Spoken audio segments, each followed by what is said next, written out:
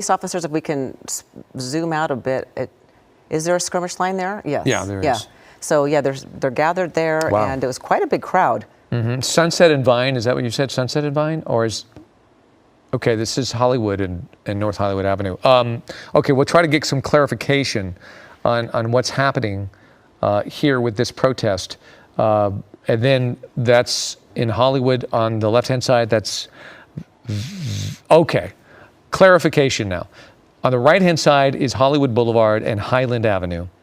And on the left-hand side is Sunset and Vine. That's where Veronica Miracle is reporting from. So both these two groups are fairly close to each other, Ellen, but they are separate. And you wonder, will they be planning to converge? Who knows if they're in contact with each other with social media. Everyone has their phones. And we'll have to see how this protest goes and hopefully remains peaceful. It looks like the police line is set up on Highland Avenue, so they're going to prevent them from going down Highland, but they seem to be allowing them to go down Hollywood Boulevard. And I imagine a lot of the stores at Hollywood and Highland have been closed down and boarded. Look at that building on the corner there. Yeah, it looks like that's boarded up. In preparation for that. Yep, there you go. Right there too. Exactly. Yeah. Okay, and then there's the stars on the Hollywood Walk of Fame. So you're probably familiar with this area, and this is a major intersection, Hollywood and Highland. It's one of those intersections that you just dread going through because it's so busy all the time. And it's also, on a normal day, non-coronavirus day, it's filled with tourists. Many of them on their knees, holding up their signs. Mm-hmm. This is on the right-hand side of your screen. That's what we're talking about in Hollywood and Highland right now. And that police line set up, so far it's been very peaceful. This group has been very peaceful. They've held their signs, their banners. Now that there's a police presence, though, they've stopped. So let's see what's happening over there in the corner. And it looks like protesters are trying to calm something down or prevent something from happening. A lot of cameras in that corner as well, so it's attracting a lot of attention, but we can't see it from here. But something's happening in that corner. Yeah, they certainly are looking at something. I wish we could figure out. And it's a Foot Locker that's boarded up. So let's hope there's no looting going on in there. And if there is, it looks like there might be protesters there that are willing to kind of step in the way. So here we're going to get a different angle from Air 7. It has been wonderful to see that some of the actual protesters are de-escalating anybody who might get a little agitated or perhaps tempted to do the taunt the officers. It's just, you see some of their own people trying to keep it under control as well. But this is an interesting development. See if they're trying to, in fact, get into that. It looks like a Foot Locker. I don't think they're trying to, I don't think it's looters. I think they're trying to make a statement of some sort. They seem to be holding on to each other. And they're right there by police. So not quite sure what it is, but it's not looters. And that store, the Foot Locker, has not been entered. So it seems to be remaining peaceful, and these protesters are simply protesters. Left-hand side now, I think that's Philip's camera in Van Nuys. Oh, I'm sorry. On the left-hand side, Ron? Oh, that's Carl's. Oh, Carl Schmidt. Oh, Carl Schmidt's in Hollywood. Okay. Oh, okay. Can we talk to him or no? I know he's having some signal issues. Okay. All right. And then now I think we've switched over to is that? I don't want to speak too soon. What do we see now on the left-hand side? Rob Hayes' camera. Okay. It's hard because a lot of these scenes and intersections, it's hard to see unless you're seeing signage, where exactly they are. Is this Studio City where Rob is right now, Ron? On Hollywood as well. Hollywood. Okay, there. Is that, Rob can hear us, right? Rob, can you hear us? Oh, I hear you now, yes. What are we seeing there? Well, we're at the corner of Sunset and Vine. This protest has been going on since 4 o'clock, so coming up on an hour here. You can see a good-sized crowd. It has been very peaceful. They're here with their signs. People are driving by. The streets are open here, and they're honking with their honks of support. And one of the more encouraging things is if you take a look here, I don't see one LAPD officer anywhere near these folks. And right across the street behind where we are, Jamie, if you turn around, you'll see there's just a couple of National Guardsmen standing in front of the buildings. But for the most part, this has been a super peaceful rally. Just a lot of honking, a lot of signs, and a lot of people just turning up here to show their support for the Black Lives Matter movement. Okay, Rob, I'm going don't to understand. just point out to our audience on the right-hand side, those protesters are going through kind of a truly iconic part of Hollywood. They just passed the Dolby Theater. Tender greens. And then in front of them, members of the National Guard. There are several members of the National Guard on each corner of this intersection, and we know from local leaders that the role that they're playing in all of this is security. And these protesters that we see here are walking out to the middle of the street. We have seen from time to time this afternoon this group in Hollywood come out, kneel, hold their signs, in some cases blocking traffic. In this case, it's while cars are stopped at a red light. And they're protesting and they are demonstrating peacefully this afternoon. Of course, we've heard from local leaders ranging from all local law enforcement in the LA area, from the sheriff to the chief of police to the governor, saying that they are fully in support of peaceful protests, but coming out and talking about how lawlessness won't be tolerated. What we're seeing here, peaceful demonstrations on the corner of Sunset and Vine at this hour. We're going to get out of the street and traffic's going to come our way, and we are going to follow this protest. We're going to keep up with it all, but for now, Glenn and Lou, I'm going to send it back to you. Well, Lauren, this is the same crowd that started essentially at Sunset and Vine, but there was a mass amount that actually left Sunset and Vine and walked towards Sunset and Bronson, and then did a similar protest where they kneeled down at Bronson and Sunset. But it looks like this crowd is staying at this corner. That other crowd that was there about an hour ago when we lost your shot, they ended up going north on Bronson up to Hollywood Boulevard, and now they're headed back in the direction of you guys, but still on Hollywood Boulevard. Yeah, we just actually saw them in front of Hollywood and Highlands. So this is actually a third group of protesters that we have seen in Hollywood. Interesting. And this, of course, Lauren, can you still hear us? So maybe we... Yeah, I can hear you. So another group of protesters, you said, is coming near Hollywood and Highland. So, a number... I was just wondering... protesters in Hollywood at this hour. Yeah, we were just wondering, in terms of morale and the attitudes of everyone, they're just basically there wanting their voices to be heard. It seems very peaceful, and while they're loud, at least they're there, and there's not anything crazy activity going on, especially with the National Guard with the presence there. No, absolutely. What we have seen is demonstrators exercising their free speech and having some activism in the street during traffic. So maybe some civil disobedience, but certainly, the group is expressing their views. They're sticking to the message. Have you had a chance to speak to any of them? In support of Black Lives Matter. That's certainly what we're seeing. Have you had a chance to speak to any of them? No, but let's. We haven't spoken to any of them yet. Would you like to speak to us? We're live on KTLA, and just give us a sense of the main point you want to get across out here today. What's the main point you want to get across out here today? Other corner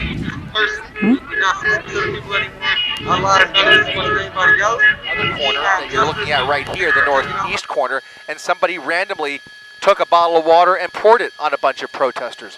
These are agitators who are trying to get these crowds riled up and looking to just basically distract the police. That's the name of the game. You distract the police, and then they go on their crime spree. It's a trend we've been seeing, and the pattern is not really changing.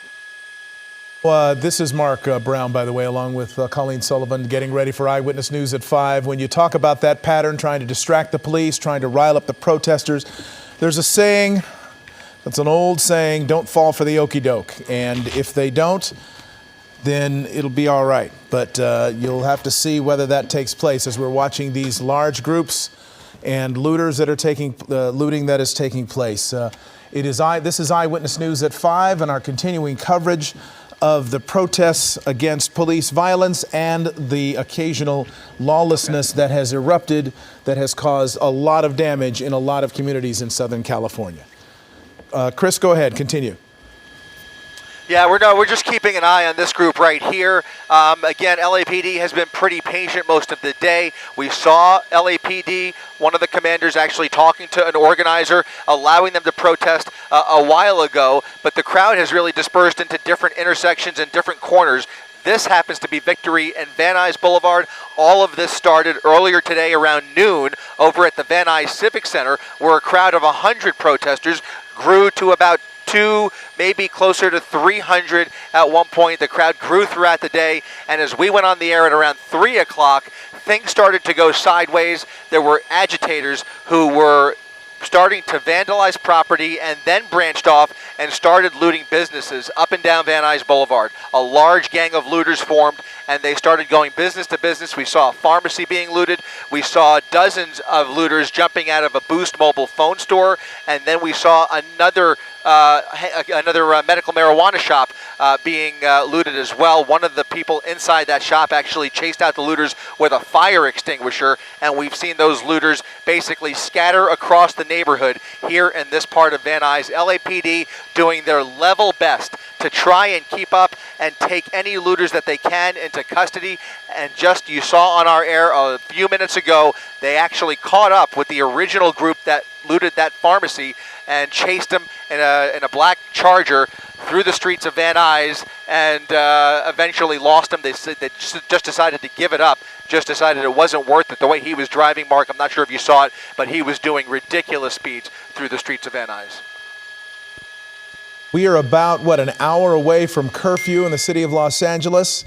So within an hour, there will be more tools available for the police to try to restore order and keep the looters from doing what they're doing, keep the vandals from doing what they are doing. The protesters who are there to protest police violence against African Americans are going to have to make a decision at 6 o'clock whether they continue to protest and demonstrate or whether they observe the curfew and prepare for tomorrow to begin anew.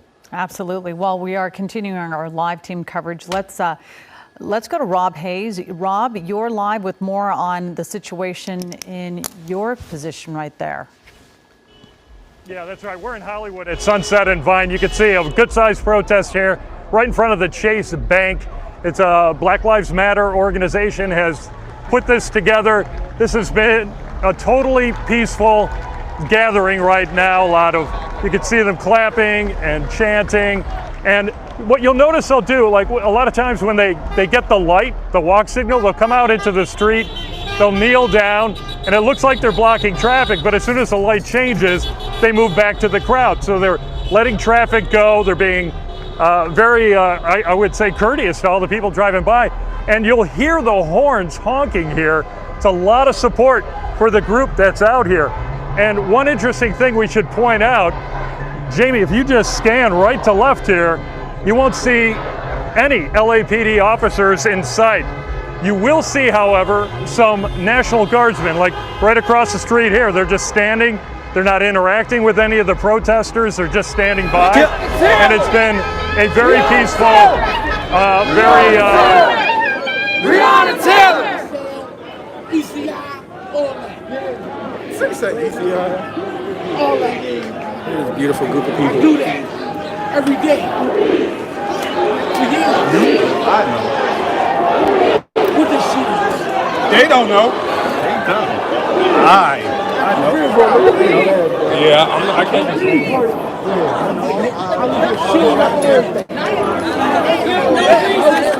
no reason. We don't want that. You can't give no reason, bro. You can't give no reason. I feel you. Talk your shit. Everybody talk. Be peaceful. Talk your shit. Don't give no reason, bro. Don't give no reason. Be peaceful. You can voice your opinion. Don't get up in that face. Give him that face. Don't give no reason, bro. Simple. Be peaceful. Be peaceful. Let's show the world that black people are peaceful. We not the government. Not the people. Let's show we are peaceful. Let's show we are peaceful. We are peaceful.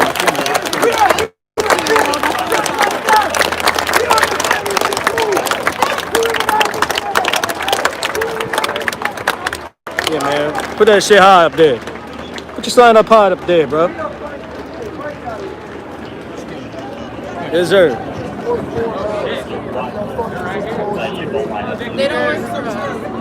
They don't work for us. They don't work for us. They don't work for us. They work for themselves. Y'all work for the bag. Y'all work for the money. Quit your job. Quit your job. Quit your job. Quit your job. Quit your job. Quit your job. Quit your job. Quit your job. Quit your job. Quit your job. Quit your job. Quit your job. Quit your job. Quit your job. Quit your job. Quit your job. Quit your job. Who do you protect?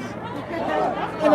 you protect? Who do you protect? Who do you protect? Who do you protect? Who do you protect? Who do you protect? And I'm gonna drink my face. Who do you protect?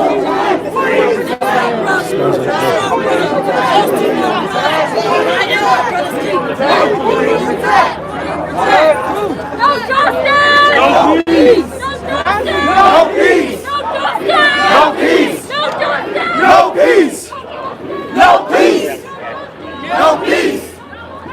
No peace! No peace! No peace! No peace! Ask me a question. I want peace. I want you. No peace. No peace. No peace. I don't know. I don't know. I don't know.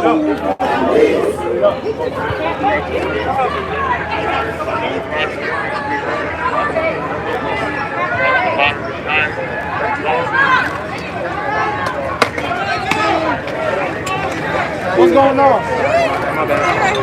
We need to keep moving. We need to keep moving.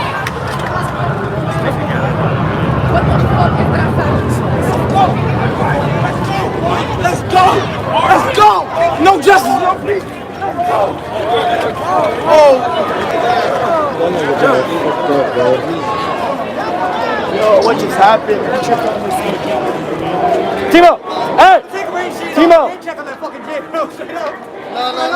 Within larger groups that intend to peacefully protest that have caused a whole lot of problems for law enforcement over the last couple of nights across Southern California. But again, the message from law enforcement coming from Chief Michael Moore is let's communicate. Keep the lines of communication open between protest organizers and law enforcement so that they understand the motivation and understand. A couple of hours ago, and I have to tell you, it's been extremely peaceful. As you heard earlier, they are taking their knee when they get to a red light. When the light turns green, they're getting back up and moving. There's very little police presence right here on Sunset at the moment. And certainly if I go up there, you'll see quite a generous sized crowd. But so far, you know, apart from the odd bit of profanity, it's been extremely peaceful. I see just ahead, if I flip the camera and try and get focus for you, I'm not sure how well I can do as I'm moving. Not so great, but we do see the National Guard has pulled up just in front, so they're sort of leading the way. But right now, as this rally moves back towards Sunset and Vine to meet up with the other group, everything's very peaceful, very ordinary. Yeah, Carl, you know that in other crowds and in other locations, obviously, we've seen people trying to agitate, trying to either pick fights with people, trying to cause trouble, trying to branch off and break windows. Have you seen any of that in the crowd of people that you're with?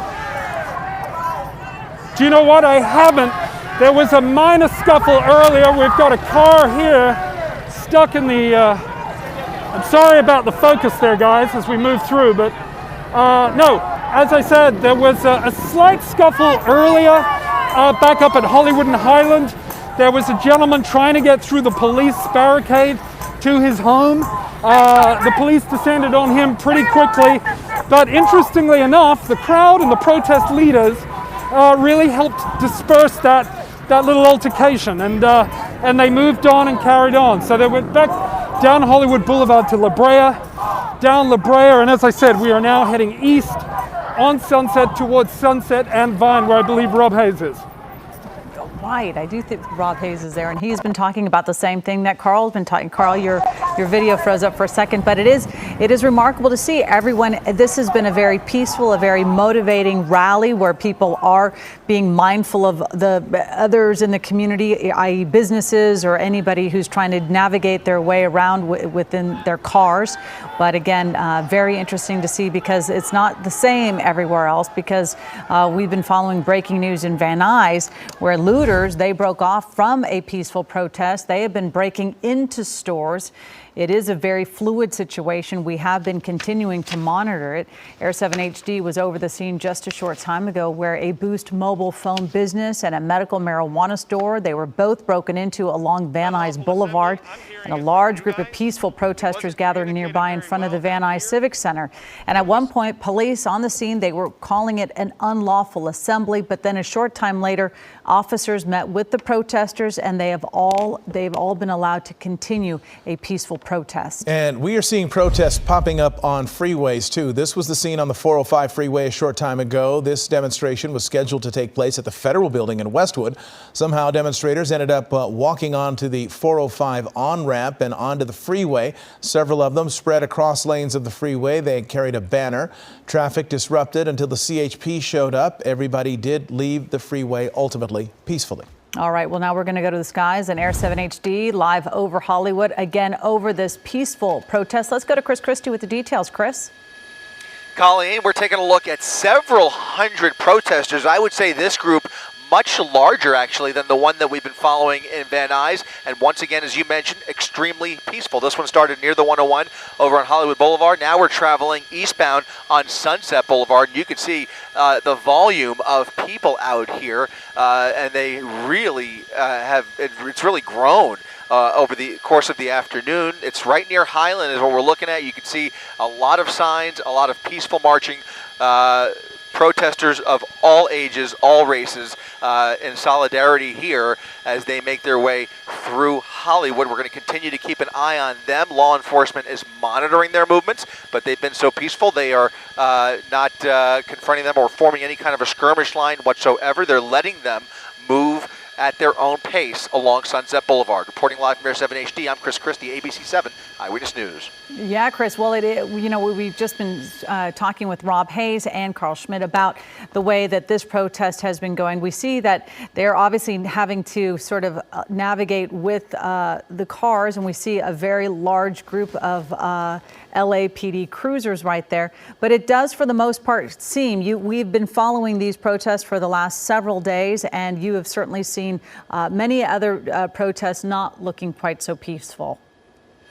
Each group kind of takes on their own profile, you know, and this is certainly on the peaceful side for sure. It's actually a welcome sight to cross over the hill compared to the chaos that we just came from, that was so distressing to watch over in Van Nuys and so heartbreaking to see all of the looting and agitators really upsetting what was otherwise a peaceful protest. 99% peaceful protesters. It just took a couple of bad apples to really throw things into chaos up in the valley. In the meantime, you can see this group is interacting with traffic. LAPD does not want to see that, but right now they are being left to their own devices because of how peaceful they've been and how busy LAPD is in other parts. It just gives you an idea of just how busy LAPD is on a normal day. This group would be escorted with dozens of officers. Instead, there are literally only about a handful of LAPD units escorting this crowd through the intersections. And that intersection where you are right now, what is that cross street? That is Sunset at Highland. They are moving right through the intersection of Highland. Now you do see some cars that are surrounded by protesters. During the course of these protests, we've seen a lot of drivers very supportive of the cause and very tolerant of the traffic delays. But it just takes somebody to lose their patience, and you don't want to see that. That's what we really are worried about when we see cars interacting with so many pedestrians. You just want to see those cars stay still, stay calm, let the protesters pass, and then move through the intersection. Everybody here appears to be very tolerant and very patient with what's going on here. Well, this is indicative of not only the purpose of this, which is to protest and demonstrate against the deaths of African Americans in particular at the hands of police officers, but it's also indicative of the fact that without the bad actors who seem to infiltrate these demonstrations, they go off peacefully and well. Because you've got, how many people would you say are down there? A couple thousand at this point? I mean, I can't estimate crowds, but I think I said a few hundred. I think you're probably much closer, probably between 1,000 and 2,000, probably in the 1,500 range. I mean, at one point a minute ago, as they were condensed, I mean, it really looked like almost the entire block was packed with people. Unfortunately, we're in the middle of a pandemic, and after the empty streets that we've seen over the last 3 months, it's a little jarring to see 1,500 people packed like sardines in any place, any given place. So there is that to worry about. But in the meantime, a lot of them are wearing masks and continuing their peaceful march up Sunset. All right, Chris Christie, thank you very much for that live report. We're going to go to Veronica Miracle. Veronica Miracle, you were at the scene where we saw that very poignant exchange between the LAPD and the protesters, and all working together, trying to say, we're here, we hear you, we are together, but let's do it peacefully. Yeah, that's right, Colleen. It was really beautiful. He actually said, okay, I'm going to make a deal with you guys. If I take a knee, will you guys promise me that once curfew hits, you will go home? And everyone said yes. And all right, hi there. Yeah, okay, sorry for the language. So you definitely have some instigators here, but for the most part, everybody is so peaceful. And take a look, the crowd has really, thinned out because the curfew is going to be coming up at 6. We've seen people go home. We see people very satisfied and happy that they feel like they got their message across. They were able to, have one-on-one time with the LAPD. And Sunset here is completely shut down. So at least from, I believe, Hayworth Avenue, beyond Crescent Heights Boulevard a little bit there. So this whole area doesn't have any cars. All of the businesses are boarded up. Right there, you're looking at the iconic Laugh Factory and that sign, "Rest in Peace, George Floyd," people holding flowers. It's very different than what we have seen, when we've seen these protests kind of devolve very quickly. I don't see that happening here at this moment. It's very peaceful in the Hollywood area. We'll send it back to you guys. Okay, thank you very much, Veronica. We've got about 43 minutes left to go until I'm doing the math in my head. I'm terrible at math. 43 minutes to go until curfew is in effect in the city of Los Angeles. Philip Palmer is in Van Nuys, where there have been problems. There has been looting. Let's check in with Philip. Well, right now, these people are peacefully sitting in the intersection of Van Nuys and Victory. They're not the problem. This man has been confronting officers and also protesters. He's not part of the protest, but it shows the difficulty police face because he walks right up in their face, challenging them, then comes back over. Many of the protesters have wanted him to go away. You see that people have decided they want to stay here. My assumption is before long there will be arrests, maybe peaceful arrests just as a show of support for the protest, but they're not, well, let's just see what's happening. You see a little bit of confrontation, but again, they're not supposed to be in the intersection. It's starting to back up traffic. You can look back down this way. You see the police line to my left, so they're here. And down the street now, you've got a lot of people here on Van Nuys Boulevard that are being affected by some of the protesters. Many of the protesters have left. Most of the protesters that were organizing have gone. But now you've got these folks who are here in the middle, maybe 24 people, tops. So we'll see how this develops. But right now, they're just peacefully sitting in the street, their form of protest, and it doesn't look like they're ready to go away right now. Back to you guys. All right, Philip. Well, yeah, it looks like things could easily escalate. We have to hope. Again, we heard this yesterday, Mark, that the Santa Monica Police Chief says hope is not a strategy, but we have to hope that it doesn't escalate. We know that you always have some people who just want to instigate some trouble, and you see majority of them are very peaceful out here, and I do feel for the motorists who are trying to get home from their jobs for the most part, and they're being blocked, and it's sort of unfortunate. Well, it is, but you got to remember what this is about and why these protests are springing up across the country and literally around the world. You've seen protests in Berlin, you've seen them in New Zealand, places like that. And it's all over the death not only of George Floyd, but the situations that have happened in so many American cities over the years, and in particular this last month. The Ahmaud Arbery shooting that was revealed last month, but actually happened back in February, and police and investigators basically sat on the video until it was released to the public, and that's when finally an investigation and an arrest took place of the two men who are accused now of his murder. Breonna Taylor in Louisville, who was gunned down in her own home by police, and then Christian Cooper, who wasn't killed, but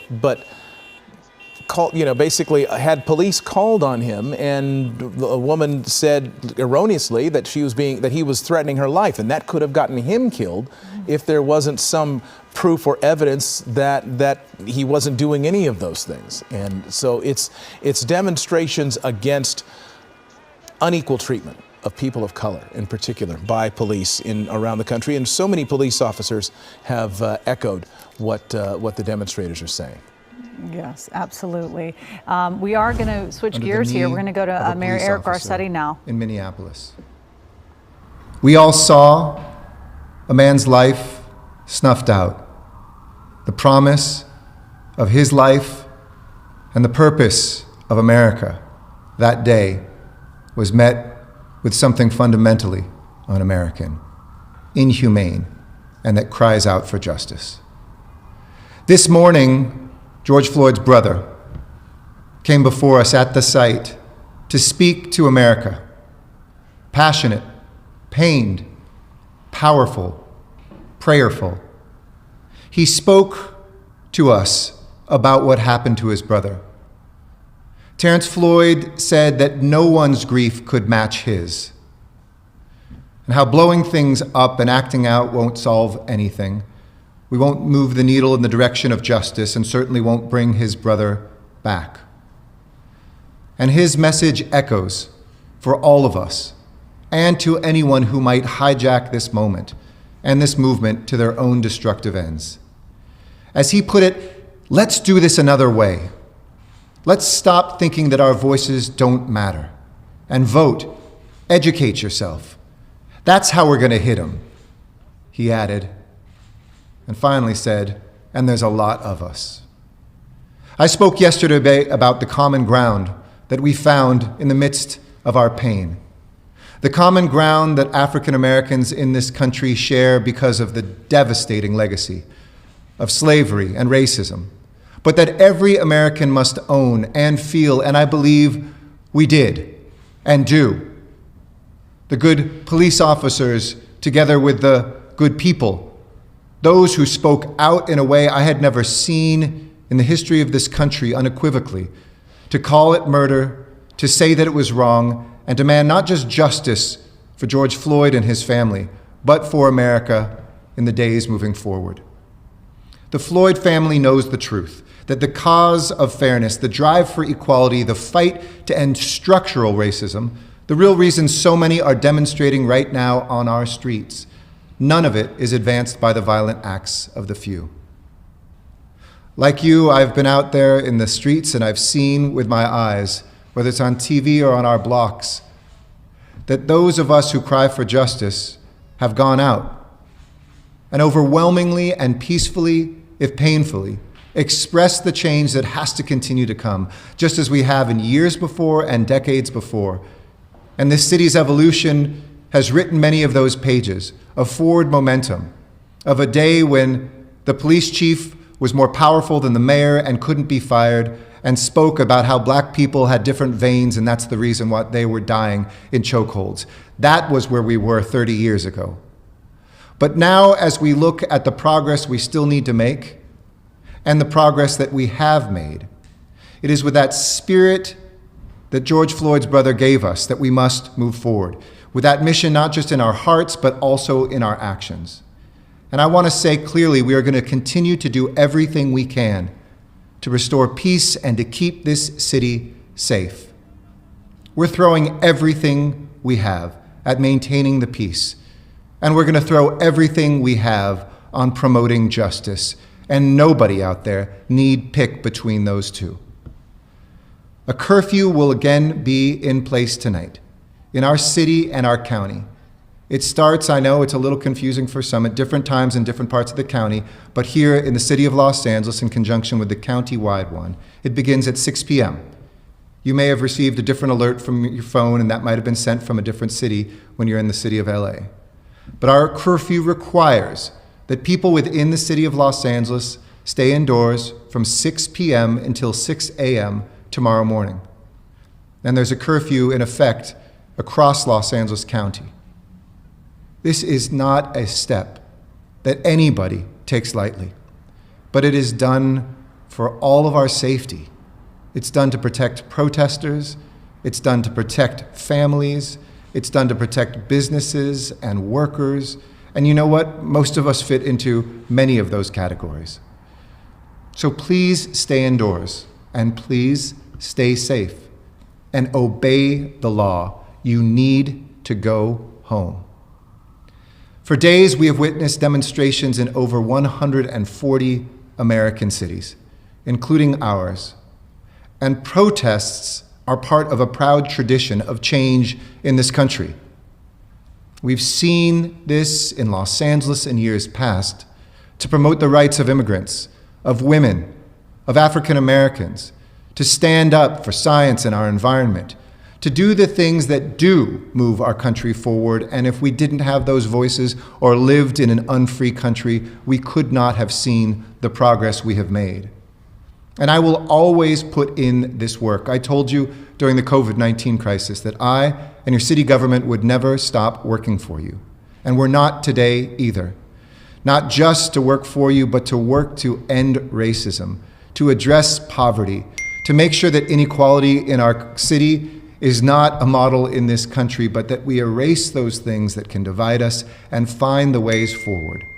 You've been there alongside, supporting things we've done, from raising the minimum wage to making community college free, to making sure that we have independent investigations of police shootings, to train our officers and folks who have served time together, to spend time together mentoring our young people in this city.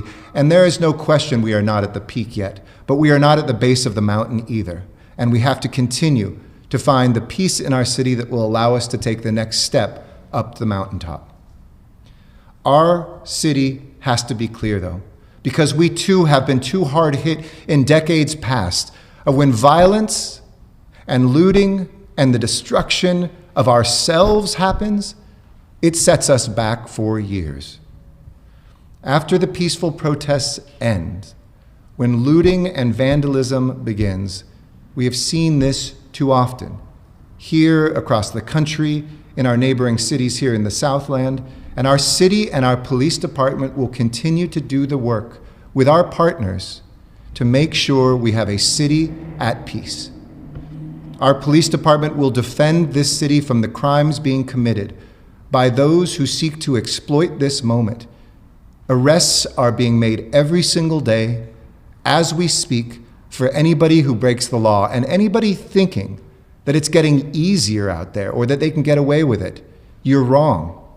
And I would say to you, don't be dumb. Don't make a mistake that lasts much more than today, but that can stay with you for months and years in your life. Don't do it. We will not stand for violence, for looting, for arson, not today, not ever, no exceptions. Not only because it's wrong, not only because our businesses are barely starting to stand up and those workers that work there need to get a paycheck, but we also know the danger to human lives, and thank God that so far we've not seen in this city the loss of life, but we've come close already. And that can happen to innocent people on the streets, it can happen to our peace officers, and we have to protect life. If, as we've shown in our fight against COVID-19, every life is sacred, let's prove that right now. And we are here as a city to preserve life. Small businesses were hurting long before any looting and vandalism visited them. Employees at these businesses were counting on conditions improving. These businesses are the bedrock of our neighborhoods, our main streets, of building community wealth that doesn't just go into corporate hands, but into local hands, in communities of color, in low-income communities, with immigrant-run businesses, and those businesses that have been in families for a generation or more. They are reeling from the effects of the COVID-19 crisis. Many of the more than 100 of the 120 businesses impacted by the destruction of the last few nights had just brought back their employees and opened their doors to customers for the first time in months. They were beginning to drum up the sales they needed to see a future, to survive. And now they have to contend with property damage, lost inventory. But I want to say that we are here to help, even in these tough moments. The Los Angeles Department of Building and Safety has been conducting safety assessments of buildings to anyone who requests one at no cost. Some damaged buildings may need only to repair glass, and they get a yellow ticket, and that means as soon as it's repaired, you're good to go. And there will be no permits required for those repairs. Others, a much smaller number, have fire damage, and they need a permit when making more extensive repairs. And the Department of Building and Safety will make sure that any plans that are submitted to repair damaged buildings are assigned to a plan checker on that same day and given priority processing. If you're one of those businesses and you don't know where to go, please go to buildla.lacity.org, and we are here to get you back on your feet. Additionally, we will be waiving the certified construction and demolition hauler requirement, so businesses don't have to pay to have debris removed. Our sanitation department will be providing roll-off and dumpster services to help clear out debris quickly. Many of you saw and thanked those city workers that were out there the next morning downtown and in the Fairfax area to provide a seamless and no-cost demolition process so small businesses can rebuild faster. And finally, in the coming days, I'll be proposing to the City Council additional financial assistance directly to businesses so that you can bring your employees back, get your stock back, and get back to business. We need to bring our economy back for our businesses, for our workers, for our neighborhoods, for us all. In addition to helping businesses recover, we will support every resident in this city.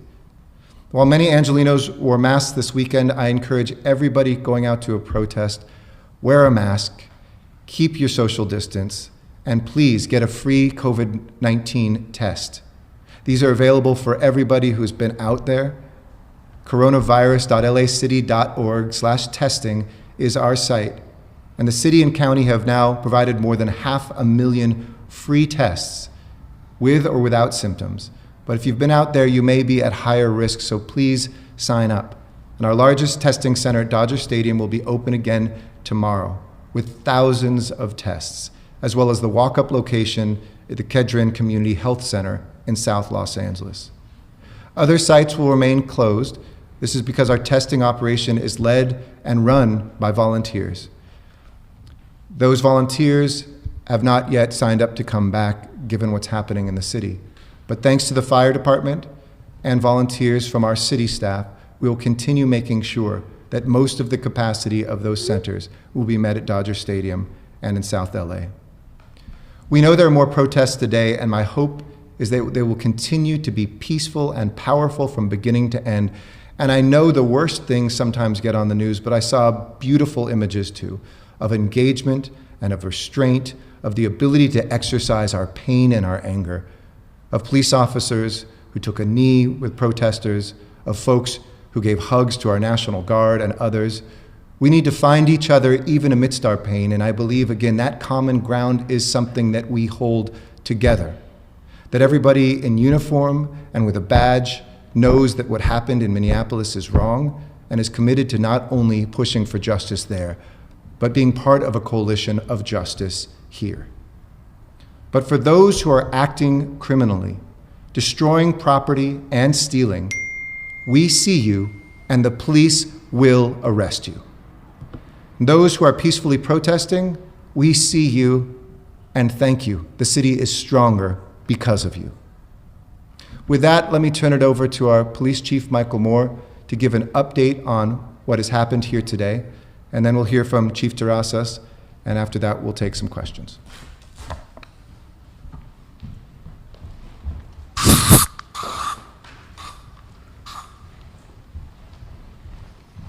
Thank you, Mr. Mayor. So as to a status check today, where we're at, as for the safety of Los Angeles, last night we saw the full impact of the curfew with our ability to police areas of downtown and particularly, and also the west side, but also the valley where we saw roving groups of individuals that were not compliant with the curfew and we believe were out to loot and prey upon businesses in our community. And our officers' actions were able to to identify those individuals and make a number of arrests. Last night, just under 700 arrests. And within those 700 arrests were 70 individuals who were either burglarizing or looting, victimizing businesses further. So what that tells me is that two things. We didn't have protests last night. We had criminal acts. We didn't have people mourning the death of this man, George Floyd. We had people capitalizing. His death is on their hands as much as it is.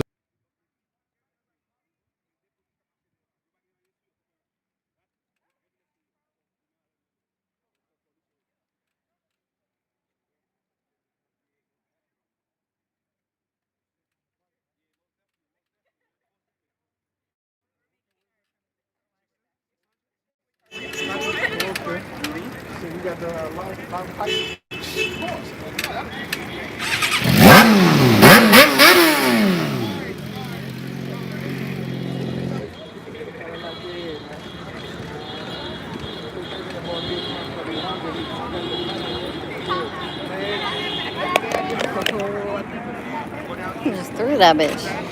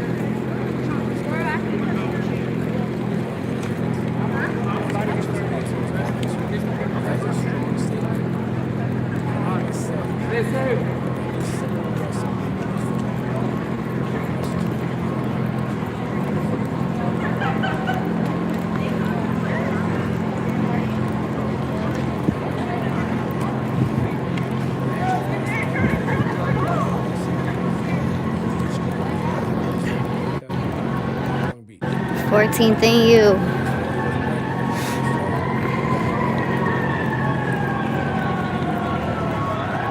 You hear him coming.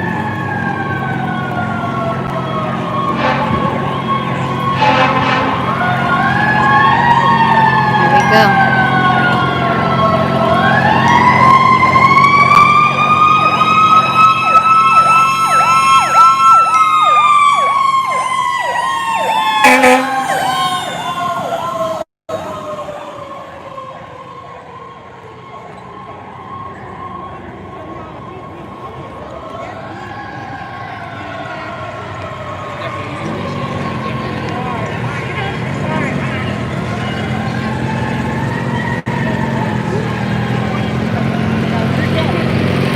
They barricaded hella roads. They headed everything this way.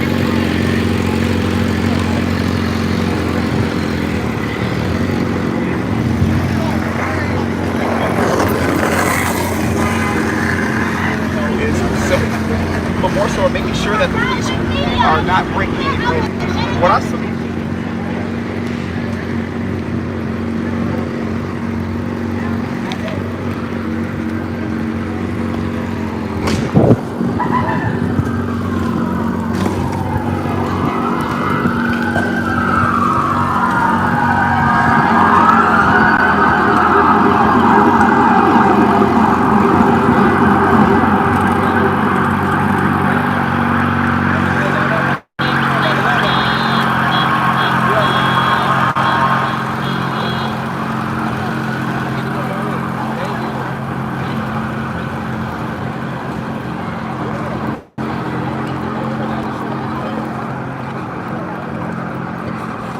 Yeah, where'd they go?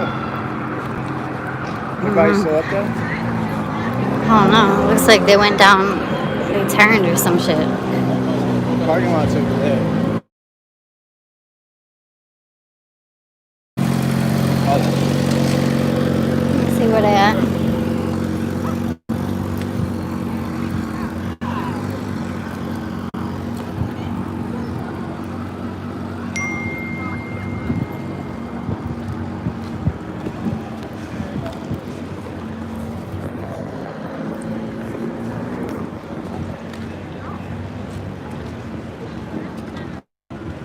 Yo, you already on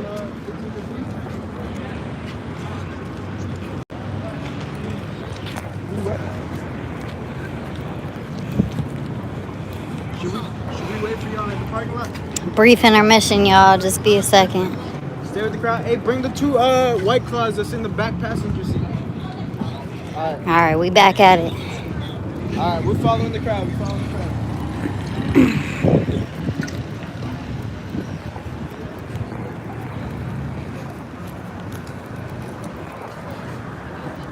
What's up?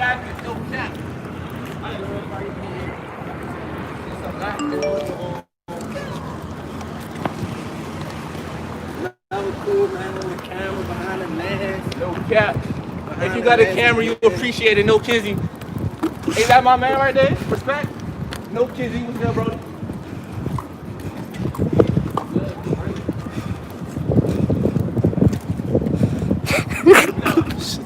The comments are hilarious, man. They said no kizzy. Hey, be safe, y'all. Be safe. For sure.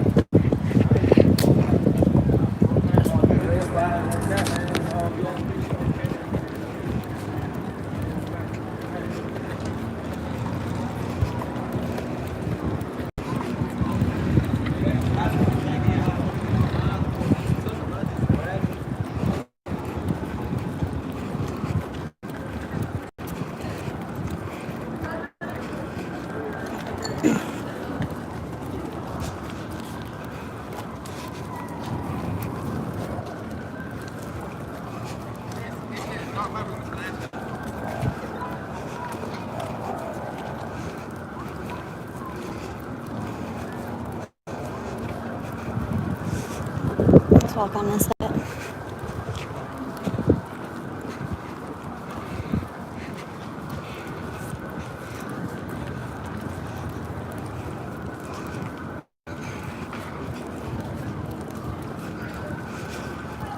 We getting in there, y'all. Be patient. You.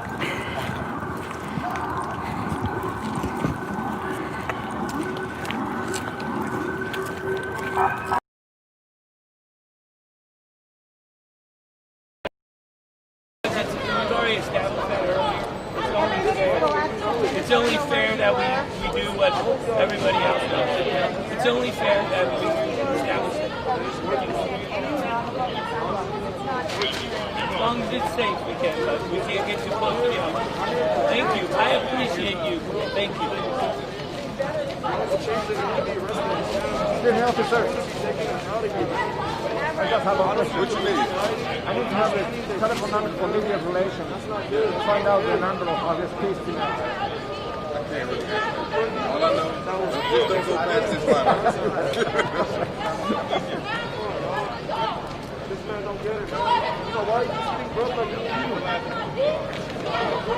Hands up! Hands up!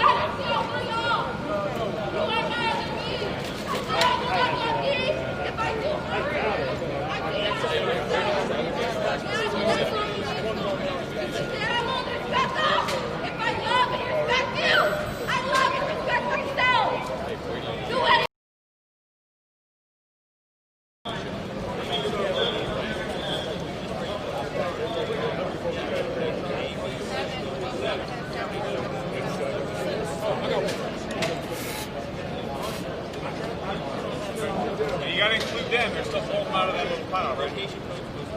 For George Floyd!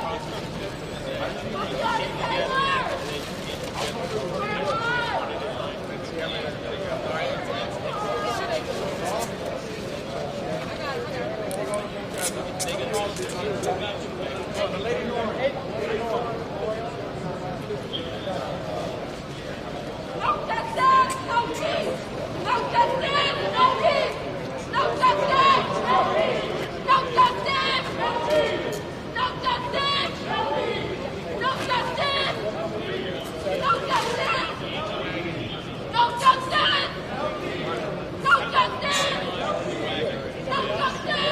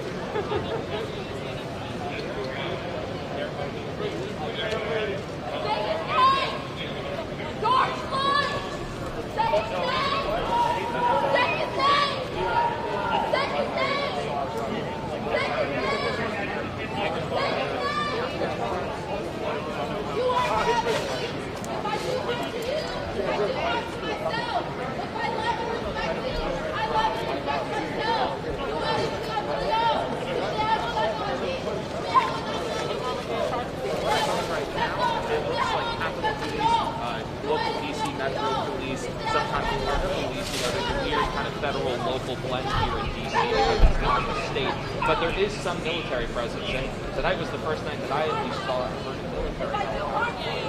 We're also about a block. Other areas. You are my other me. If y'all know that nothing, if I do want to, I do want to myself. You are the love to love. This is how that's my king. This is how that's my king.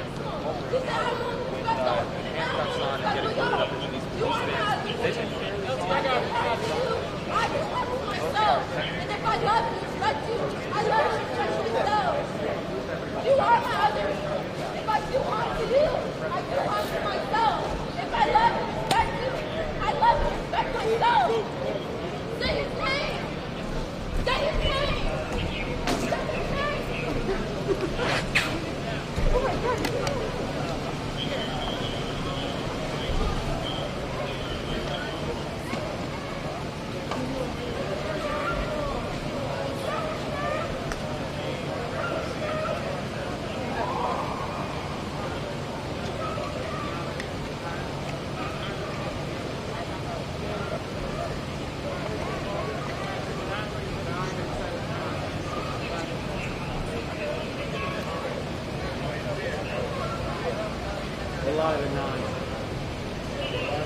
Basically, we just keep going. Are we going to need I think it's a half hour charge. Okay. You know what I'm saying? Before the 10? Yeah. For the 10, because that's a long stretch. Okay. I need a half hour for charge. Yeah. Yeah, make the charge. Got it. Who did it?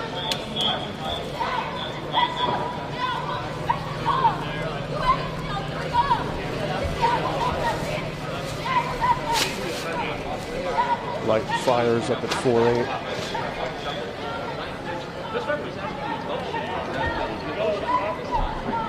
And also Mayor Garcetti noting that the brother of George Floyd this afternoon saying we want to move the needle of justice. Let's do this another way and vote, educate them. And there's a lot of us that they are throwing everything that they can, everything that they have to maintain the peace. However, the peace was not there after this afternoon in Van Nuys. It was peaceful for a time, but then looters took over. We want to go to Jennifer McGraw. She's on the ground right now in Van Nuys with an update and an update on the protests there. Jen. Sharon, Micah, we're just a few minutes away from police breaking this line and moving the protesters away. It is almost time for curfew. They gave the warning, the 5 minutes, just a couple of minutes ago. Protesters still standing in the streets, some see it kneeling. There's a police line here all the way 4 or 5 blocks away. This after Target was looted earlier this afternoon. It was a peaceful protest that turned into chaos. We've seen a lot of people out here with signs saying that they are not going to leave, but police say they are going to enforce this strict curfew. You know, we've seen so much in humanity in just the last few minutes since we've been out here. When we first arrived, we saw kids setting a Mercedes on fire, and at the same time we saw another group of kids with water bottles trying to put that fire out. Eventually somebody with an extinguisher came, and it's just so many different walks of life out here, so many people who want to do good, and there's other people who are just out here to be violent, to loot, to steal. Police are saying that they're taking this obviously very seriously. There's a line out in front of them, and it's blocking every which way direction here on Victory and Van Nuys, all the way to the Target, down the street to the BMW dealership. A lot of rage out here, a lot of people cussing, a lot of people yelling. It's definitely not what started out here earlier today, which is incredibly unfortunate. It's just such a weird environment that we're in. I just got a text from my brother who's an EMT, and he's wearing a bulletproof vest. So that is what our world has turned into over the last couple of days. A lot of people are angry, and now a lot more people are scared that this is more widespread. It started in downtown Los Angeles, Melrose, Fairfax, Santa Monica, and now in Van Nuys, we're hearing reports of looting. over in Glendale. So this isn't something that's just secular in one area. And as you pan over here, you can see the police are moving in as expected. We're about 3 minutes away from curfew here in Van Nuys. Cars are trying to get through these group of people, and they're doing so with some success. And in this area, people are standing their ground, but there isn't any violent behavior. Obviously, a lot of police around here. When we did see those kids setting the Mercedes on fire, you saw the motor cops go right after them immediately. So they're definitely pushing us back for our own safety so that the police can actually move in and do their job.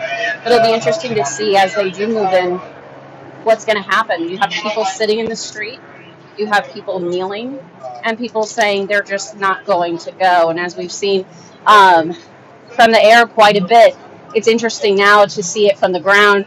You know, our number one concern is keeping all of us safe. And so we haven't had reporters out here, but we now feel that things are a little bit more calm. We're behind police now. So we decided to come out here and obviously keep our distance. And it'll be interesting to see as these police move in, and we will bring you the very latest of what happens out here in Van Nuys. Back to you. All right, Jennifer McGraw in Van Nuys on screen left, screen right. Now a live picture from Sky 5 in Hollywood and what appears to be the beginning of trouble at a Rite Aid there. Larry Welk in Sky 5. Larry? Well, unfortunately, Glenn, this is a pattern that we're, sorry, Micah. It's a pattern that we see in a lot of these demonstrations where there are people that break off of the demonstration and do what you're looking at right now, which is they are breaking into some of these stores. We saw a couple of stores in the Gower Gulch area, Sunset and Gower, and now we're looking at this parking lot, people just streaming into this Rite Aid pharmacy. We saw a car pull up and literally back into a parking spot, get loaded up, and drive away. So unfortunately, this is going on once again.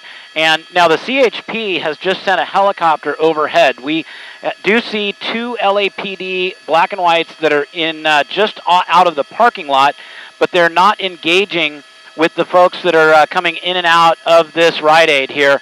So again, this is right at Sunset and Gower, and a group of people that were being very they were walking with the protesters, with the demonstration. It was very peaceful.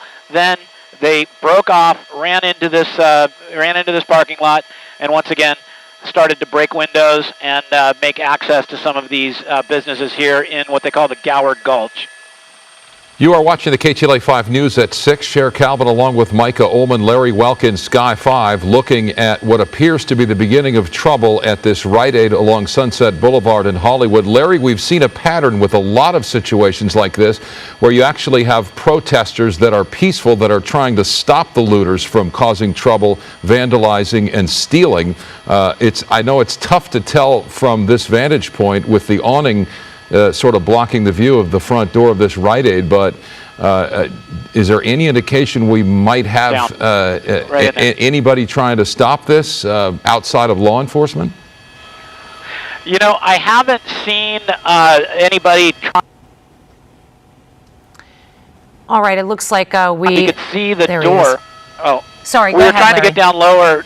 We were trying to get down lower so we could see the door, and just as we were starting to descend, the CHP brought a helicopter in, and of course we want to let them do their job, but we are going to try and get you a better vantage point of the entrance here to some of these businesses, because people you can see off the left are still running in and out of the doorways of this business. So it looks like the pizza place, Cartwright's.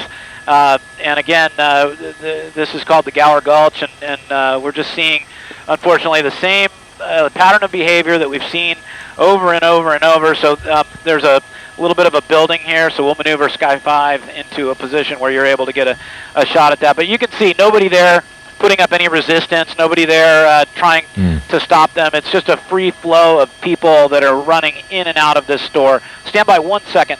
TV5's got Alpha Papa. And the there you see the trouble unfolding in Hollywood. Just moments after hearing from the mayor and from the police chief of LAPD, pleading with the public not to do exactly what we're seeing. the sun hasn't even gone down yet, and trouble is well underway in Hollywood. And 2 minutes into the curfew that will go until 6 o'clock in the morning, we now have looting that is occurring here at the Gower Gulch, which is located on Sunset Boulevard and Gower at the Rite Aid. You could see that there are parts of its storefront that are boarded up, but it doesn't seem to be a deterrent for these looters, and they were able to get in. Not sure if this particular Rite Aid was already open and they just were able to get in. But this has been a familiar scene that we have seen throughout the weekend when the looting begins, and the message of the protesters now turns to the attention of looters. You now see some black and whites coming in here trying to get a handle of the situation. Larry Welkin, Sky 5. Well, police officers just rolled in here with mobile field force, and I can tell you that it's just unbelievable to watch. Over to the right side, let's go back out onto the street and tilt up a little bit. Literally cars just driving up, loading up, and driving away. It is not even, it's just so unbelievable to watch the organization with which these groups work. They come up, they've got cars waiting, it's well coordinated, just really awful to see. But now the LAPD has taken over the Gower Gulch, so nobody else going into the stores, but nobody really being pursued at this point either. So most of those people have just gotten into their cars and driven away, and there you can see LAPD with a lot of people here. So they're not moving in with 1 or 2 officers. They're coming up, and they're coming up fast with a lot of manpower, and they're clearing these places out. Now, I can tell you, after flying the last couple of days on things like this, that was not always the case. Law enforcement was, they were spread very thin, and they weren't able to get to these spots as quickly as they could, and therefore you saw a lot of destruction, and sometimes it ended with a building being set on fire. So that is one of the advantages right now that the LAPD is taking. They're really doing an excellent job of getting in here, clearing the buildings, and they're not going after the suspects. They're letting them drive away.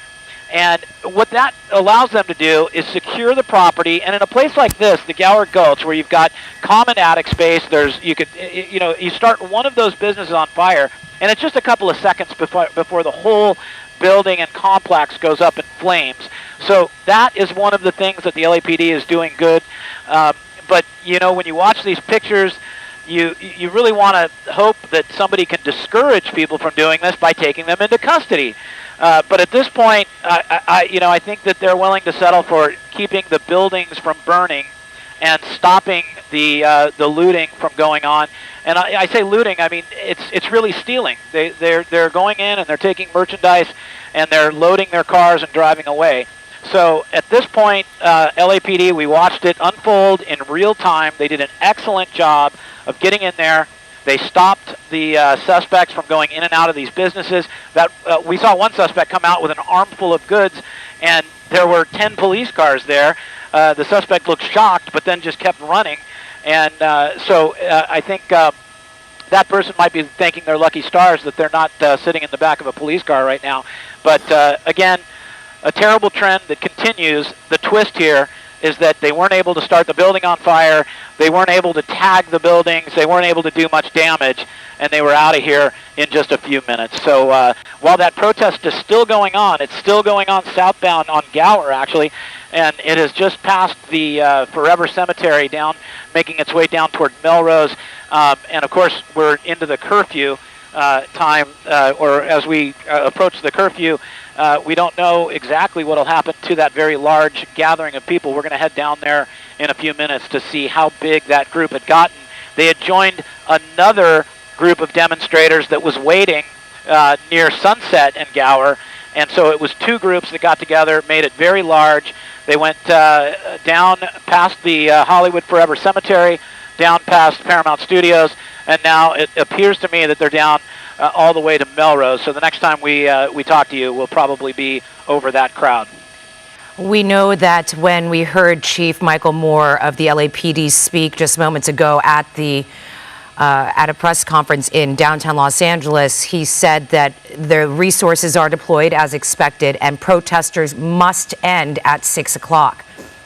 This is a curfew, and at this point, the LAPD will put an order to disperse, and then an unlawful assembly. Anything after that will lead to an arrest, and they made several arrests over the weekend. I should say hundreds more, like under 700 arrests yesterday. Some I think they're trying to break 400 arrests on Saturday and 500 on Friday. So there is ample resources tonight for those who remain on the streets after 6 p.m. and they will be held accountable. And so you must know that you need to abide by this LA County-wide curfew that began 7 minutes ago and will go until 6 a.m. tomorrow morning. Another reminder, the legal implications for this looting are substantial. If you are arrested on suspicion of looting, you will be held on bail. If you are found to be a part of a group, you will be charged with a felony. These are very serious crimes and ones that will not go unenforced if you choose to take part in this sort of activity.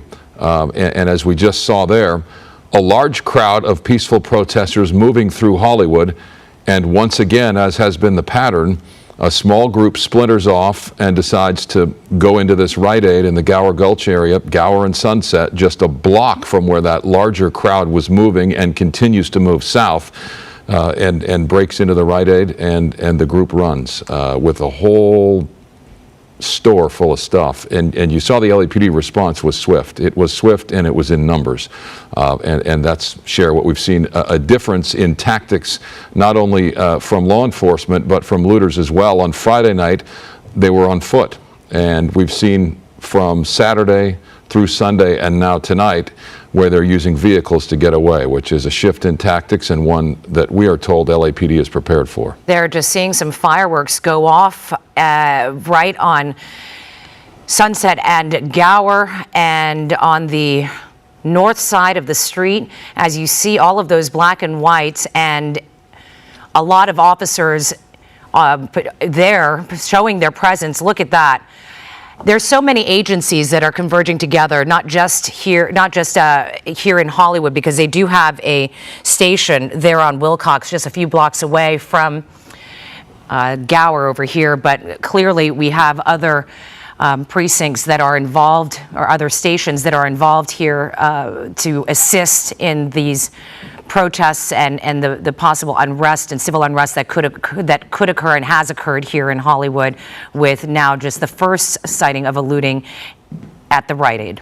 We're going to stand by on this image, and in the meantime, check in with Jen McGraw, who's in Van Nuys, where there is a similar protest underway. A few hours ago, we saw looting similar to what we just witnessed in Hollywood, and we can go to Jen now. Hi, Jen. Coming this way, coming this way.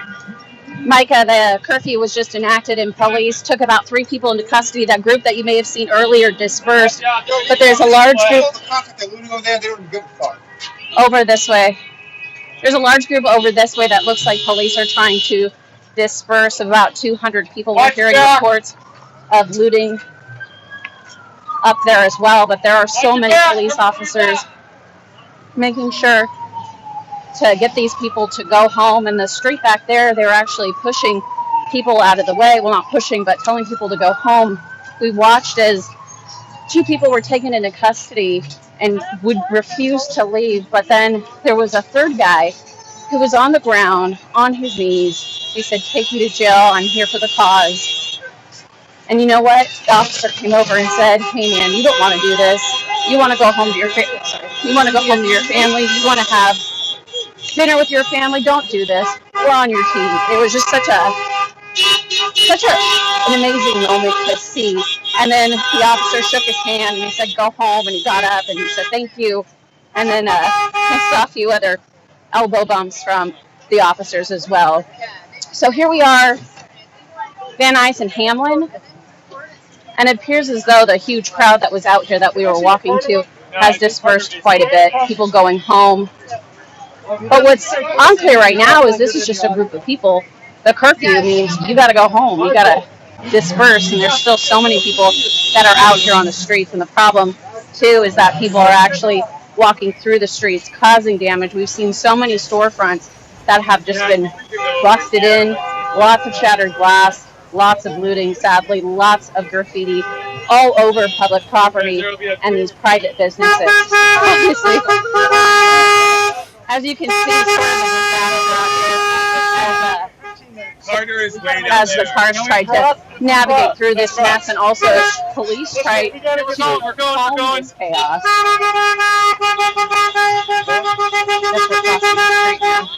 So Micah and Cher, obviously just a whole lot going on, and this isn't just in Van Nuys, as you guys saw in Hollywood and everywhere else.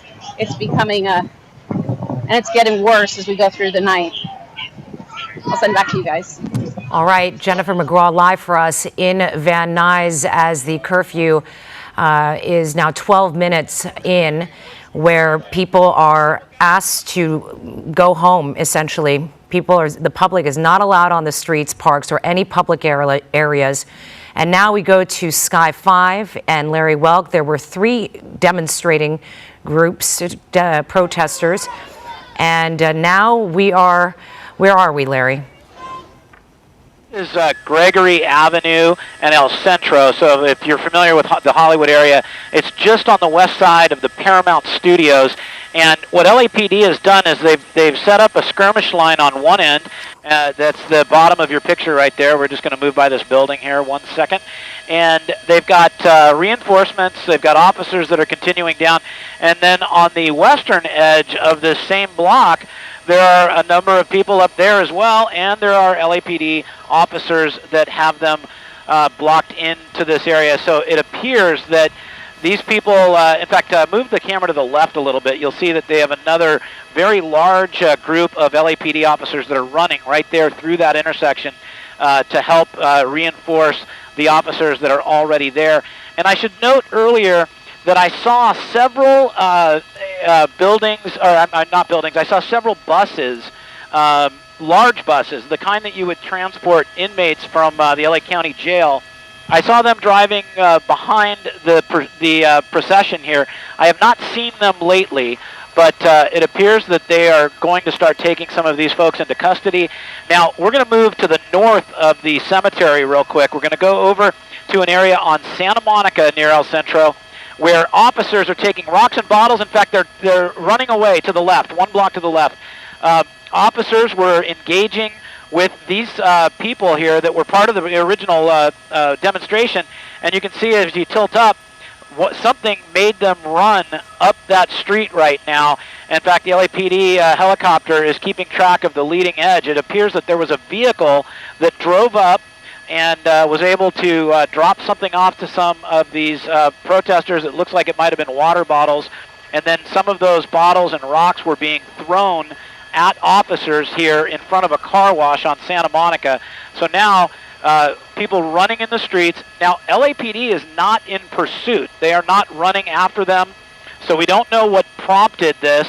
But it almost looked, there was something that obviously spooked this crowd. They were frightened of something, and they continued to run up this block here. And so we don't know if anybody got hurt as a result of the engagement with officers. But right now, after curfew, you've got more than 100 or so that have broken off. But I can tell you, all through Hollywood, as I look out here now, there are large groups of people that may not know that there's a curfew, but they're still out, a lot of people, and but there are also LAPD and other law enforcement all over Hollywood right now, and it's just taking a few minutes to respond to any of these problems. And of course, they've got the air unit above, and they've got lots and lots of reinforcements. But again, there you see, we've seen this before.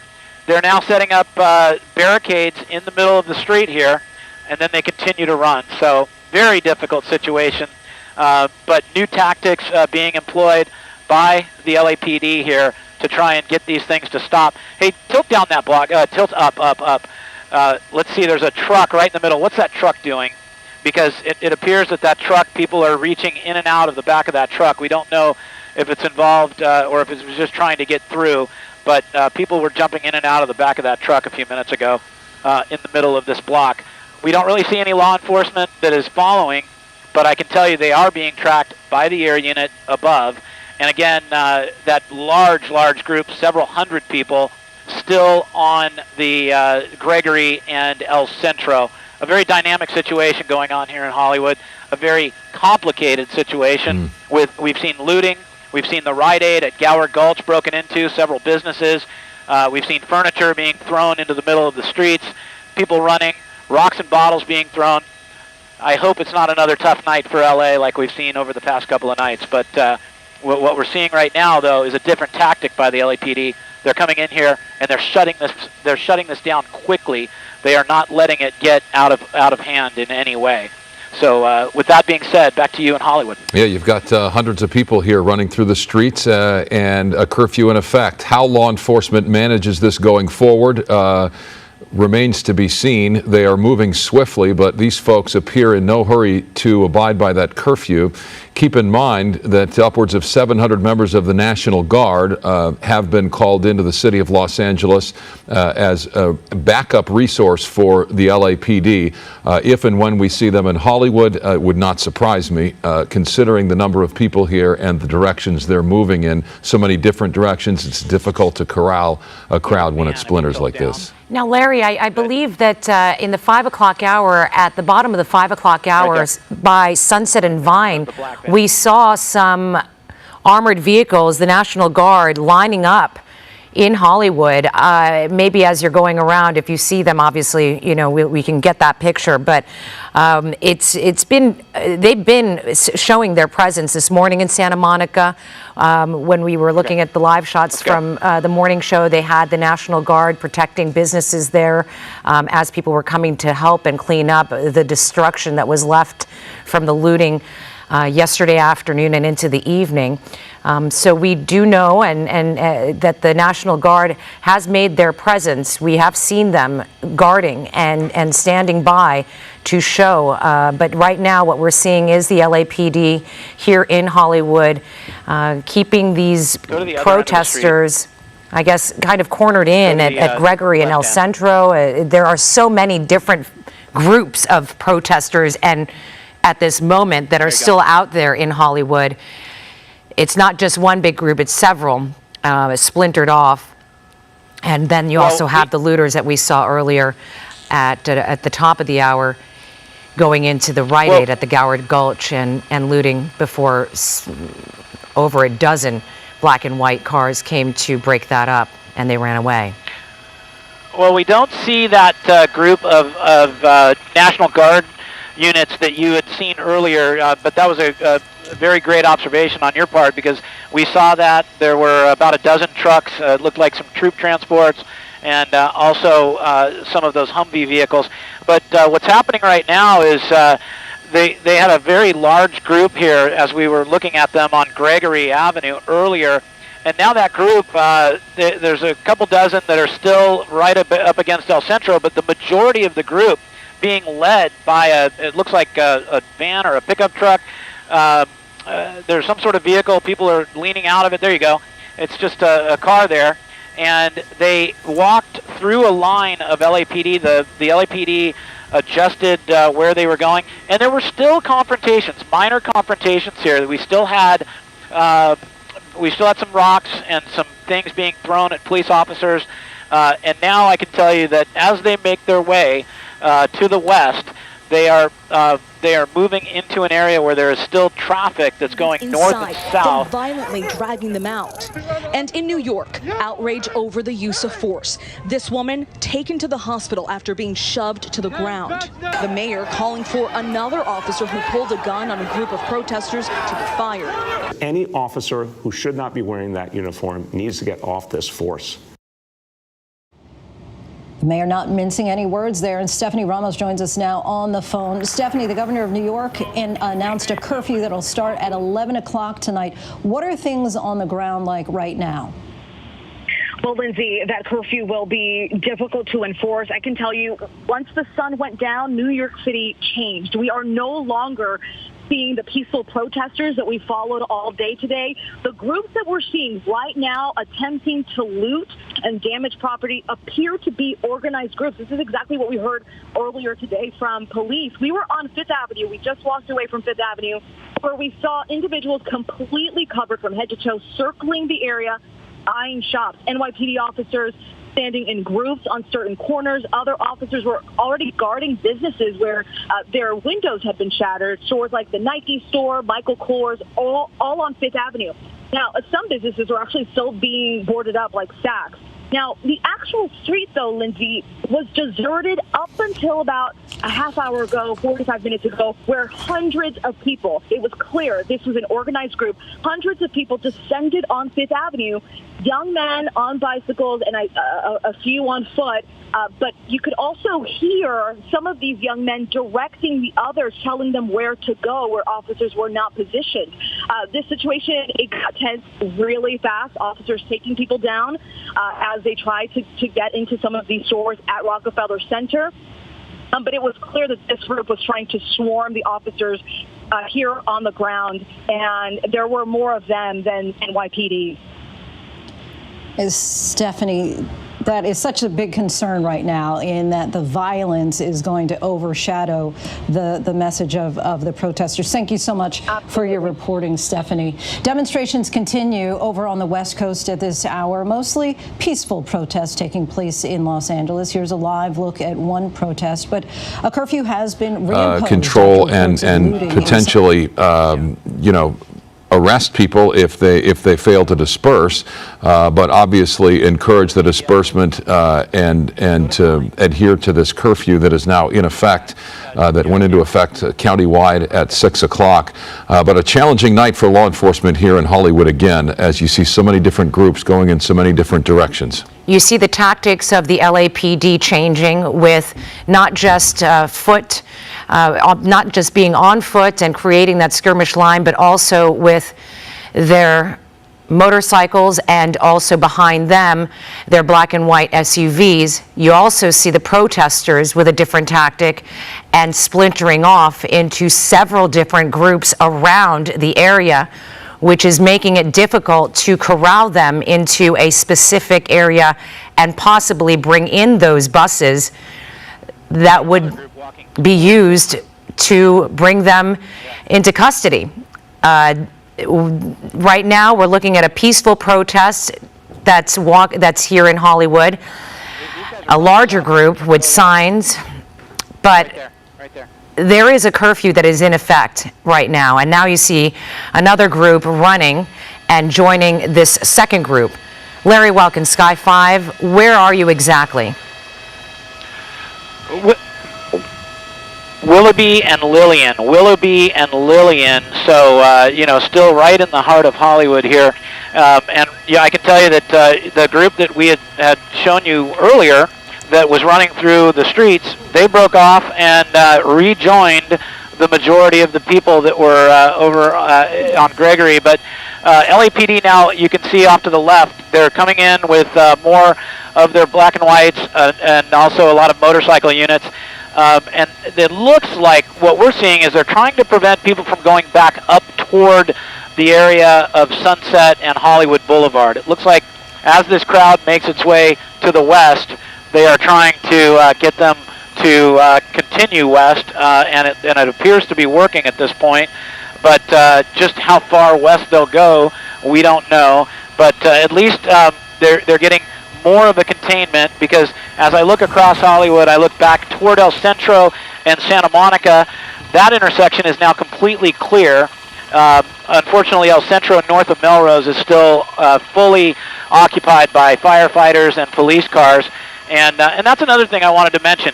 LAPD, while they're trying to control where these crowds go, the LA City Fire Department has 2 rescue ambulances just in case. They want to be ready. So it looks like they've been attached to whatever the makeup of these units are that are coming out into the field, and they're attached in an effort to get to people that might get hurt in a very quick manner. So I think that's a positive here. But you can see LAPD showed up here just a minute ago. They blocked off the northbound section here, and that is Cahuenga that you're looking at. So that's Cahuenga Boulevard, and another LAPD helicopter has just joined in. Now there are 2 LAPD helicopters that are overhead now in case these groups split off.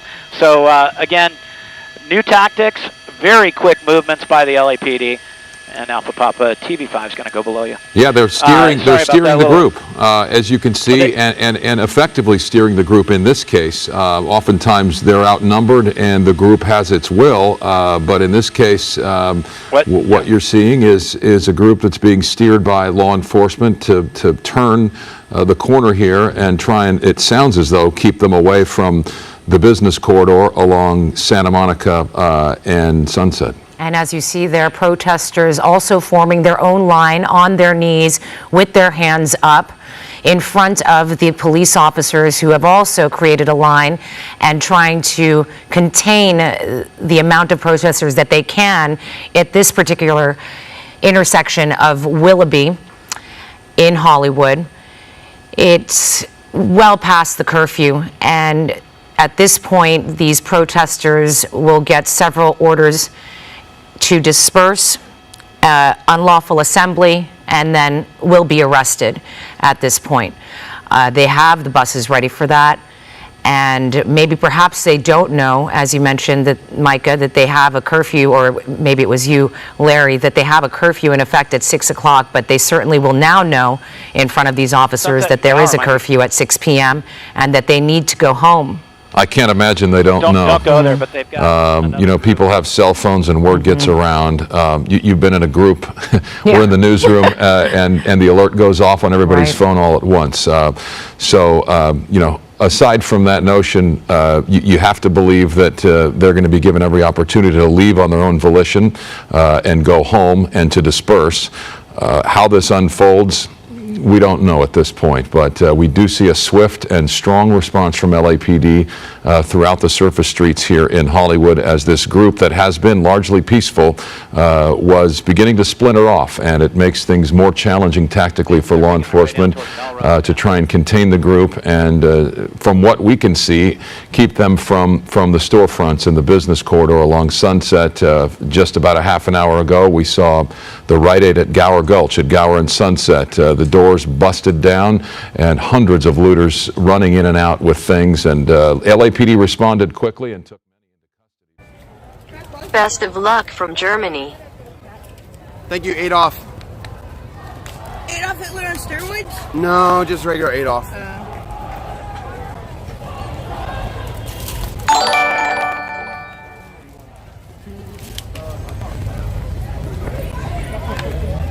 Thank you.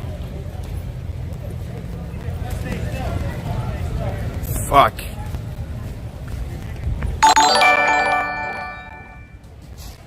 White people hate the big black. What? White people hate the big black. I don't know what that means. The big black. I like Big Black. He was cool. I hate niggers. I hate niggers. I hate niggers. I like tigers. Yeah, I like tigers and ligers. Ligers are cool. And ligers. The girl's voice is so annoyingly off 6 lol. I know my voice is annoying, but I accepted it. Right? I know my voice is super annoying. I just like whatever. They don't give a F about us. Oh.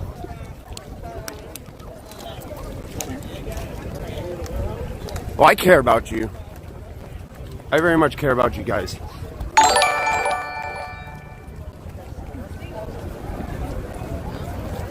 Thank you.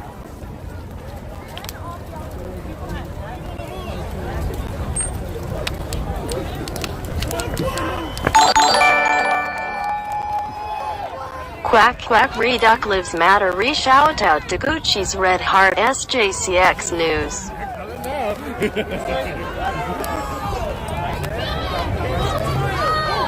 Hey, be careful, cops are coming. Be careful, cops are coming.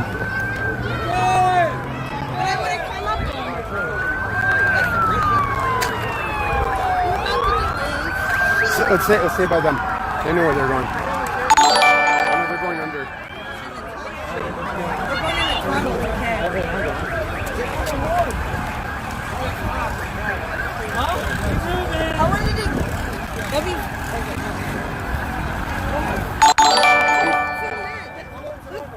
Don't let them loot.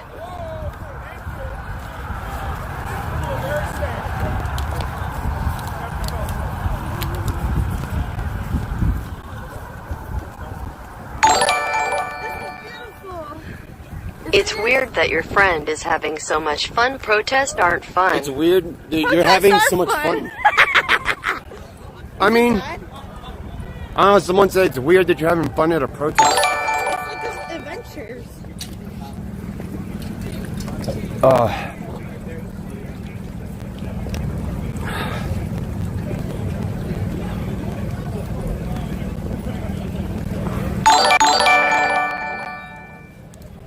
Be careful, bro. They're trying to kettle you in. No, I'm being careful. I'm media. I'm fine. Yes. Thank you. Don't forget to like, subscribe, and share. Haters, shut the dark up. Whoa. Down with Trump and his peons. From Australia. Shout out to Australia. Thank you for watching, Australia. What time is it? Yeah, support from Australia. Thank you. I dropped the water ball.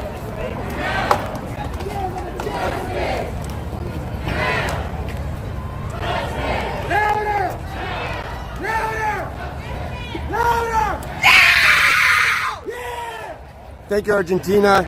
Shout out to Argentina watching. Thank you. Thank you, everybody all over the world watching. Thank you.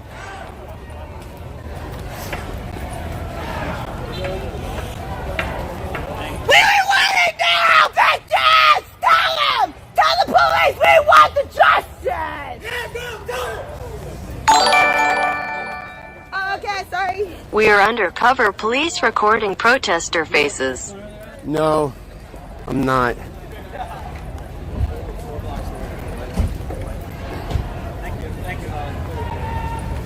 The crowd's concerned that I'm gonna lose my voice. Yeah, don't lose your voice. I should have brought my loudspeaker. Yeah, you should have. I thought about it, but I was like, I didn't want to lose it because when I was like anticipating this, I thought I was gonna get beat. A good one's like $100. It's not that bad. No, I have a boomer. Oh yeah, it's not bad, I guess. A loudspeaker. I don't want to waste it. It's a waste of money. To the LAPD saying, we've got a mobile field force and we are coming to help you and give you backup. And LAPD said, great, we'll let our ground units know. So they are on their way right now and holding out on Melrose to assist. They are trying to assess whether or not they could get into what they're calling arrest mode. And at this point, they're just trying to contain this crowd. Very difficult to estimate how many in this crowd. But for those people that are familiar with Hollywood, you know that when Cahuenga gets down here to Melrose, just south of that, you've got nothing but residential homes down here. So you can see there's a tremendous amount of residential homes, and there are no businesses there. So that is where we find ourselves right now with the majority of this group. It is right at Melrose and Cahuenga. Now, there are a couple of businesses here east and west along Melrose. There's a Pavilions Market that has been completely boarded up. But right now, they are trying to determine whether or not they are going to contain these people to this area and try and take anybody into custody. At this point, though, we just don't know. I can also tell you that that area at the Gower Gulch, while it looks like a police station, there are so many police cars in that parking lot, there's also a very large crowd, at least 200 or 300 people that are standing on the corners of Sunset and Gower. Some of them are on the west side, some are on the east side. And so there's a California Highway Patrol helicopter up there trying to guide in some of the LAPD units and help in the neighborhood around that Gower Gulch. So a dynamic situation here. They've got several things going on. But there you can see, for now, it's a large group of people that have gathered. Earlier we saw them on Cahuenga. They took knees in front of the skirmish line. They've now since gotten up and have come down here to Melrose and Cahuenga. We are waiting to see what will happen next, and we will continue to monitor the situation and bring you updates. I can tell you that the CHP has now joined the LAPD at their command post, waiting for deployment orders. So a very tough situation here in Hollywood that we will be monitoring throughout the evening. Micah, back to you. Larry, is it your sense that the vast majority of people that we've seen have now congregated here, or is there still a splinter in effect? There's still a little bit of a splinter, but right now the majority of the people have been sort of corralled, if you will, into this particular spot. But like I said, there's a couple 300 people that are still up on Sunset in Gower, and we're talking about an hour and 20 minutes after the curfew, or an hour and a half after the curfew's been in effect. So while I look around Hollywood, I can see that the traffic has died down as far as people that were just driving around earlier, but still a lot of people. But as far as a small group that we've seen that over the past couple of days, they've demonstrated that they've gone into businesses and caused trouble for some of the businesses. And unfortunately, this is Melrose, and Melrose is still fresh, just a couple miles down the road, where almost every building on Melrose between La Brea and La Cienega was damaged in some fashion. But now this group has started to make their way west on Melrose, headed back toward where they had just cleaned up the earlier mess. So they're just a couple miles away from that location. And again, no word. We're monitoring the frequencies. There is a tremendous presence. But we are going to go back to Sunset and Gower. I'll tell you this, there's another group that's sitting in the middle of the intersection on Gregory. They are waiting to be taken into custody. That's it from Sky 9 for now, or Sky 5, I apologize. Sky 5 from now. Micah, back to you in Hollywood. All right, Larry, welcome aboard Sky 5. As you see the scope of the issue LAPD is dealing with, again, a curfew in effect, and you have a number of groups, numbering in the hundreds, scattered about across Hollywood. And at this point, the LAPD strategy is what you see in front of you. That will likely change at some point, as again, this is now past curfew, so everyone who's out on the street is in violation of that curfew, and law enforcement will be taking action at some point as we move forward into the evening. But again, a dynamic situation in Hollywood, and a symbol of great presence and strength at City Hall as well tonight, as we see not only a number of LAPD officers, but a number of National Guard troops as well. Here as many days as it takes. It doesn't matter how sick I get. It doesn't matter how much my voice goes. As long as we can move, we will. And if we can't move, then we'll sit. But we're doing this peacefully. And I'm not going to say violent, because it's nothing to do with violence. It's destruction, yes, but we are not violent people. I don't want the narrative to be violent. It was destructive, but it was not violent. Because at the end of the day, a cop didn't get killed, but some of us did. On Saturday night, we saw destruction in this city. What did it take for you all to organize this? Look behind you right now. Look behind you right now and tell me what you see and what you want that to symbolize. Don't answer those questions, bro. Do not answer those questions. Looters are not protesters. They're looters. No, I'm not standing up for them. Watch. Let me have my words. Give me a chance to have my words too. Yeah. Saturday was different. We know Saturday was different. Explain to me how you were able to bring this community together to show this statement. I know that people want me to say that it was looters' fault on Saturday, but it wasn't. We came with the intention to be peaceful. And as soon as cops wanted to act wild and show their force, we wanted to stand up too.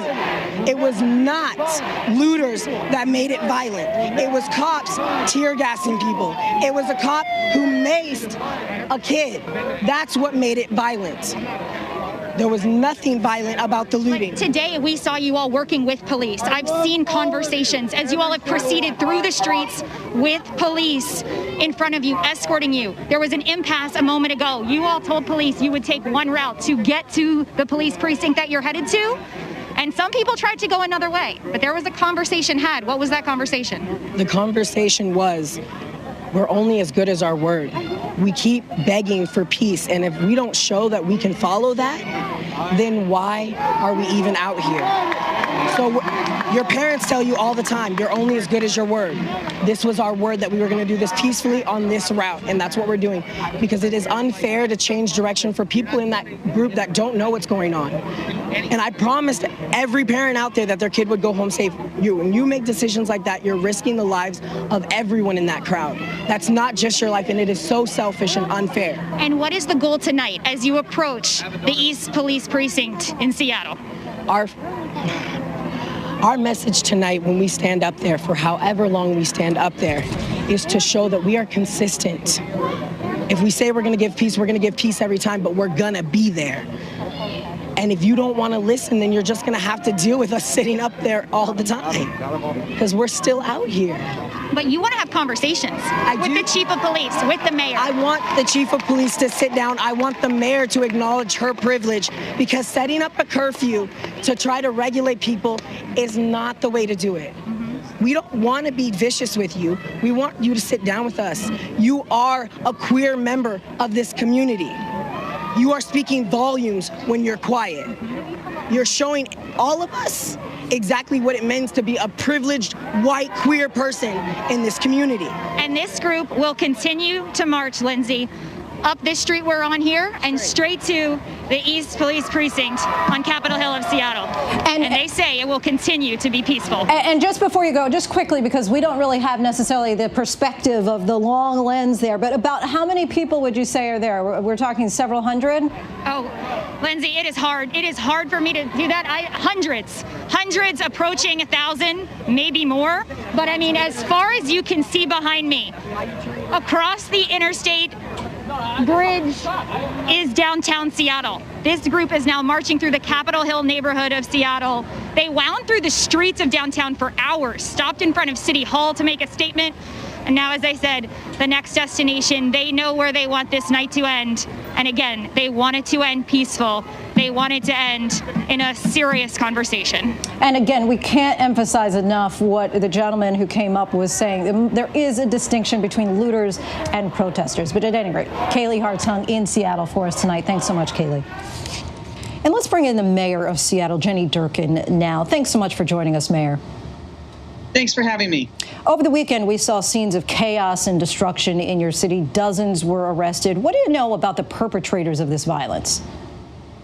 So I think that's a really good question, and I think it's really important for viewers and Americans to remember that the people who came to protest the outrageous murder of Mr. Floyd had every right to gather and to grieve and to demand accountability. And in Seattle, they did that by the thousands, and they did it without any acts of violence. At the same time, thousands of others came with only one purpose, and that was to commit acts of violence, hate, and to destroy property. They caused millions of damage and a lot of injuries.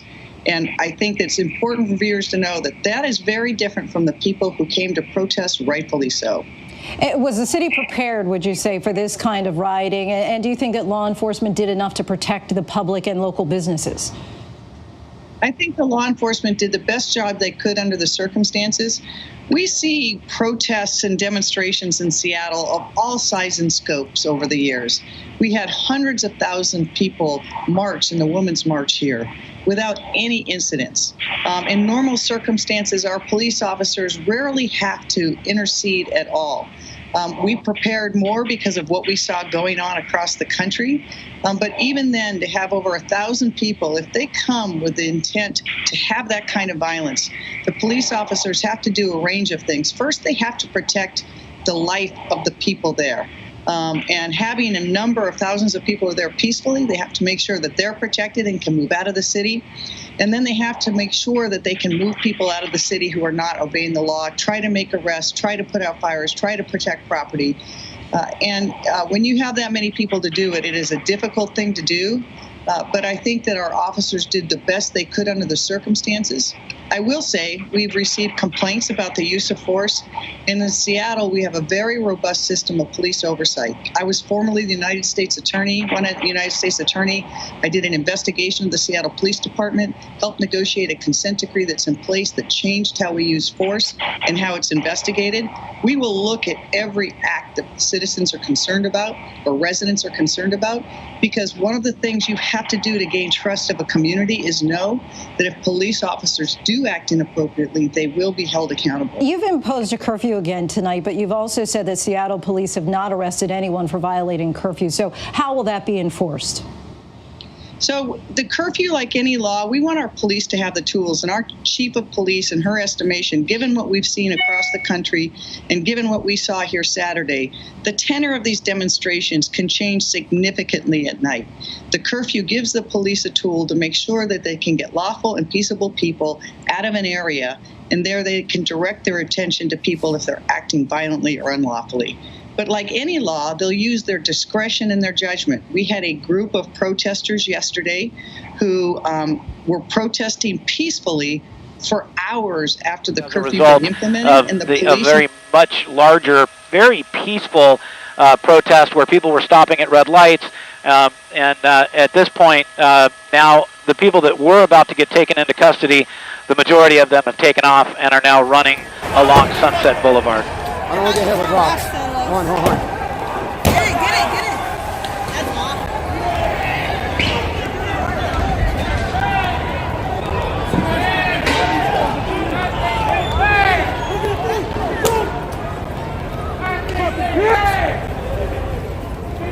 Oh no, they just did that there. Let's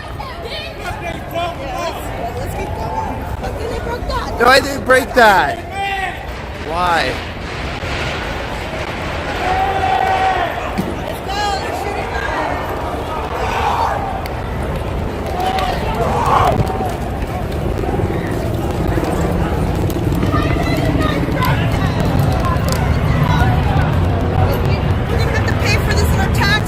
Yeah, I'll tax them to do this. We're about to get I hope not. Let's go on a bus.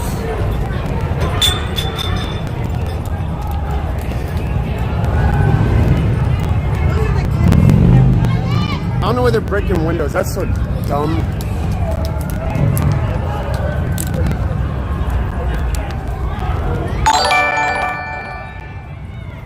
So much for being peaceful. That wasn't peaceful at all. That wasn't peaceful at all. Yeah, they're breaking windows. We're not allowed. Are we allowed to go this way? He said no. I don't know. Looks like we're stuck.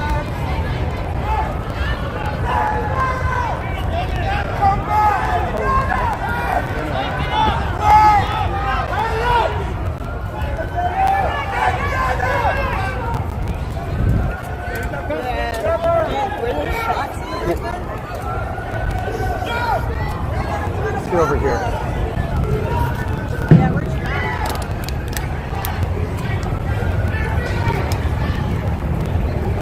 What are they doing over there? Oh, they're breaking glass. It's not cool, though. Stop breaking the businesses, though. Oh, they're breaking it. Stop! They're trying to break in Dunkin' Donuts. Yeah, no breaking stuff. They're breaking into Stop breaking the fucking businesses, though. That's not their job. They don't get paid to do that. Yeah, breaking the fucking town down. That's not part of protesting, bro. You go with us. Tell me what to do.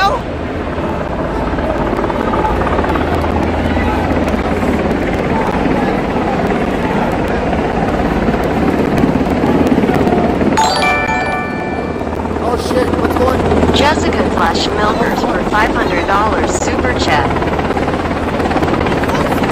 Come on.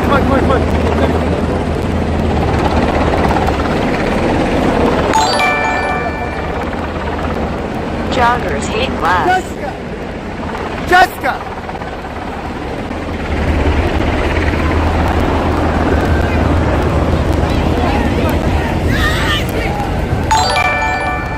Jessica! TFW no autistic GF Milkers. Jessica!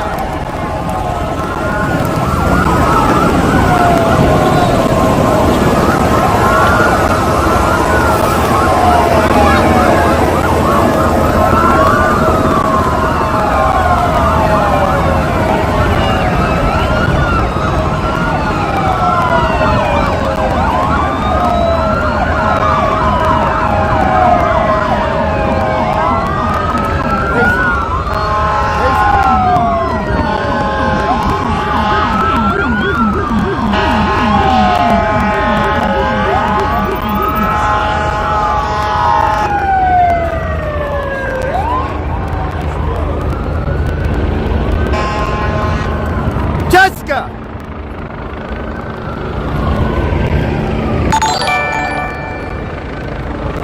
They take our people, we take their money. What part of no justice, no peace bill these Karens understand? No justice, no peace.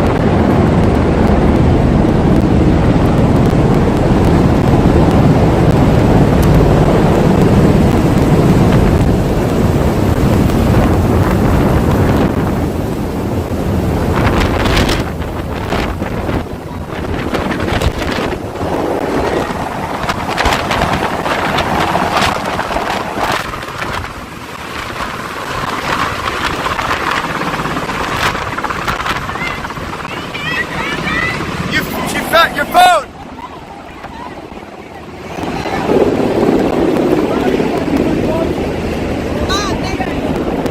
Yo, zip your bag. Put your bag in my bag. Watch out.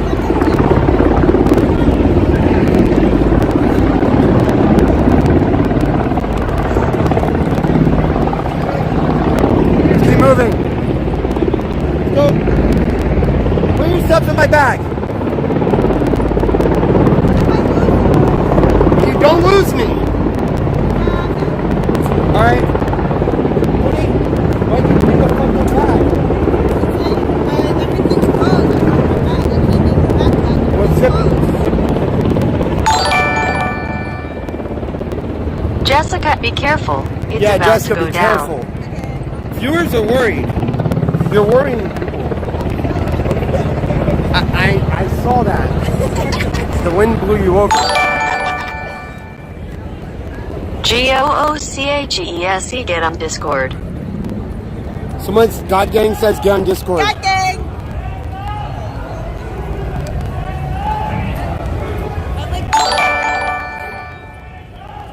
Greet from the Netherlands, ACAB Zealand 0018.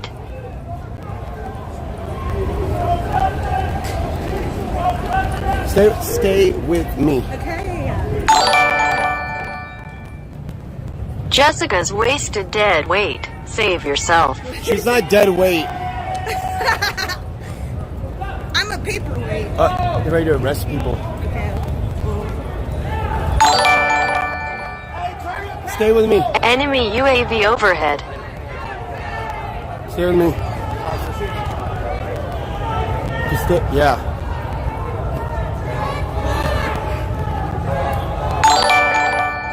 This is serious. Yeah, I know. My raffle copter. Go SOI, SOI, SOI, SOI, SOI, SOI, SOI.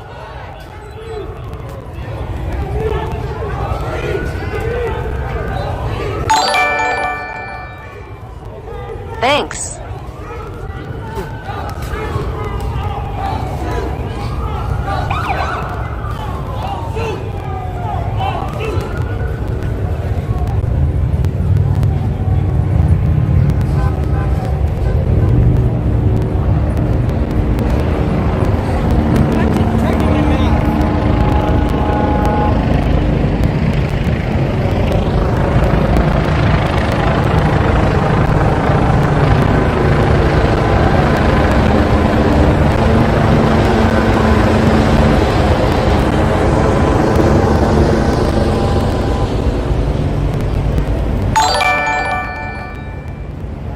Black people rule, black people rule, black people rule.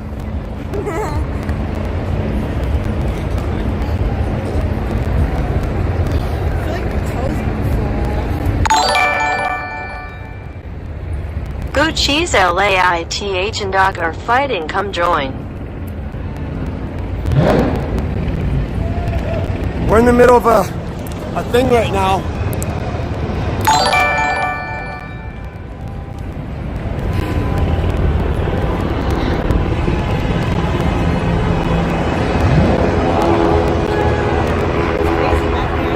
Oh, this shit's getting wild.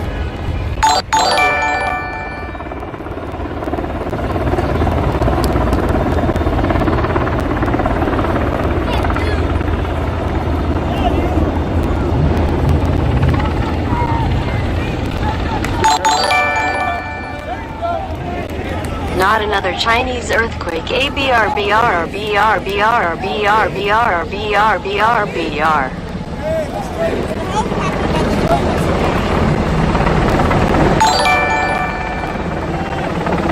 All cops are based. Larry, what's the locator here? Well, this is Highland. We went to Highland and Melrose. We came up Highland. This is Santa Monica and Highland, and there's a Walgreens store there, and you can see people there trying to stop them. People that were part of this earlier trying to stop them. But look over to the left side of your picture. They just smashed these windows out, and we're getting a little bit of exhaust here. CHP helicopter came over here, and we're trying to guide some of the ground units over here before they got to this intersection. Unfortunately, they didn't make it in time, so you can see that. Look at that, a group of protest or people that were involved in the earlier demonstration there, trying to get people not to go into that Walgreens. So that's a little bit of good news. Unfortunately, we see some of the people that were causing some of that trouble. Hold on one second. We've got you in sight. Come on over. So I'm still talking to the other aircraft. There's 3 law enforcement helicopters up here with me right now. And unfortunately, the group is starting to splinter off. Down south of this group, if you were to continue south on Highland, there is probably 20 or so LAPD black and whites with their lights on, trying to push this crowd that is sort of straggling along up into this intersection. But they continue to move north, and like we saw there, just for a couple of seconds, that's all it takes for people to get in there, break some windows, use the spray paint, and stop traffic in these intersections. And that's what's going on right now. But it looks like they were able to stop people from going inside this market, or this Walgreens pharmacy, and there were no other businesses around that to speak of. So we're going to go ahead and take a look at where people are moving now as they're making their way out of this intersection, and they continue to make their march northbound on Highland, approaching the Sunset Boulevard area. So again, each time they think that they can sort of contain some of these officers, something else happens, and they have to go after some of the bad apples, and that's what's going on right now. You bet. Go behind with yeah, you. And as we see the crowd continuing to move through Hollywood, LAPD with an issue on its hands as we approach the 7 o'clock hour. Cher Calvin back with us on the air. Cher, we've been watching this group in Hollywood, obviously in violation of the law, in violation of the curfew that was in effect at the top of the 6 o'clock hour, and they appear to have no motivation to adhere to that law. 1 hour ago, this curfew went into effect. Micah, thank you for the introduction. I'm Cher Calvin alongside with Larry Welk, and we have live team coverage on this breaking news from downtown Los Angeles, here in Hollywood, where we are overhead in Sky 5, and also in Van Nuys, where we have Jennifer McGraw on the ground. We are continuing to follow these protests, and some of them have splintered off and have looted in the area of Gower and Sunset at a Rite Aid there. We also saw a Walgreens where they were shattering they shattered some of the glass at a Walgreens there on Highland and Santa Monica. And now we see these protesters making their way north to Sunset Boulevard. And we have also seen several arrests. Those arrests that we saw were in Van Nuys.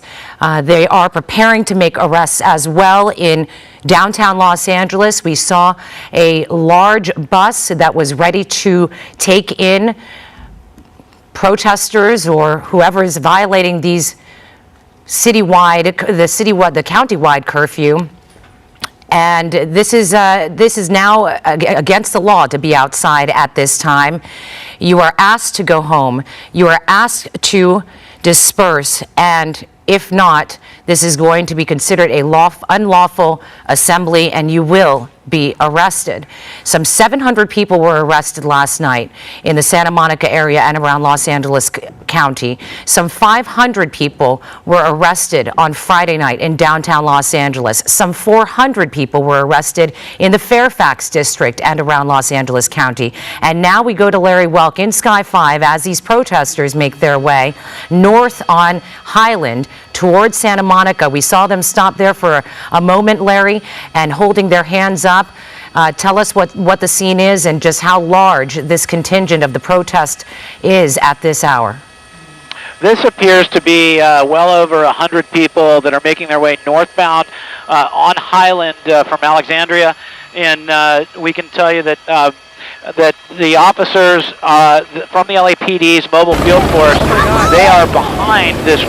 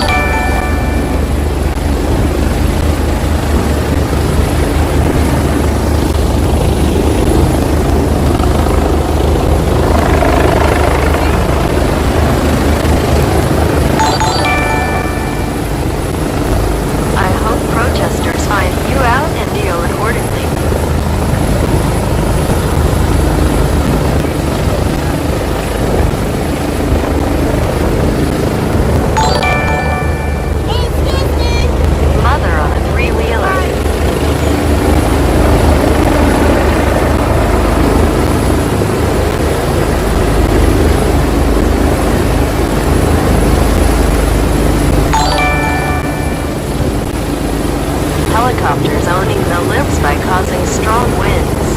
That'll show him. Also shout out to the MAG ahead giving you money to troll.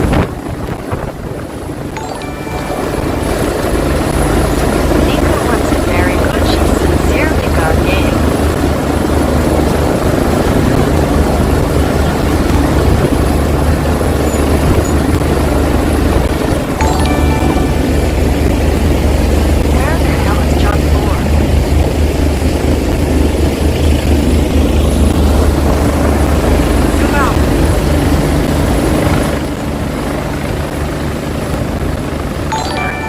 Lauren has been reporting for us in Hollywood, and it looks like she is in front of the Rite Aid that was looted and vandalized. Lauren? Sharon, Micah, just a short time ago, live on Sky 5, we saw the looters rushing into this Rite Aid, rushing out. Take a look. Look at the broken glass, the broken door, the security door. Says store equipped with alarm. Alarm will sound. That did not stop the looters that we saw running into this store and making off with whatever we could. Take a look at this. Take a look at the officers. What we saw once those looters got into this Rite Aid was the police really descended upon this area and filled this parking lot and kind of chased them away. And there's still a heavy police presence in this parking lot because, of course, this is after curfew, 6 o'clock, that curfew put into place this evening. These looters in this area of Gower Gulch, well, it was moments just after that curfew coming into place, even slightly before. Right then is when we saw that happen. I want to show you some video. To give you a sense of what it looked like when that happened, just to set the scene. This was after we had seen peaceful protests in that area, in this area, in fact, that we had been covering, and just a short time later. Hopefully you're seeing this video of the looters running into the Rite Aid, getting what they could, leaving into cars, getting into cars, and driving off. Now, that's something that we have seen on occasion, during these civil unrest, during moments of civil unrest in the different cities where we've seen this looting. Now, let's show you more from Gower Gulch, you can tell.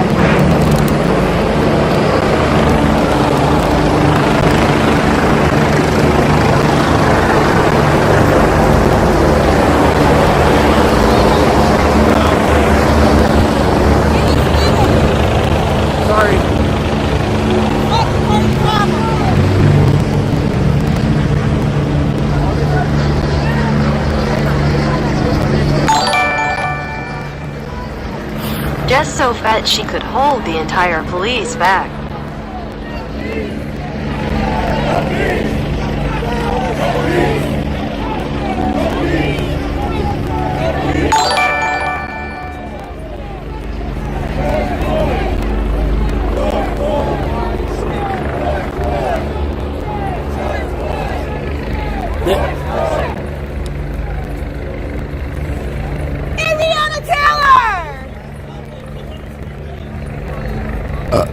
Going crazy about Rihanna, I guess. That's the best thing on!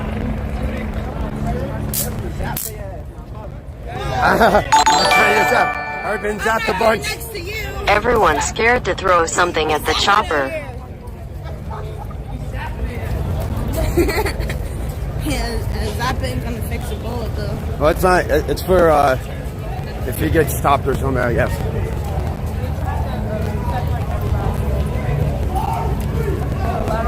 Oh, we're about to get arrested. No.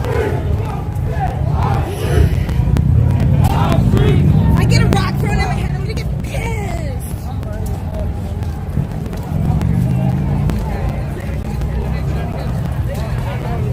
I should have brought my helmet.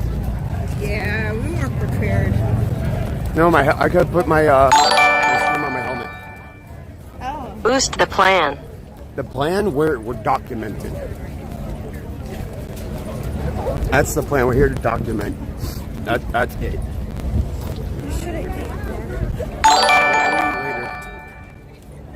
30 kill streak equals a tactical nuke. No, I don't think that they're going to do that.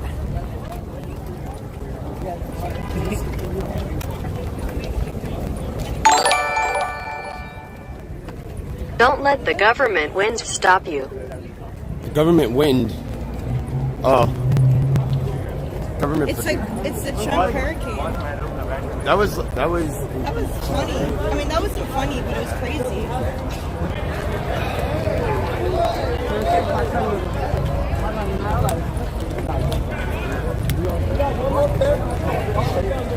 Okay, I have my goggles on so I can really see. No, you can take them off. I only put them on for I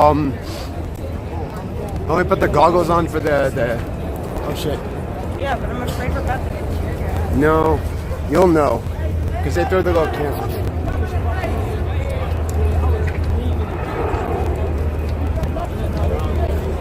Yes, tear gas.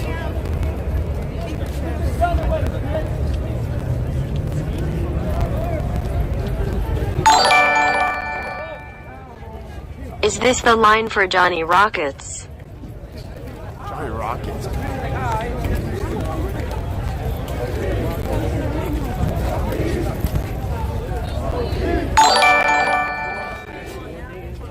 Is this what Trump was talking about earlier? Is this all his big boy talk is amounting to?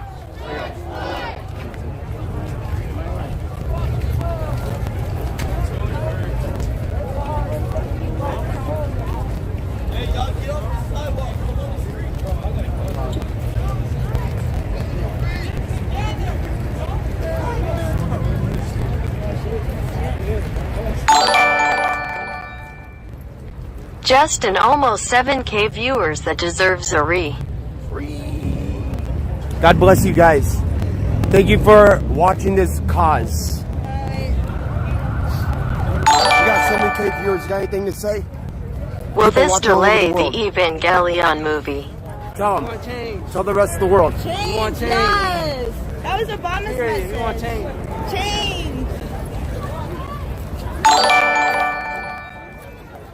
Jessica Flash Milkers for $500 super chat.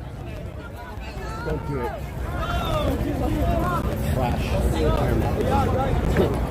was thinking about it, honestly. Are you excited to see those milk jugs later? Sure. The material goes and just show up. Authorities, again, right now, Live Look just issuing an order to disperse, warning them that they will need to leave the area or else that they will, need to leave or else they'll risk being arrested. Again, you can see all of the police in a lineup here around the police station. That's what they are guarding. Now over here we have, come here. Bill, come here. Come on over here. Over here we have a couple of folks setting off fireworks. We're also having just a bit of a situation with one of the folks here. We'll send it back to you guys in the studio. All right, I know you're dealing with a situation, so thank you, Leanne. Be careful. All right, we're going to get off of that, and we want to take you to Hollywood, where something is brewing here on the Hollywood Walk of Fame. You see the stars there on the sidewalk, but also a looted storefront, and you see some National Guard out there. Chris Christie is watching what's happening here. Chris? Hey there, David. A bunch of stragglers from a separate protest that we were talking about earlier in the afternoon near Sunset broke off and were about to be arrested when they managed to actually escape an LAPD skirmish line. They went running through the streets of LA, now running down the Hollywood Walk of Fame, where they've encountered a number of National Guardsmen guarding a looted business. You can see clearly this business has been ransacked, that plywood on the ground there, the glass broken, and the National Guard on the Hollywood Walk of Fame. A striking visual here after coming face to face with a number of unruly protesters. They were basically chased away by those National Guardsmen. They continued running down the street. They're not very organized. They've kind of splintered off, running around, not sure what their intentions are, but they are now clearly in violation of curfew and acting much more aggressive. Guys. All right, Chris, thank you. Things seem to be starting to happen now in the negative standpoint, and we're also seeing protests today in the Inland Empire, where many gathered together in Riverside. Yeah, Inland Empire Bureau Chief Rob McMillan is there now live with the very latest. Rob? Well, at its peak, the crowd was about 4,000 people. Most of the people have left, but there is a very small, solid group of folks. A couple of intersections down the way, and Riverside PD is about to give out a dispersal order. Let's go to some video that we shot as this whole thing really grew right around the 4 o'clock hour. Again, at its peak, about 4,000 people gathered here in the city of Riverside. Many of them very, very peaceful and very loud, though, and a very large march through the streets of Riverside. It would appear for quite some time that the Riverside Police Department gave them quite a bit of space. They were allowed to walk up and down streets, block intersections, and protest very peacefully. Again, loudly, and there was a lot of profanity. Again, a lot of hurt and a lot of anger in this crowd, but for the most part, it was very, very peaceful. Most of the people broke up, or I should say most of the protest has broken up after the curfew went into effect over an hour ago, and now some fireworks go off. Let's check out what's going on right now. You can see some smoke going off there. I think that's because someone was let loose with a fire extinguisher. We're starting to hear fireworks. We're starting to see some small demonstrations of tagging. There was a report that a CVS got looted earlier, although that's not entirely correct. I talked to Riverside Police, and they say a bunch of guys ran in there. There was a broken window. It looks like they were trying to get out with some stuff, but police moved in and broke it up in time. So the crowd is starting to get more edgy at this point, although most everyone has left. Police about to give a dispersal order farther downtown in Riverside. Live in Riverside, Rob McMillan, ABC 7 Eyewitness News. All right. Yes, Rob, thank you. As we've been seeing throughout the area, tensions are escalating, and we know this is a very complicated issue, and we want to give you a chance to make your voice heard. Head to abc7.com and tell us why you protest. You can upload a video or a picture or write us a paragraph. We hope to share some of your responses on the air and online. In the midst of all this, we are still dealing with the coronavirus pandemic. Coming up, we're going to have the very latest updates from local officials as we continue to push towards reopening the economy. And the autopsy report on the death of George Floyd is released, and we have the details. Hi there, I'm Danny Romero. Sunset over Southern California, but will we see some hotter temps? I'll show you that forecast coming up in just a bit. At a Walgreens with bottles of booze. They're just trying to get their hands and create mayhem. Again, these are not the protesters who are causing these issues. But if your kids are in Van Nuys, if you think your kid is out, call them, tell them, come home. The last thing you want to do is have them arrested. We're in the middle of COVID-19. Police mean business here. Oh, and then, sorry to answer your question. I did see one person that looked like he was just trying to get home, and unfortunately, he got caught up in the chaos. But for the most part, these are people who know better. These are people who are just spectators. These are people who shouldn't be out past curfew.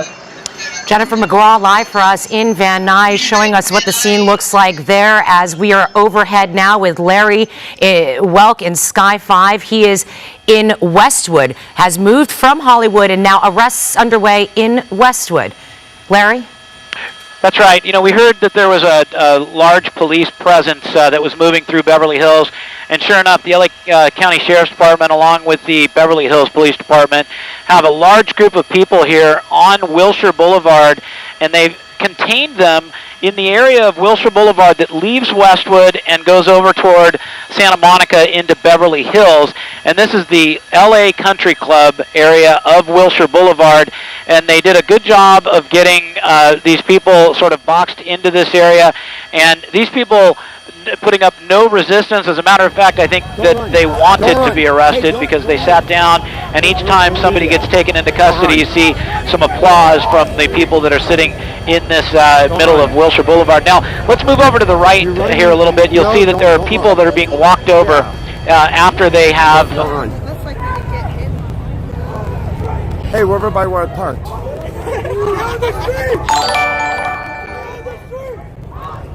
You are all animals. Go T-R-U-M-P. Go T-R-U-M-P. Go T-R-U-M-P. Watch out, watch out, watch out, watch out. Tear gas. Tear gas. Let's go over here. Go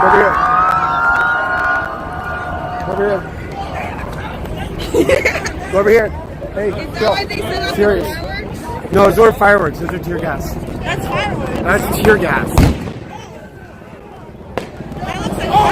That's tear gas. Chill. Chill. Stop. That's tear gas. Chill. Don't touch it. Don't breathe it. How many nothings did a Dindu do?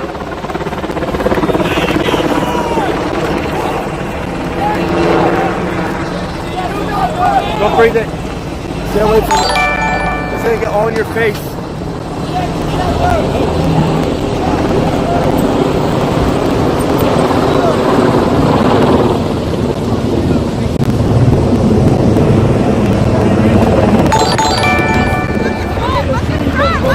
Despite only 13% of looters, over 50% of vandalism. Stop! Stop bringing the fucking law to fucking the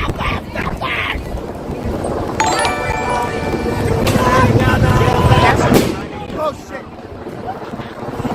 I know they're shooting tear gas. Chill.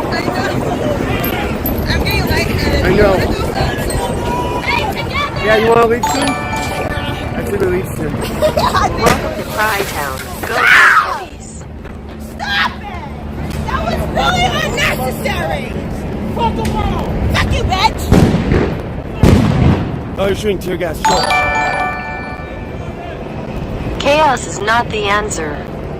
Yeah, it's not the answer. Holy.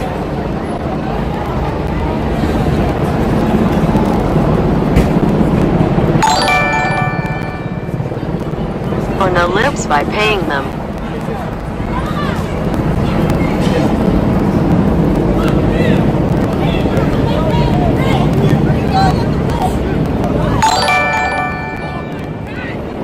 Go breathe that tear gas, maybe she'll sweat pounds.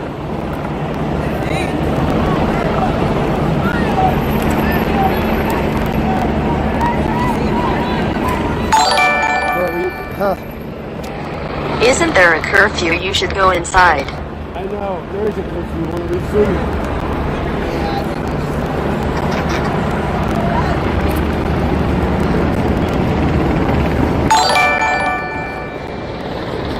Break more glass, it helps LMAO. Stay? Alright, we'll stay. We'll stay. If you ask. They asked that for us to stay. No. Trump 2020, Trump 2020. You guys say what the content is. This is a job. Yeah, I better fucking get paid. Yeah. And then we donate to the George Floyd.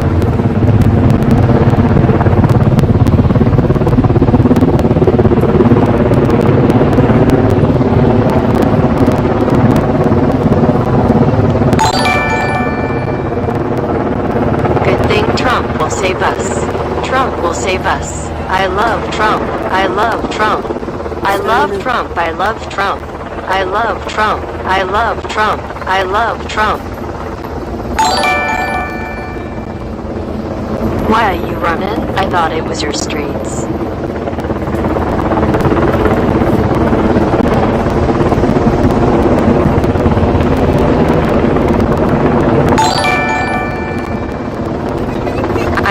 police officer. Don't show it. I am a police officer. At it. I dare you to take a left. I dare you. No.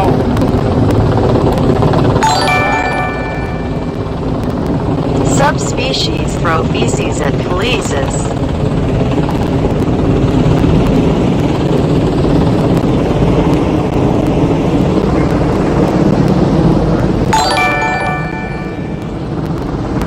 Fat wives matter throwing bricks.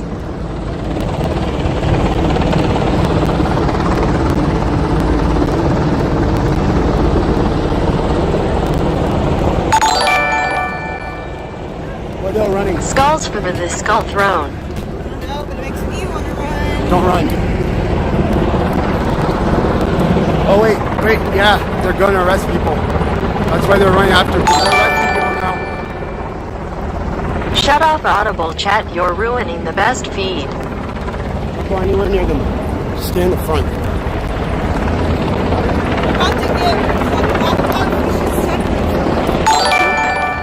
I think we're fine. Stay so you can use money for scamping stream.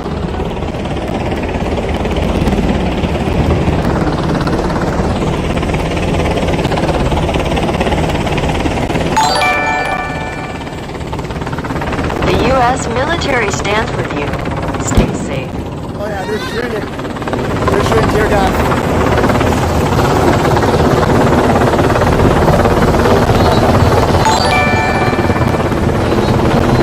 It's Trump's turn now.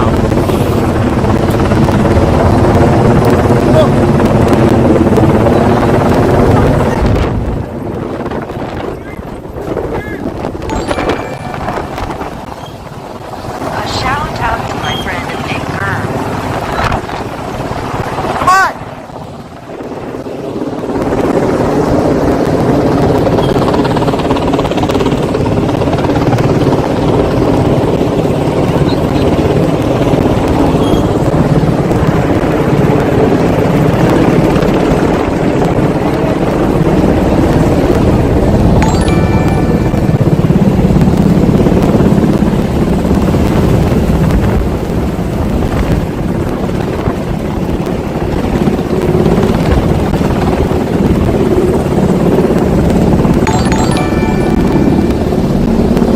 Don't give them the chance to start the NWO.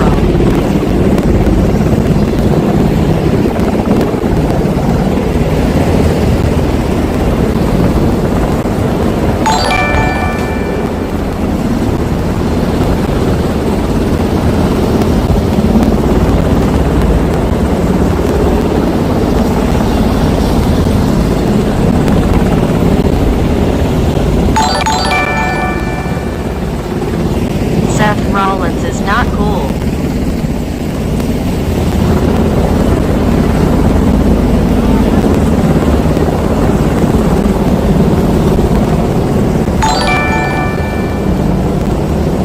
Trump is God. I love Trump. Let's all go home.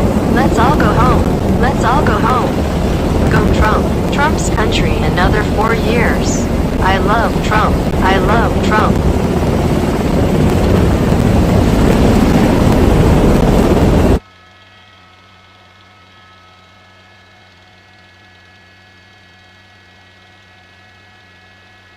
And as we continue to fly here, we're also monitoring the police scanner up here in News Shop before Alpha, and we are hearing that there is some looting going on in the area, some arrests taking place. We just heard that they actually have 25 people that they're going to take into custody for looting, and that's again here in the Hollywood area. I actually even hear that they're chasing one of those looters now on foot. But we, of course, want to focus on the reason we're here. We want to focus on the peaceful protesters that continue to walk here westbound on Hollywood Boulevard. This, of course, all in connection to the tragic death of George Floyd in Minneapolis, Minnesota, in an altercation with police in that city. All of the police officers who were involved in that altercation have been fired from the department. But at this point, only the main aggressor, former officer by the name of Derek Chauvin, has been taken into custody in connection to Floyd's death.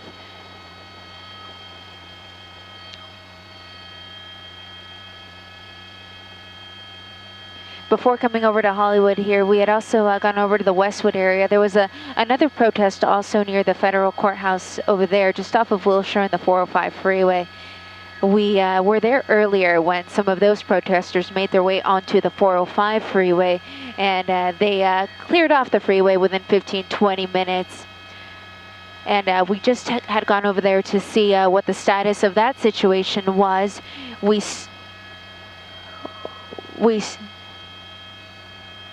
Hold on just a second, everybody. Go ahead, Sarah. What we're looking at right now? Or the looting? The looting, it's in the area, but they don't really,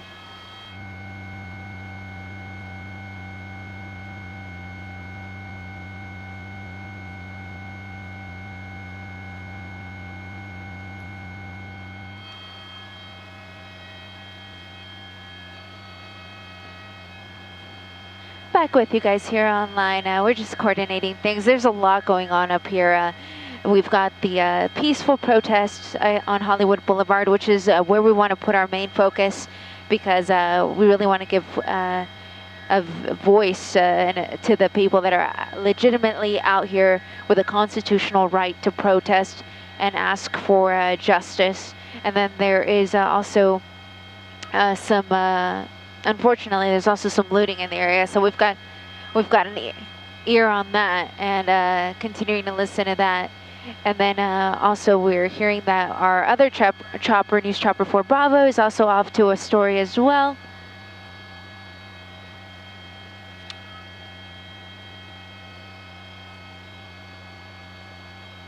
Yeah, so we hear that Bravo is heading out to something perhaps in the Inland Empire. We, of course, will have more on that once they arrive. But this is a Hollywood Boulevard with a cross of Fuller. Hollywood Boulevard and Fuller. The bulk of the crowd taking over the intersection here. Of course, still continuing to be a peaceful protest. We have personally not witnessed any of these protesters take part in any sort of criminal activity of any kind. And now they're back on the move, headed back westbound on Hollywood Boulevard.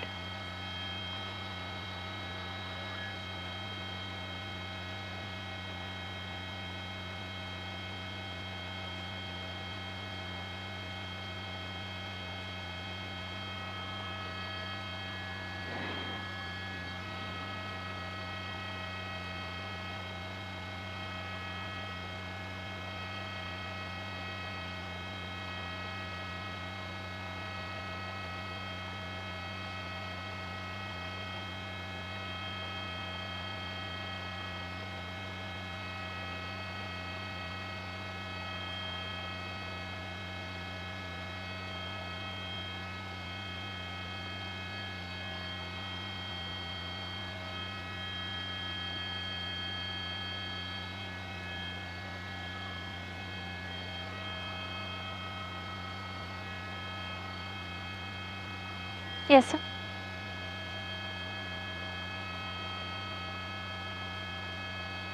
Sure.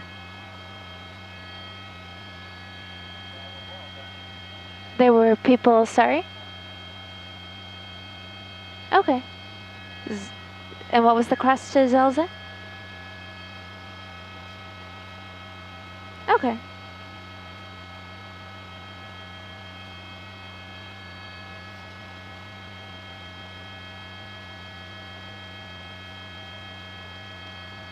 So you think maybe some looting?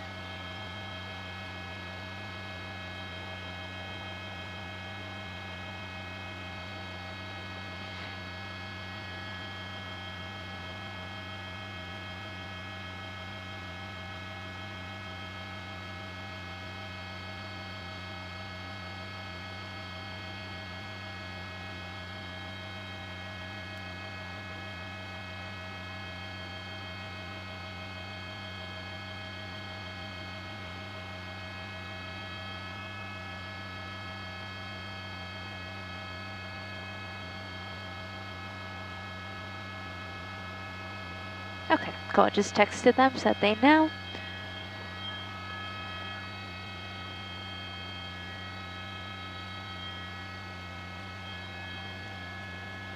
Assignment desk from Alpha. Are we streaming on Telemundo as well, or just NBC?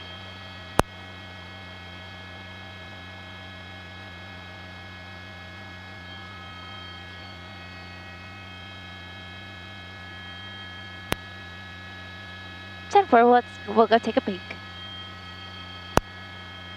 Let me punch in an address real quick, Sarah. There may be some looting that they want to look at. Hollywood and Argyle. Just about a mile away.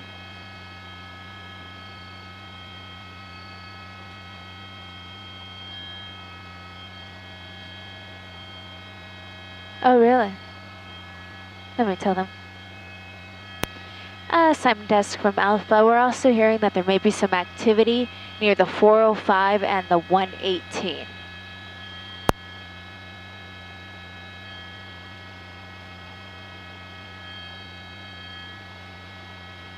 They're gonna... Oh, it was a chase? It was a pursuit, but sounds like they're terminating. Could you fly to the east along Hollywood Boulevard, just past the Pantages? That's Hollywood and Argyle, where we may have some looting.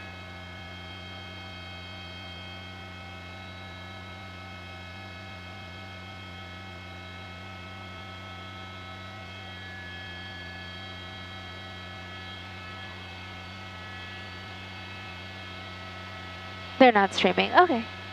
Perfect. Thank you.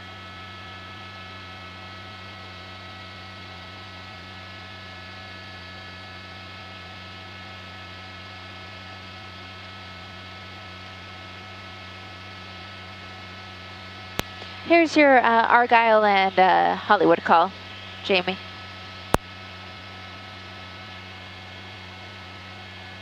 Oh.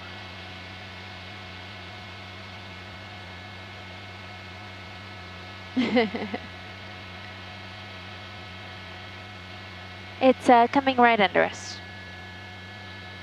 Copilot monitor map overlay. There you go.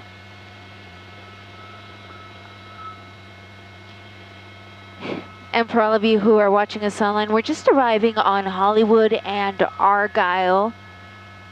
Our assignment desk heard that there was some looting taking place, and it looks like we also have arrests taking place. So there you go, the iconic Walk of Fame juxtaposition against some of these people that are now under police custody.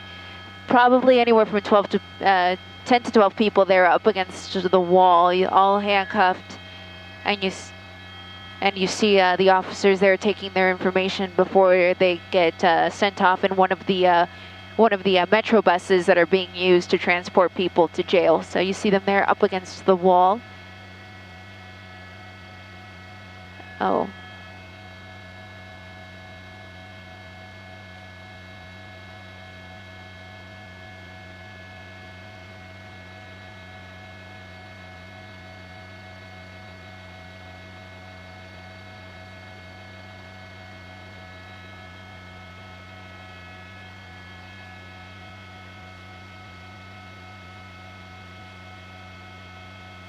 Well, we actually have additional people just under that overhang there, so so all in all, at least 20 people here.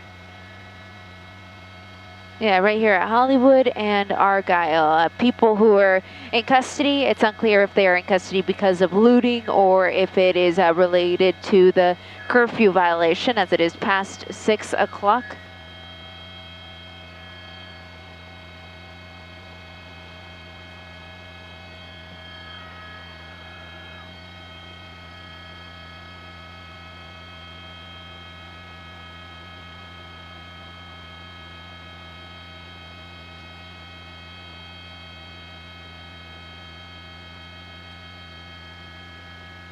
Here we go, someone being taken into custody right there who was fighting a bit with police, so they had to not only handcuff his hands, but they also had to tie his legs together to get him into the back of that squad car. He was fighting with them a bit.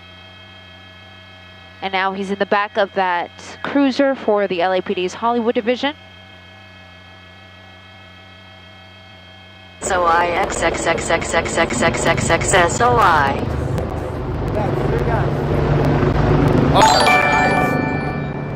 Just real quick, CX in the we're chat. talking about some additional activity also in the area, but a few miles away, so let me go ahead and punch it in. It's where the airship is, yeah. Cool. Perfect.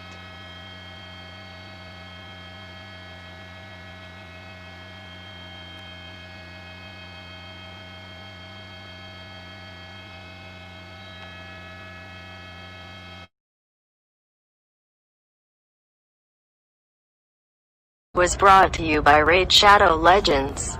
I know.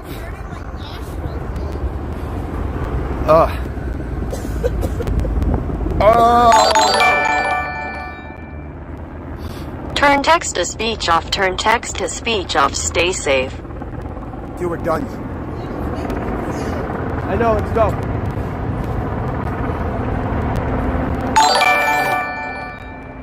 That's bad. Ball wants to know how much Soros pays terrorists. Drink something. Oh. Thousands have peacefully protested. This may be the pavilions For where the we heard love that of there was God, some looting YouTube taking Light place. Fighter 1. And sure enough, it is in fact the Pavilion's grocery store on Melrose and Vine, where some looting was taking place.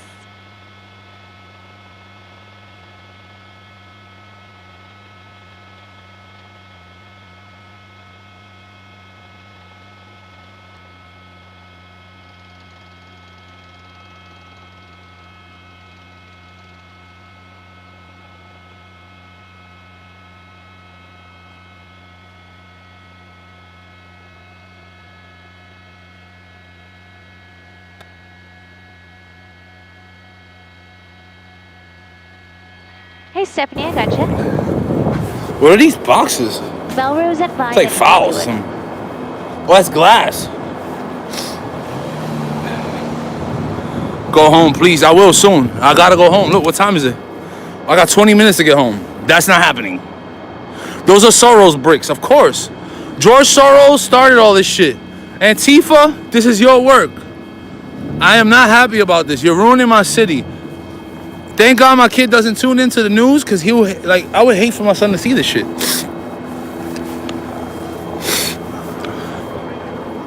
Lettuce. Yo, hit the like button. I need 1,000 likes right now. 1,000 likes right now. Or I'm going off. I'm getting off. 1,000 likes right now, or I'm going off. Right now. 1,000 likes, or I'm going off. We already hit 900. Let's get 1,000. Lettuce.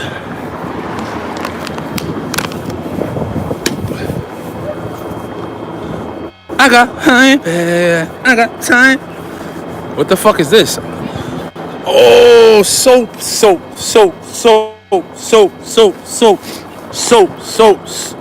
Irish Spring, soap. Jeff.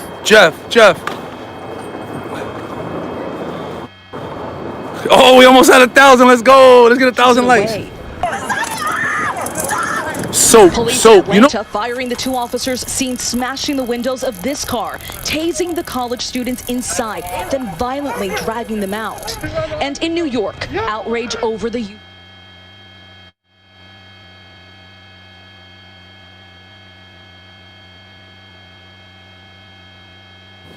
Yo, listen. I ain't trying to. Let me mute this shit real quick.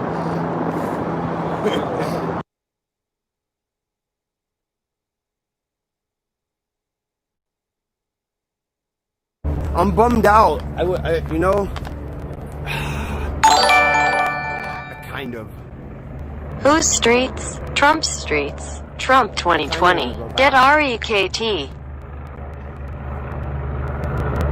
I just think it's gonna get really bad. Yo, what's poppin', my nigga? This nigga's from my hood, bro. We have to keep Jessica safe. Hey, we got 1,000 likes. Hey, yo, free Jeff. I need chat ones to go back. Yo, we hit 1,000 likes. Shout out to the like They're squad. Damn. You know what's fucking crazy? They busting down sweet tea and all this shit, right? I mean, sweet green. Yeah, I put water. And like a lot of the deliveries we do come from those spots, bro. So there's gonna be no work at all. What the fuck is this? Niggas said we out here purging.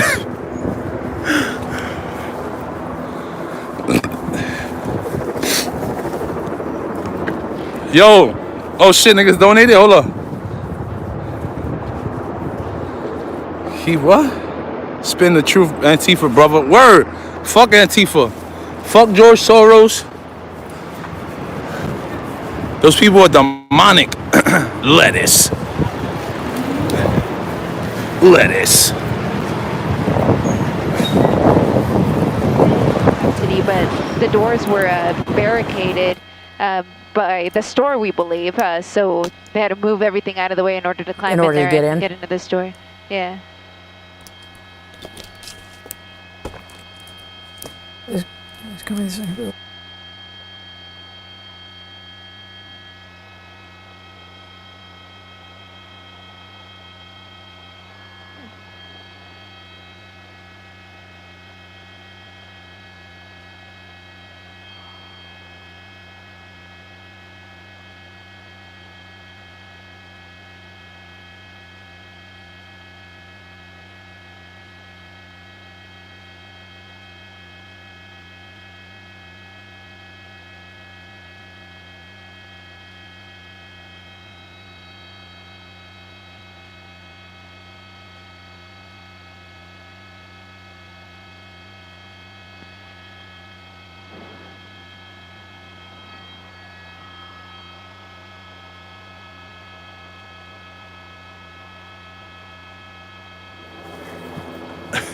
Temper, Stephanie.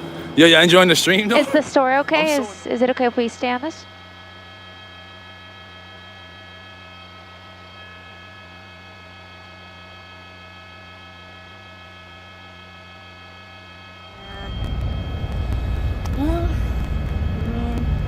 I think we should get the footage, but I mean... Most donos in views in years. Now you leave, dumb. I just don't want to put her in danger. That's my only concern, is putting her in danger. Trump, Trump, Trump. Get rep GTIRUMS. I'm staying at your house, so, you know.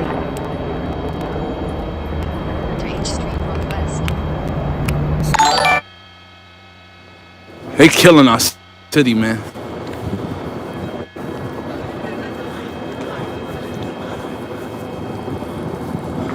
Just a sec. I wonder. Pepper Squad, yeah, Pepper Squad. Wilcox and Santa Monica. All right, the Sony store's on that we side. also I'm not have, gonna go that way. We just have to wait a minute because they're gonna use our pictures right now, and then we can.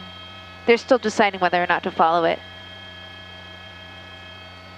It's gonna be just off of Santa Monica and Wilcox. The airship's going there now.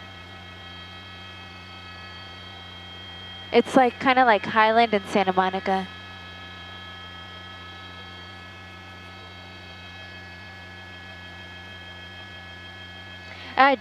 Jack, yeah, they all climbed in there. They're checking to see if if there's anyone else in there.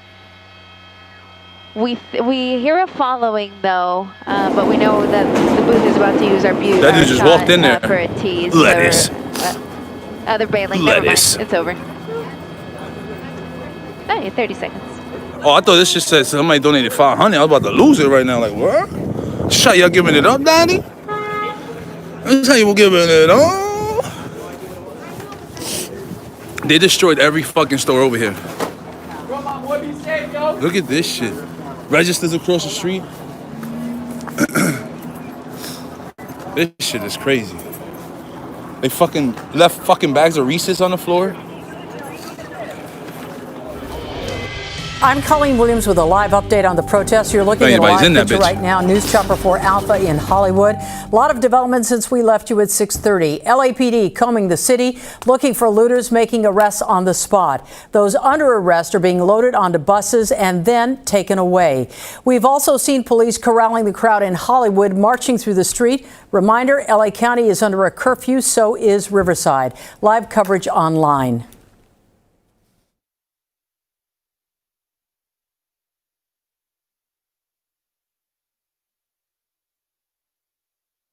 I'm gonna try this one. I never tried it.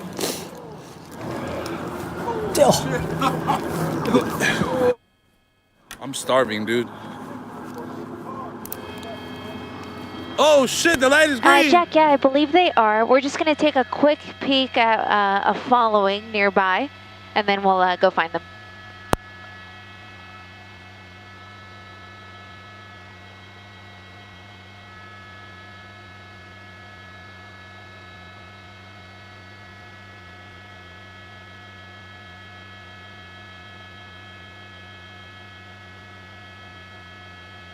Where is he looking?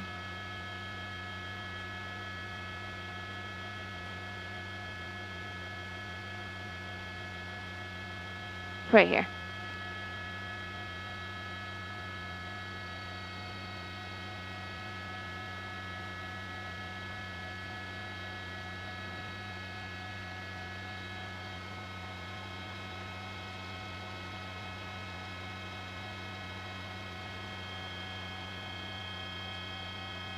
Almost. They were waiting till they put their helmets to make the call outs. And for all of you watching us online, we're at Eleanor and Gower here in the Hollywood area. Wow.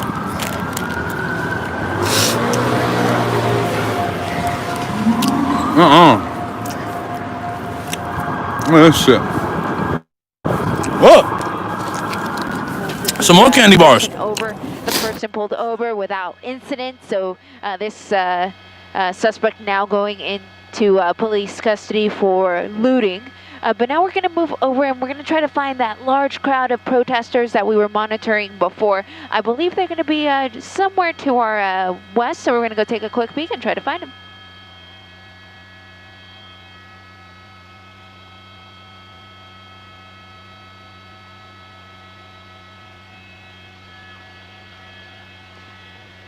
Let's see, where are...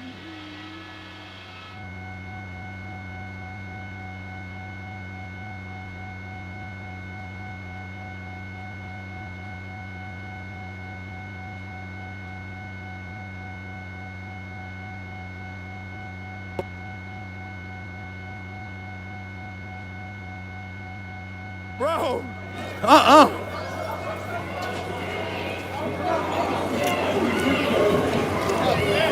Man, she's hot.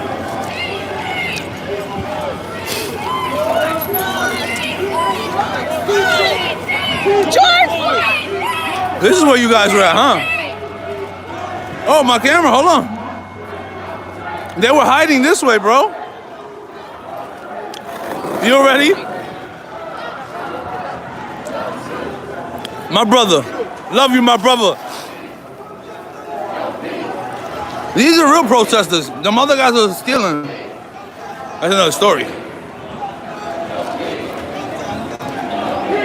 The only reason I'm not following them, bro, it's about to be 11 o'clock. They're gonna start locking these kids up. No ifs, ands, or buts. I don't wanna get caught with that. Yo, we got 2,000 followers. 2,000 people in here. 25, actually. I need y'all to hit that like button. Hi, they took TVs and all Go that. ahead, Chuck. I'm Colleen Williams along with Chuck Henry. Yo, that protein bar tonight. I counted at least 4 interesting things that are going on. We had some arrests, 20 people arrested, handcuffs, legged and bound, one suspect. And what was interesting was they were lined up along the Hollywood Walk of Fame there with the Stars Pavilions at Melrose and Vine. About 25 officers went in the store. They believe there's some looters inside. Another guy was arrested as a suspected looter was picked up at Eleanor and Gower in a residential area. And now Eliana Moreno is over at what is left of what was mostly a peaceful protest in Hollywood. Eliana.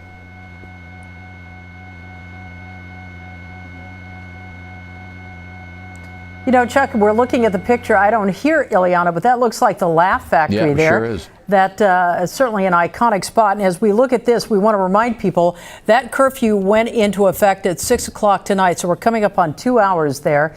We heard from the LAPD earlier today that at about 5:30, they started warning people, started to give them a heads up. They needed to get off the street. As you pointed out, a lot of people have been arrested, but there's still a lot of stragglers. And we might add, some of them are very, very peaceful. But the point is, they don't want anyone on the street at this point. Yeah, especially the ones that they've already arrested for looting.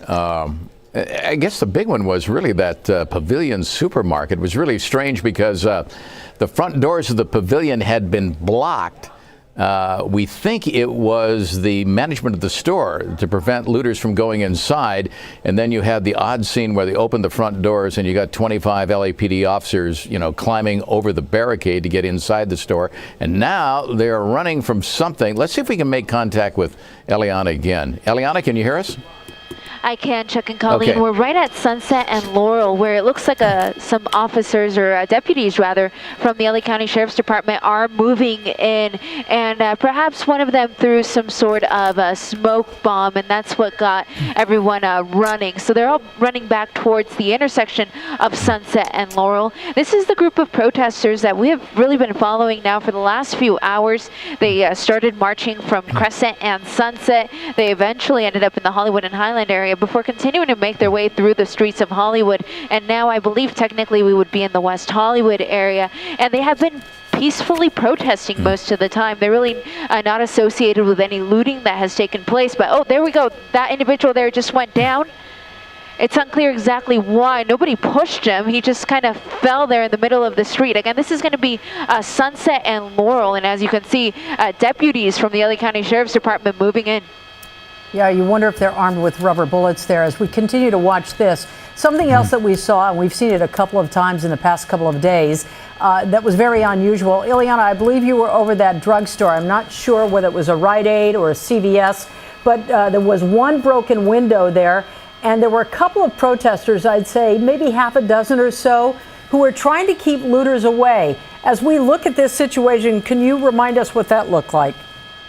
Yeah, it was actually Gil Levis who was over that earlier, but I was watching his shots, and we know that the people who are out here peacefully protesting want to keep the focus on that. They want to keep the focus on their protest, on calling for justice in the death of George Floyd. So when they saw that people were taking advantage of the fact that they're out here trying to have their voices heard, and then were looting and were disguising themselves as being part of this peaceful group, they didn't want to have anything to do with it. They were asking them to please not loot the area. We also saw something very similar yesterday at the Pike Outlets in Long Beach, where the good guys were trying to keep the looters from hurting their overall message. But unfortunately, they can only do so much. They can only hold back the people who are really opportunists, rather, for lack of a better word, who are out here trying to take advantage of this situation.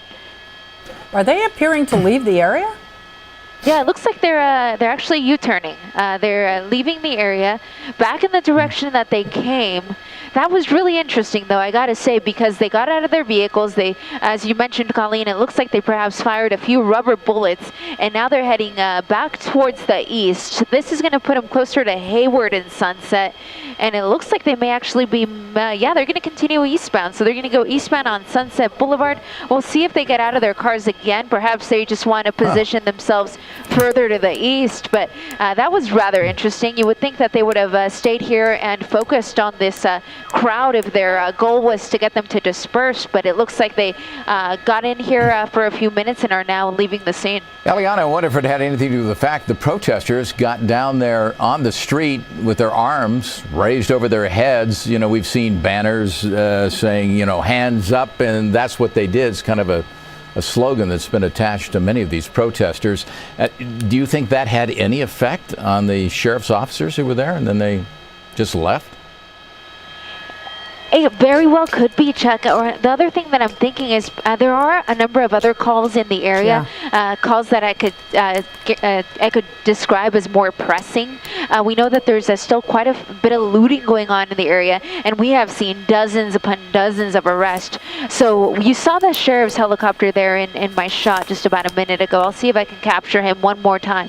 But I know there he is. He's monitoring everything from up above, so he very well could have told the deputies on the ground, hey, I'll keep an eye on these guys. You guys continue on to those more pressing calls, and I'll just keep you posted on where they go from here. Because besides blocking traffic, and there really isn't too much traffic at this point, these protesters really haven't been causing any issues. They have not been responsible for any of the vandalism or looting that we have seen today. And now they're continuing here eastbound on Sunset, coming up to Hayward. You know, we can tell you our other chopper's in the air as well. News Chopper 4 Bravo. It's on its way to Riverside. We understand there are as many as 200 to 300 protesters in the downtown area there. It's sort of where the Mission Inn is, if you're familiar with that area. I was monitoring some of the pictures coming in upstairs. We know that sheriff's deputies and Riverside PD are getting ready to move in on them. So we'll keep an eye on the situation. We'll get to that. Ileana, this is one area in Hollywood right now, Hayward and Sunset.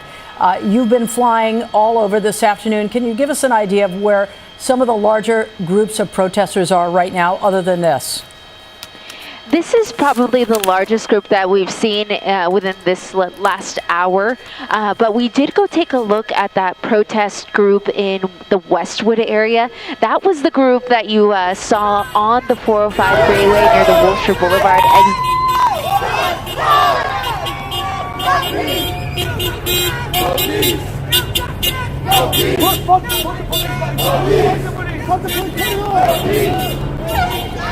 Hey, bro, what the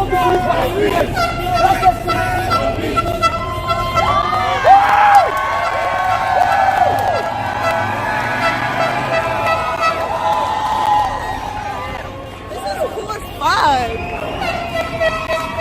This is so much fun. Real nigga bitches on our street. Say with me. Fuck the police. Fuck the police. Fuck the police! Fuck the police! Without that badge, y'all some bitch in the ass! Who? Oh. Fuck 12! Daniel Lara's Butterball. Fuck 12! Fuck 12! Fuck 12! Fuck 12! Fuck 12! Fuck 12! Fuck 12! Fuck 12! Fuck 12!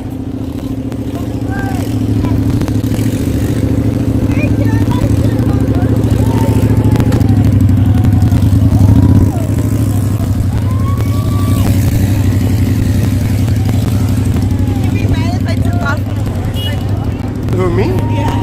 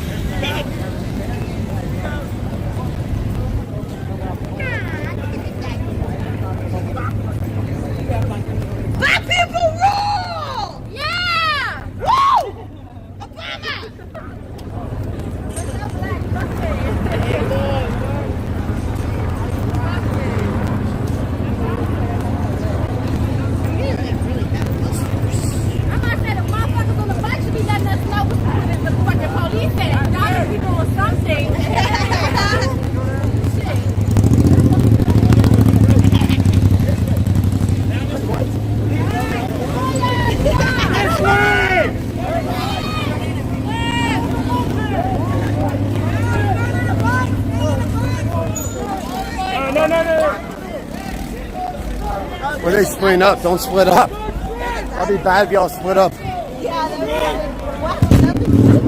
No, that'd be bad. That guy just flipped the bitch. He's like, I'm not getting in this.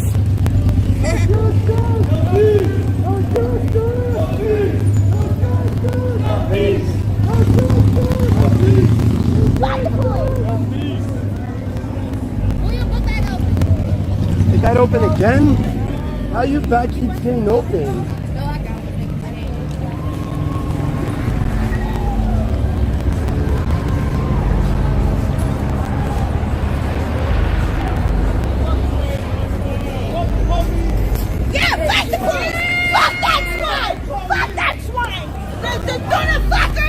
Watch out for this car. Watch out for this car, he's turning. Let the car Let the cars get out! Watch out. Watch out, hey, watch out. You don't. Let's go this way. This is fun.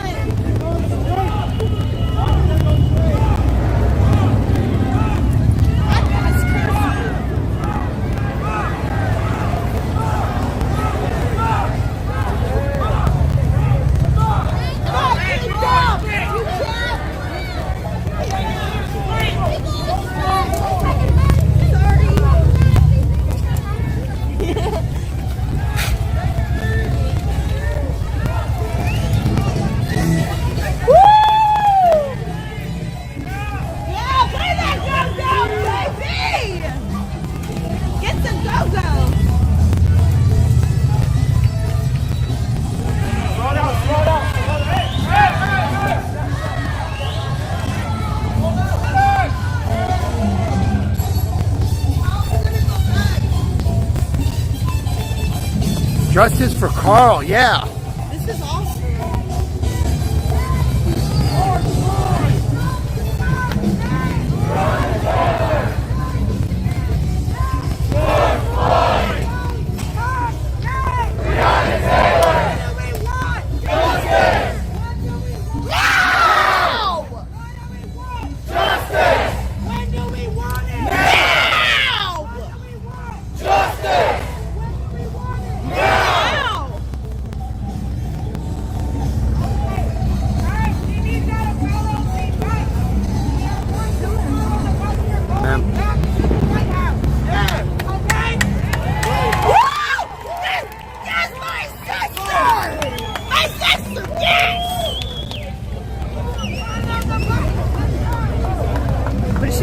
Going back to the White House. Oh shit, we're doing a Yui.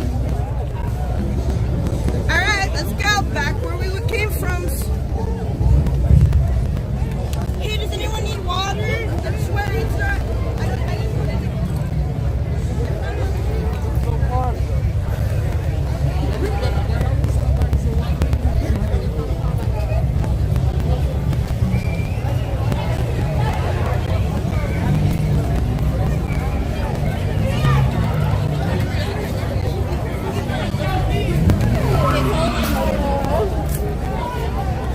Oh no. He's scared. Poor scared dog. Dog's freaking out. Wait. I had to wait for you. I don't want to, lose you. Yeah, I get this one. Happens. 905. It's 905.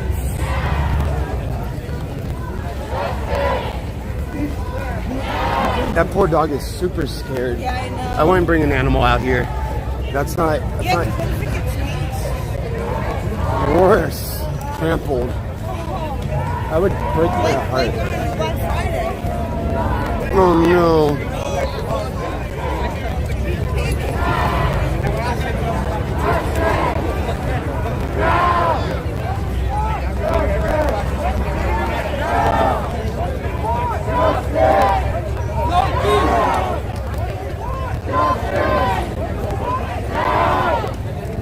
Don't forget to like, subscribe, and share. Definitely share this with as many people as you can, chat. No justice! No peace! No justice! No peace!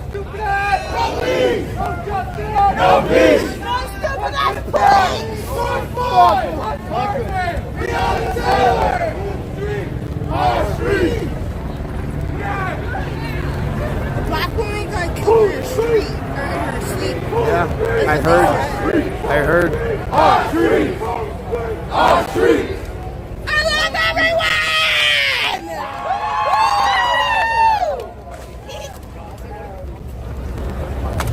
Oh, sorry, I didn't mean to kick the waterfall.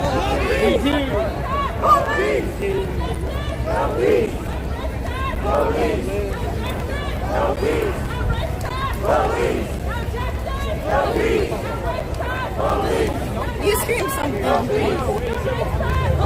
I can't breathe! Oh, that was weak.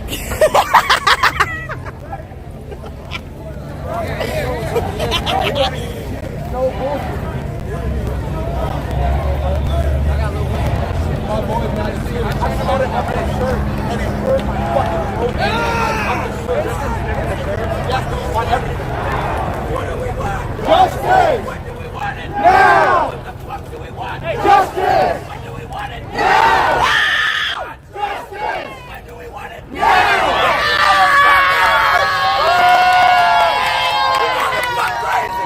What do we want? Justice! What the fuck do we want? Now! Now! Big time! We want it now! This is so fun. I want to do like screamo bands like this. Screamo bands like this? Yeah, like we're protesting screamo bands.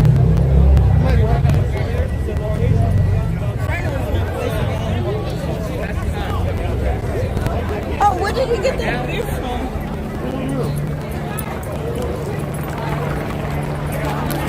Hey, do you guys know? Well, no, nothing's open. No, nothing's open. What time is it? It's like 9 o'clock. There's nothing. Oh yeah, because of the curfew. Yeah.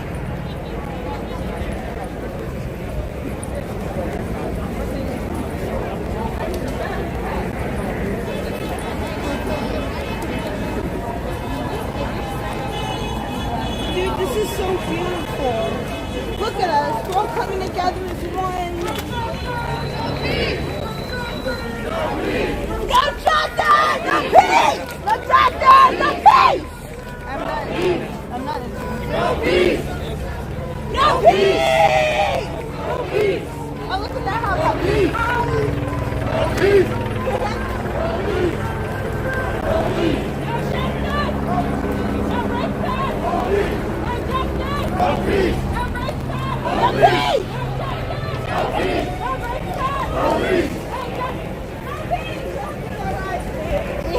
You did good, baby girl. You did good.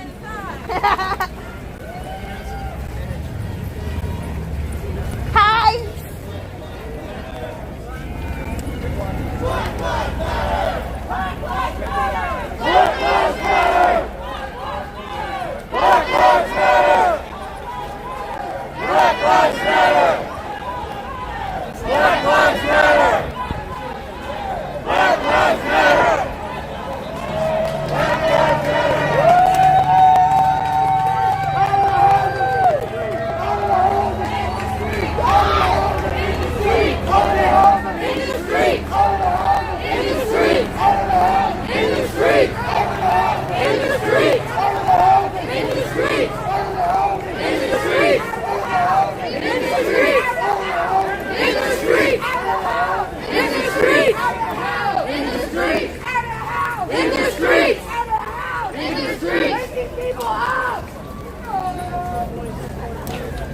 Hey, that's the girl that was yelling at us earlier.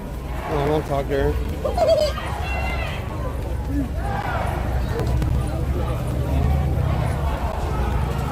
was really a stupid argument because cameras were running around from the press.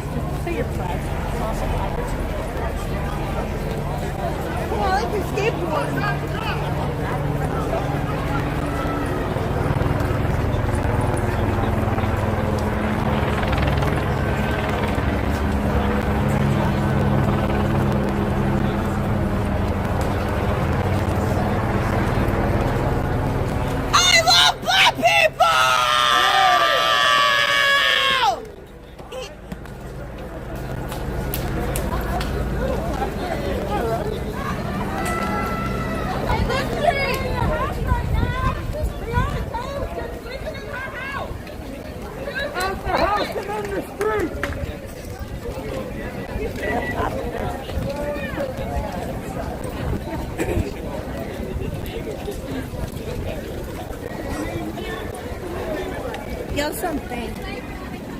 film things. Nah, I'm not good at You're it. shy. I'm just better with the camera.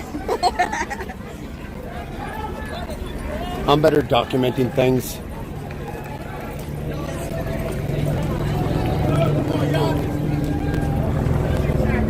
Let's go!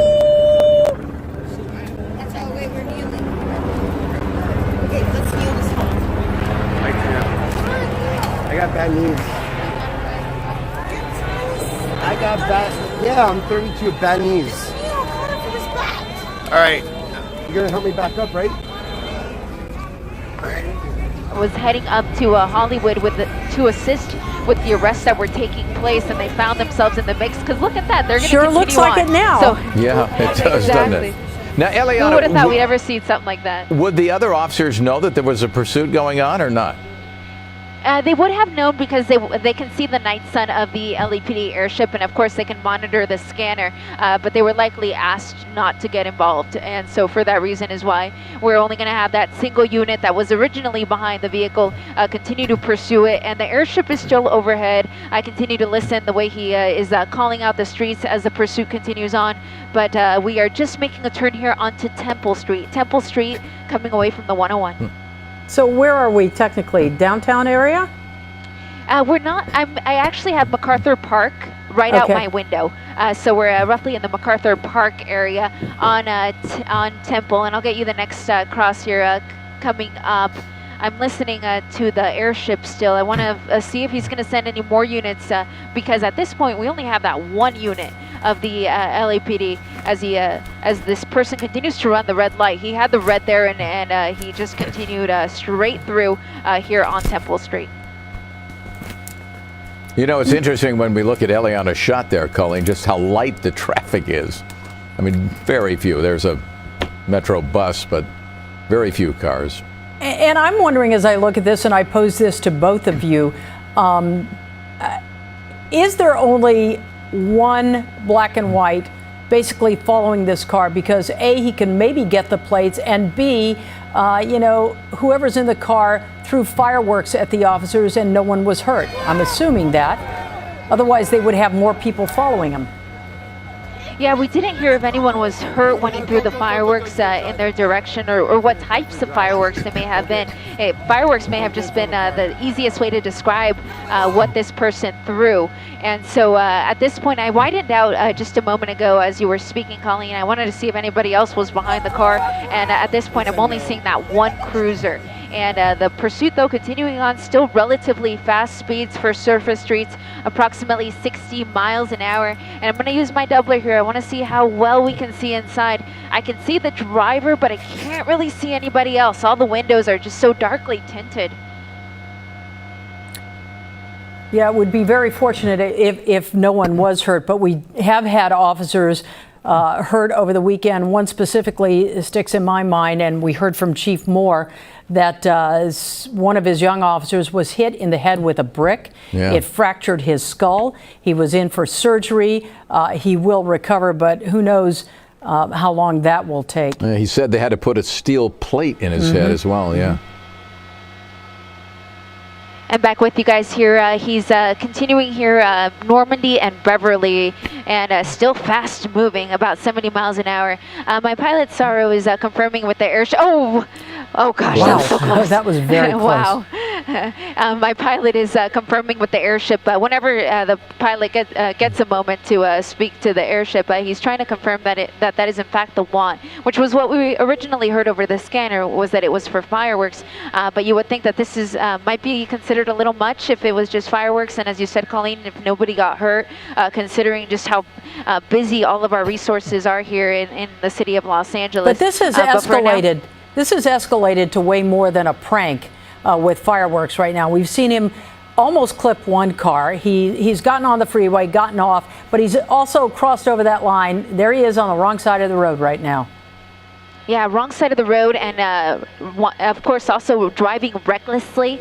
and driving at fast speeds through the streets here in the area, running red lights, running stop signs. So even if the original want wasn't anything that excessive, he's added to that list ever since.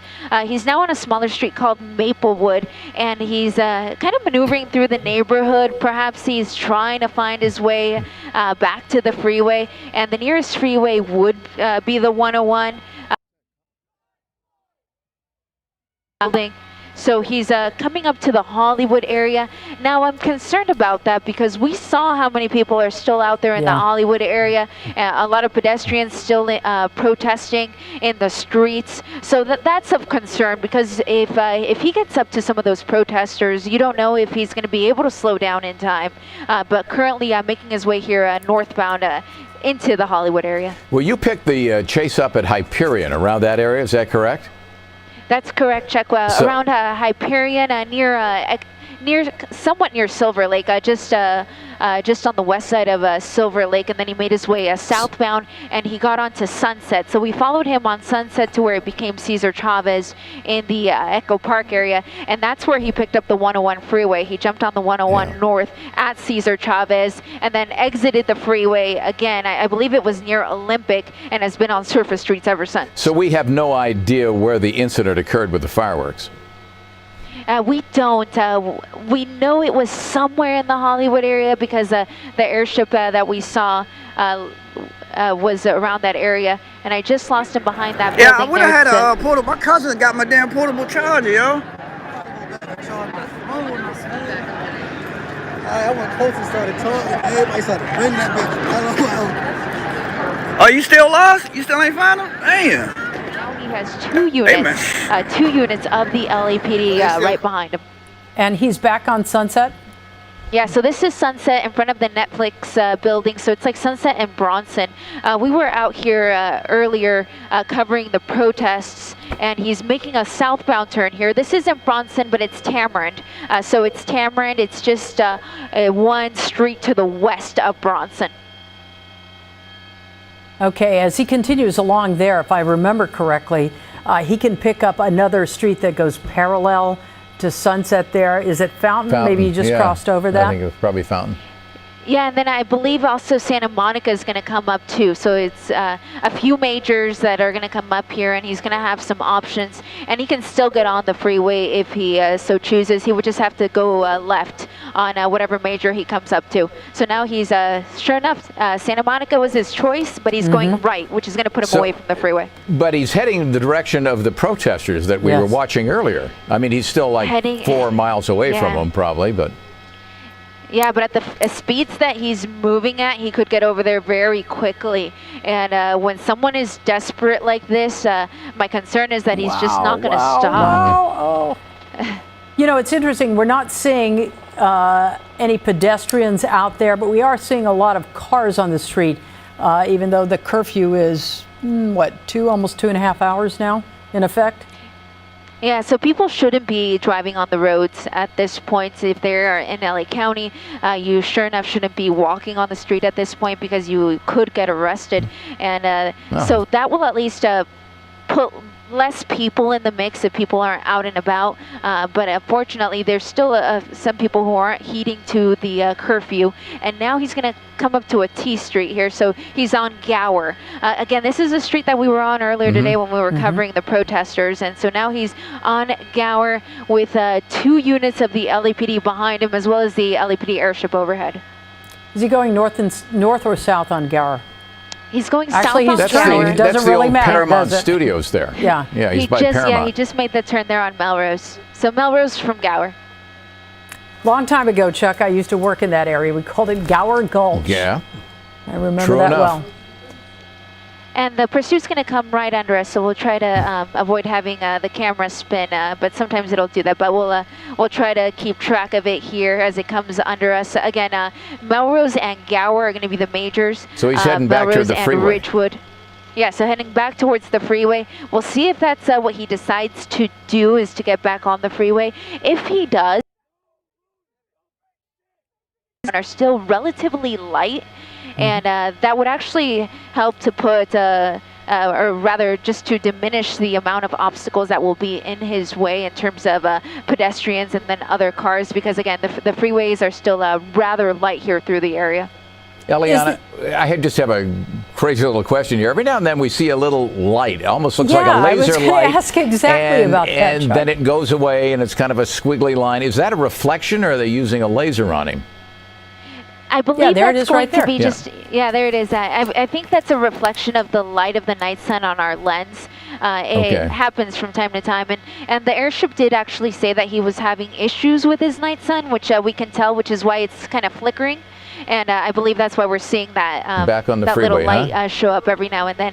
Yeah, so now it's on the freeway, and he's going to be getting on the 101. I'll give you the direction here in a moment. I believe it's going to be southbound, though. So yeah, it's going to be southbound 101, and the direction that he's going in now will take him into the downtown LA area. So basically, he's made a huge circle.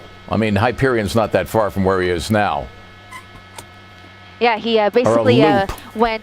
Yeah, a big loop. He went one way on the 101, and now he's going the other way on the 101. This is right at Vermont. It's where the 101 splits, where you can see that there's a little divider between the freeway between the north and southbound side. But I'm going to widen out the shot now since he's on the freeway. It looks like the black and white behind him is picking up speed as well, trying to close in a little bit. Yeah, because they could easily lose this guy. He's going so fast. I think he's going at 100. Let me put the camera right on him. Your speedometer just is fluctuating between 100 and 120 miles an hour. Do we have any idea how many people are in this SUV? We haven't heard over the scanner how many people the police think are in there, but we've tried to check, and those windows are just so darkly tinted. I can just barely make out a figure in the driver's seat, but we can't see anybody else inside. And at no point during this pursuit have we seen them lower the window or throw anything out or anything of that nature that would help us to determine if people are in certain seats within the car. But wow, look at these speeds, guys. He is really booking and trying to get away from authorities. And this is the LAPD in pursuit here? Still the LAPD, but because we're now on the freeway, the CHP could take over. And the reason why that would be best in this situation would be that the CHP is the police of the freeway system. So even though certain units of the CHP would take over here, if he got on other portions of the freeway, different units of the CHP would be able to come in. Is he getting on the 110 or what is? Yeah, he's going 110 south. So this is going to put him just next to the buildings in downtown LA. It's going to put him just west of all of the big buildings in the heart of Los Angeles. This was a portion of the freeway that was shut down on Friday with all of those protesters. Fortunately, no protesters out here tonight as he continues southbound 110. You know, it's interesting. Last night we heard from the police chief in Long Beach that so many people were trying to divert attention from the issue at hand that they and an airship over this. It makes you almost wonder that might not be a concerted effort here as well. It very well could be, especially if the wah is what we originally heard it was, which was throwing fireworks at the officers. It very well could be a distraction to get some of the attention away from some of the looting that is taking place. But I can guarantee you, and resources as well. Exactly. It takes away 2 ground units, and I'm sure they have plenty of ground units, so maybe those 2 ground units don't play that big of a factor, but it also takes away an airship, and that they don't have as many of. So one airship is now completely devoted to this, in addition to the 2 units that are now following this suspect south on the 110. Oh, I can't believe that SUV can go that fast. Yeah, I was going to ask you if your speedometer is really working there, Ileana, because he's gone up over 120 miles an hour there. And I believe it's actually correct. I know it's hard to believe, but I'm also listening on the scanner just to kind of confirm the numbers that we're getting. And we are hearing anywhere from 100 to 120. So that sounds about right. Oh my gosh. Incredibly, though. I mean, to be honest, we're having trouble keeping up. That's why we're kind of so far back here. He's heading southbound here on the 110. So this is the Harbor Freeway. He's going to pass right by USC, right by the Coliseum, and really just just using any lane that he needs to get by as he continues here southbound 110. Oh boy, he looks like he almost started to lose control there. So he's already past the 10, correct? Yeah, so he's already south of the 10 freeway, and so we had to ask for a special permission here from LAX to let us work in their airspace, and so that's why we'll hopefully get a little closer as minutes go on here. But he's going to be just on that other portion of the 10. This is where we've got that express lane that goes above. And he may be temporarily obstructed by it, but hopefully we'll be able to keep tabs on him here. But watch that CHP unit, or rather the LAPD unit. He's really trying to keep up. I mean, we're still looking at, what, 100, 110 miles an hour? And I believe it, because this is fast. Look at that. Yeah, you know, it almost looked like he had done some damage, like he might have hit something on the freeway there. But he looks like he's up and running. And tires seem okay. You know, and to Colleen's point, tossing fireworks at an officer or several officers, man, we're expending a lot of time and resources here on something like that might seem almost kind of petty. But I understand if you're an officer and you have some projectile, you know, thrown at you, it's a big deal. But still, you know. Yeah, you know, the LAPD, Chuck, you're right, has 13,000 officers, and they're doing shifts of 12 on, 12 off, and they're trying to maximize and get as many people on. But the one airship, to take the airship out of the mix here, when they're using those airships to track, you know, large groups of people, to track looters and things like that, you know, that really does take a major resource out of the mix here. So now he's going parallel to the freeway on surface streets. Yeah, parallel to the freeway. Yeah, just on the other side of that retaining wall. So now we're going to see him. I was going to say we couldn't see him, but now we can. He's 69th and Flower. So this is going to be the South LA area, and just based off of our previous experience, we know that people tend to return to an area that is familiar to them. So perhaps this is an area that is familiar to this individual. And I could have sworn I saw someone in the back seat. When you made that turn, I thought I saw someone in the passengers, or in the back seat there, in the middle seat. But perhaps it could have been a reflection of the light. But it did appear that there was somebody sitting in the back. Almost makes you wonder why they don't grab a plate on this guy and then try to track him that way. So they must know something we don't. If it has a plate. Well, that's true, too. If it has a plate, or sometimes it could be a cold-plated vehicle. And we've talked about this before. Cold-plated vehicles are cars that have a license plate on them, but the license plate doesn't correspond to the type of car. So we saw that in a pursuit that we had a few weeks back. Yeah, this one does have a plate, but I'm sure they ran it. And it's unclear at this point if perhaps it came back stolen, or if it does come back to the registered owner. But for whatever reason, this person is still just refusing to stop. So you're on Florence Avenue, just crossed over Avalon? Yeah, so Florence coming away from the 110, and those speeds are accurate. These are surface streets, guys. 100 miles an hour. This is just so incredibly dangerous. Oh my gosh. I pray that he doesn't get a red light, because I don't think he's going to stop. This is a very fast here on Florence, 100 miles an hour. And remember, that is a heavy vehicle, so if it does strike something, it'll make a heck of a mess. Yeah, what does it look like, Chuck? An Expedition, maybe? Something like that. You know, I can't tell, but it's a late model. It's not a new one. He's turning. You know, he's going so fast that it's hard to even keep up with the addresses and the street signs that you're flashing on the mapping. Yeah, I mean, I knew he was on Florence, but I missed every cross that he came up to because he was going so fast. He just made a turn there. I believe that's going to be Compton, and he's going southbound. So southbound on Compton, and is there something coming up? I'm going to push in here one more time. Not. He's going to make yet another turn there on Compton, and now that's it. And now they're running. Okay, so we're going to try to stay with the driver. 1, 2, 3, 4, 5. 5. Wow. 5 people bailed out. So there was definitely more than one, that's for sure. But we're going to stay with the driver. It's just because he was the person that was driving during the course of this pursuit. So we're going to stay with this guy, and I'm going to go into infrared to be better able to see. Right at our 1 o'clock star, you should see the night sun. He's just on the backside of those trees, so that's where we last saw him. But you guys saw it as we did. Everyone's scattering there, and there's the LAPD pulling up right now, trying to get some officers into place, but that's not even the direction that the driver went in. The driver went this way.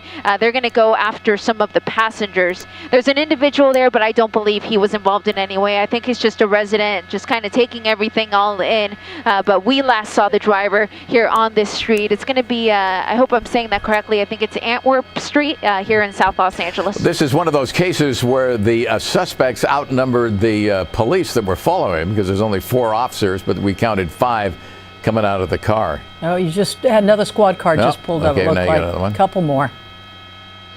Yeah, but nobody seems to be looking in that direction where the driver went. Exactly. They're saturating the neighborhood, but at this point they're just focusing over in the direction that the passengers ran. But I believe that's going to be a cruiser. Perhaps that's a cruiser there. It's definitely a car that's arriving on scene there. And I see an individual walking away, but he doesn't match the clothing of the person that we saw running away. But again, the last location that we saw that individual would have been that area right there. I would assume this is going to be pretty time consuming if they ever find the people who are in that car. Do you know if the airship was able to keep up with anyone? Well, yeah, so we're hearing that some arrests are taking place, and that's the direction that the passengers ran in, so it appears that at least some of the passengers are being taken into custody. Yeah, 3 of them went over to the right. Correct. One went down the street one way, and the other one went up the street another way, yeah. Yeah, so it looks like it was... There's another guy right there. So we're hearing that another suspect is right under the night sun. They're in very close to Nadeau and Antwerp Street.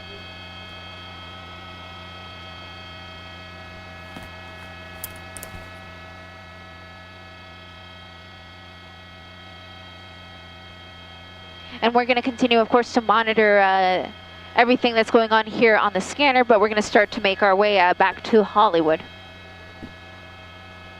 Well, that should take you, what, 10 minutes? Maybe not even that. As the chopper flies, Chuck. It should take us about 10 minutes to get back to Hollywood. So we're going to go back there. We, of course, don't want to lose focus on the importance of today's protest in that area. So we're going to start making our way back to the north. Let's remind people what this all started with. This started up in the Hollywood area to begin with. We saw officers scatter with their lights on. It appeared to be an emergency of some sort, or perhaps a call for help. But someone had thrown fireworks. That was the original want on this. Someone had thrown fireworks at police officers or sheriff's deputies or someone there, some sort of law enforcement. And that's why they took off and the chase ensued. Do we have any more information on what's going on in Riverside as well right now? Jack, where... Well, we're going to stay with Eliana's pictures as she heads back to Hollywood. It is a gorgeous shot, gorgeous night out there. So online, obviously you're watching us. That's what we're going to do until she gets in position. Probably take her, she estimated about 10 like this, minutes or you got to so. explain it to them, and you know what I mean? Fight the power will be another 20 years. It's like, I don't know.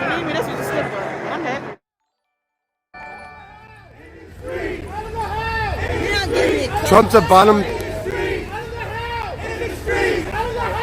Thank you.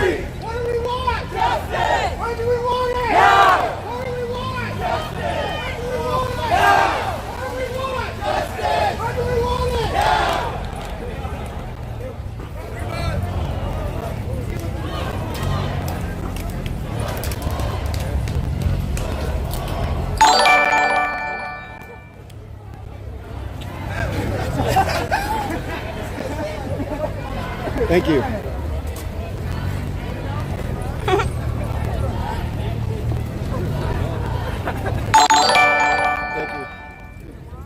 Did homegirl pop a molly? Did you pop a molly?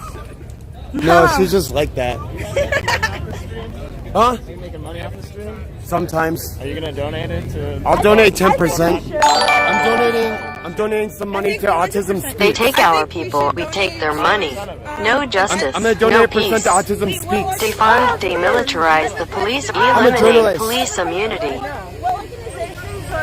I'm an independent journalist. As a journalist, I still have to do a job. You know what? I'm an independent journalist. I chose to be a journalist. Went to school for journalism. This is what I do. You know what organization? I'm just documenting. NAACP? Yeah. Bailout fund is in Chicago. Every city has a bailout fund. Just look into it. I don't know about my godfather. He got arrested for selling weed, and he's in there for fucking years, dude. Just like that. I mean, most. Helmet. I almost got hit by that fucking flaming thing.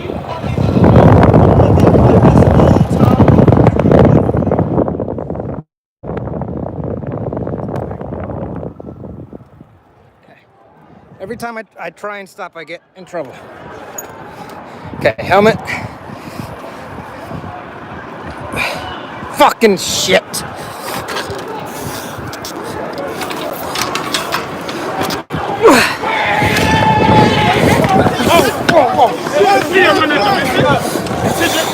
Hey, yo, nobody fool, cuz. Nobody fool.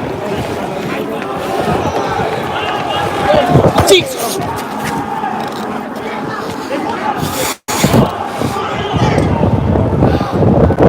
Holy fuck.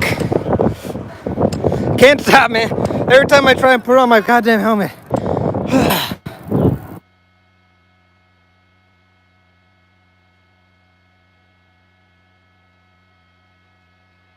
He's right on my side, but that's an unmarked unit.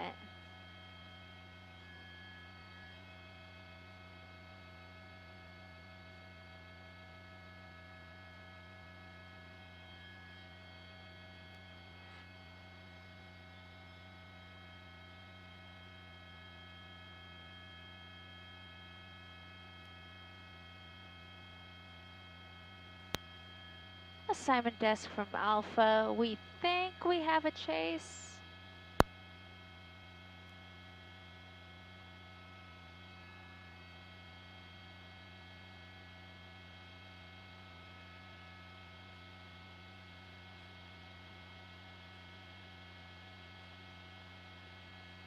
The airships on this one too. Hawthorne? Yeah, so Hawthorne PD, Jack. Oh, my mic is up. Yeah, Hawthorne PD. We're northbound 110. Coming up to the 4 level. Okay. Yeah, no.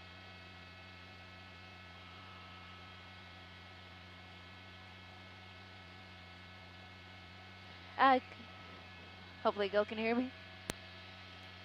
Hey, Gil from Alpha on the 450. He's northbound 110, right next to Dodgers. It's a white truck. They just put a marked unit behind it. It's got a bunch of stuff in the back.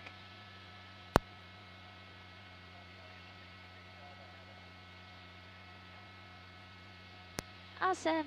I'll watch it for you because it's going through the tunnels.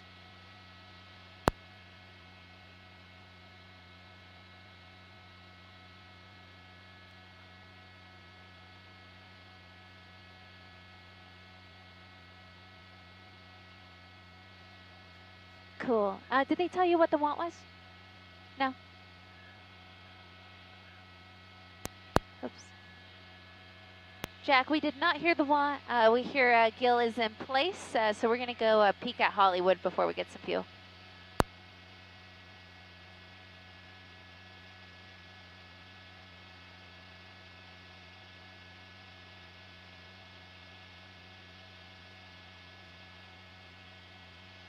We're heading to Hollywood. I'm just going to keep my eyes on it. Oh, Rampart has another one? Tech 2, channel 40. There's another one. Copy that, Jet. Copy that, Kill. We'll try to get it. There's another one. Let's go to La Brea. La Brea and Lamprey. Wanted for ADW. On a police officer. Yeah. La Brea and Fountain.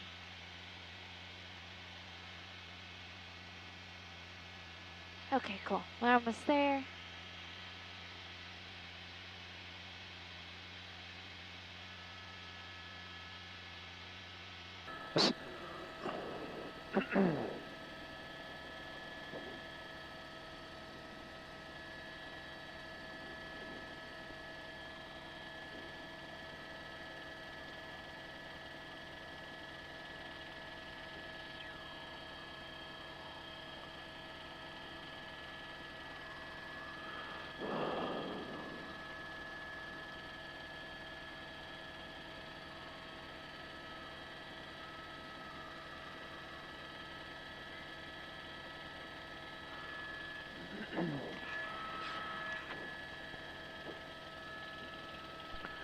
Assignment desk from Bravo. Do you know if we're streaming?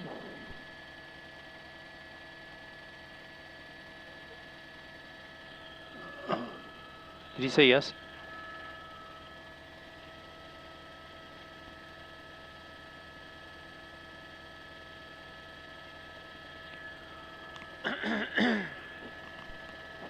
Jack, I'm sorry, did you say yes or not yet?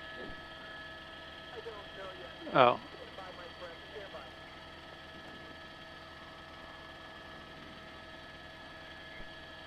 Okay, no worries.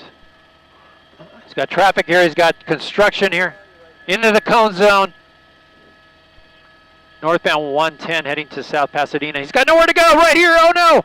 The CHP and a fire truck right there. He went through the cone zone right into those units and was able to squeeze by, but wow, what a close call for those. That CHP and several fire trucks there that are along the 110 freeway.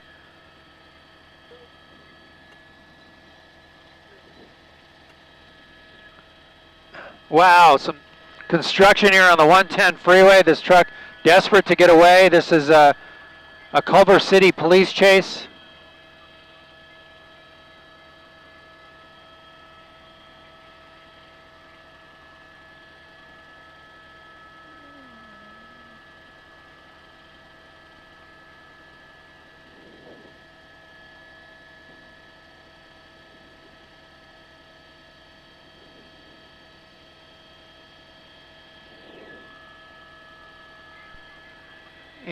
Hey Jack, did you say we are streaming now?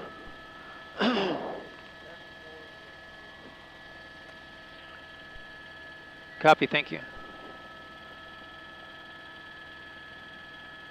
Good evening everybody and thank you for joining us on the web. This is Gil Levis in News Chopper 4 Bravo along with my pilot Mike Rodriguez. We're over a police chase. It's Culver City police that have been chasing this white pickup truck. Right now he's northbound 110 freeway. He's already came past the 5 freeway, so he's heading towards South Pasadena. He's going to run out of freeways shortly, but he had some close calls on the freeway here as he came up to a cone zone, went into the cone zone, and then approached a CHP unit that was guarding several fire trucks along the freeway on the right 2 lanes, and nearly collided with that CHP that was stopped there. We got several units behind it, northbound 110 freeway. And he's coming up to the end of the freeway right now. It's going to put him into the South Pasadena area.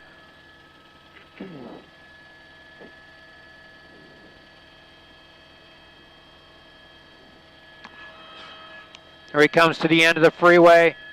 And it's going to put him right off a green light. Fortunately, they're squeezing by that car.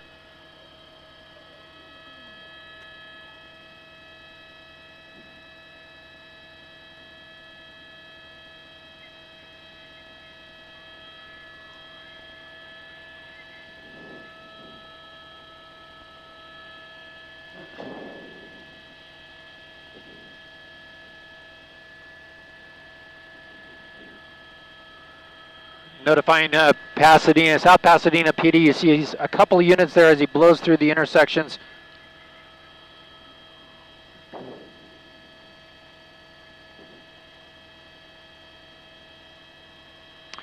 If he keeps this direction going, he's going to run into the 210 freeway. Ran through that red light. Pasadena PD being notified right now. He's a high rate of speed here. Hard on the brakes. He's going to intersection here. He's going to make a right turn there. Wide right turn. Eastbound. Eastbound on, I believe this is Green Street. We are into PV. Thank you. Eastbound Green at Euclid, right through the intersection there. Wow, high rates of speed here.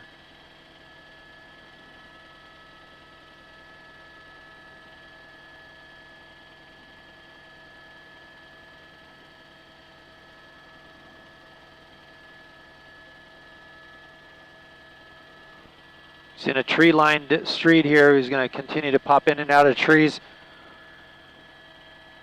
Green Avenue, yeah, crossing Hudson, crossing Lake. Oh, really close call there at Lake. That's unbelievable, the speeds here we're looking at on surface streets here while he's hard on the brakes right now. He's got an intersection he's setting up to turn left turn. This is going to be on Catalina. And he might be running out of steam here. He's got to be bailing. He's right under us, Mike, my side. Bailing out. There goes the passenger. There's the driver with the hands out. And he's going to go right down the passenger. Those units right there are going to go after the passenger. The driver has pretty much said enough's enough. I've had it. And he's down on the ground. This is Catalina Avenue and Colorado Boulevard.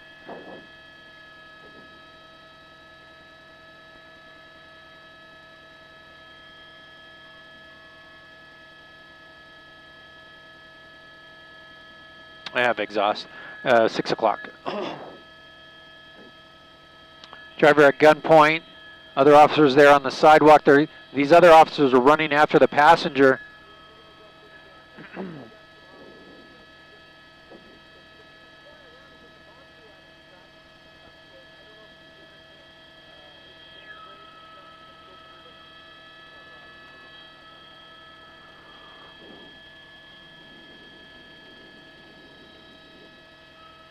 The driver, look at that. He just assumed the position there on the ground. He put his hands behind his back and said, that's it, I've had it. He was at a high rate of speed on the 110 freeway.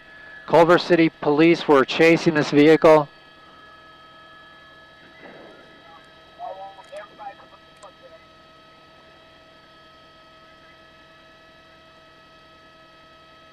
Here's another person coming out of the vehicle. Out of the rear.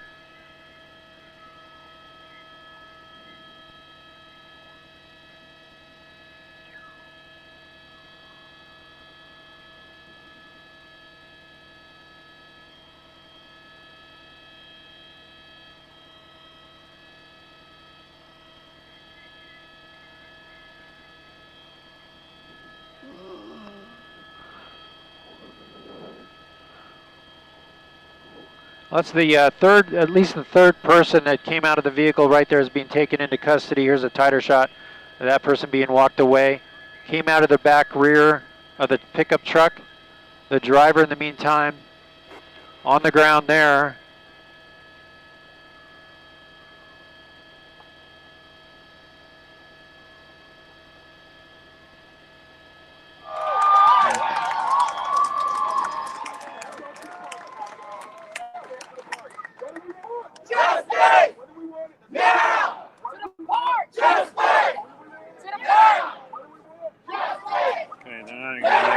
To get near the jail.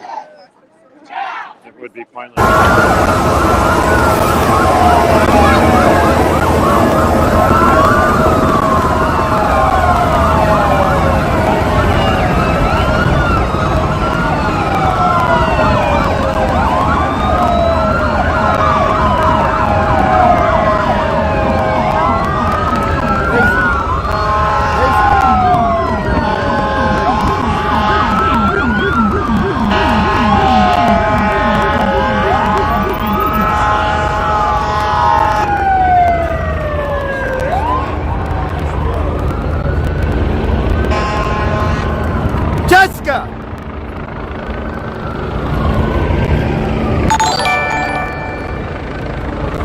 They take our people, we take their money.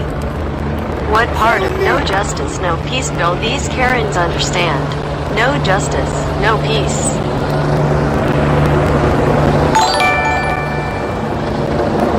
Get wrecked. Stay with me, don't run away. People run you, stay with me. Stay with me. No, no one's gonna shoot anybody. Oh.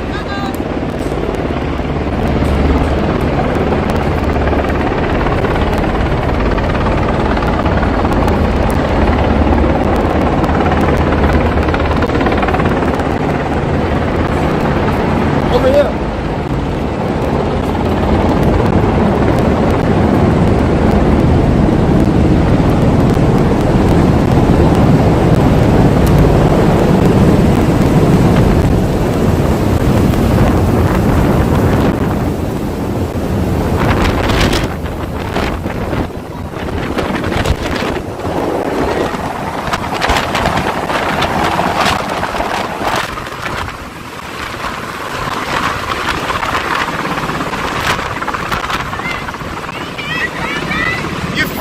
Your phone!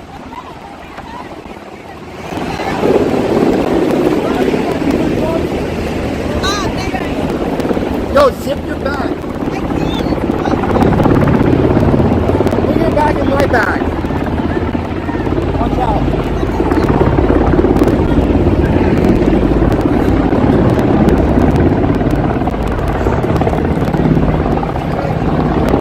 Keep moving. Yeah. Where the luxury homes are in the 70s. Yeah, that's smart. That's smart. Dude, people love you, man. I saw you on the stream and they're like, go talk to him, go talk to him. Thousands and thousands of people are watching. I keep telling them, stop running. Every time they run, it separates us and it makes us look weak. We gotta stay together. True. If they stay together, they leave us alone. True, true. You know, it's not to destroy anything or do anything, it's just to make a proper message and to let them know we're not going home. Because we want the death penalty for all four. Wow. Well, listen, yes. According to your actions, you should be judged. I'm from the Old Testament. My grandmother was a I think we gotta move. I think we gotta move. All right, two for a two. Excellent talking to you, brother. Be safe, be safe. Oh, shit.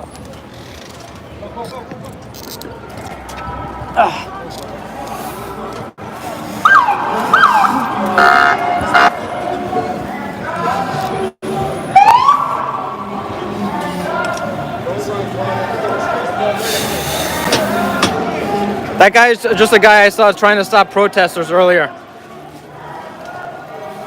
Yeah, he got a little extreme with the death penalty stuff.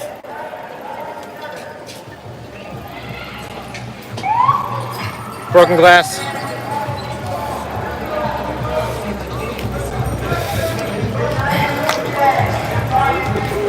Yeah, I'm not in a great spot here.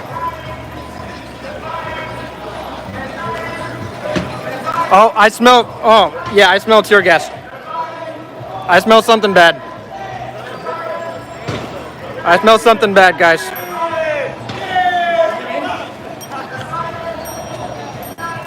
Excuse me. Can I get through here? Sorry. Thank you. Sorry, man. Yeah, something just burned in my eyes just now. I don't know what that was. I think it was just smoke. I don't think it was tear gas.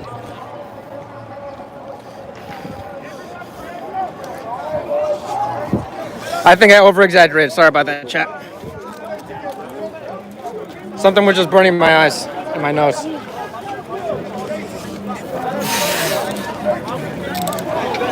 But everybody seems chill.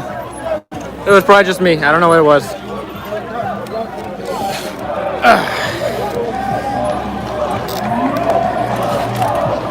Yeah, I think it was just burning garbage that just like got in my eye or something.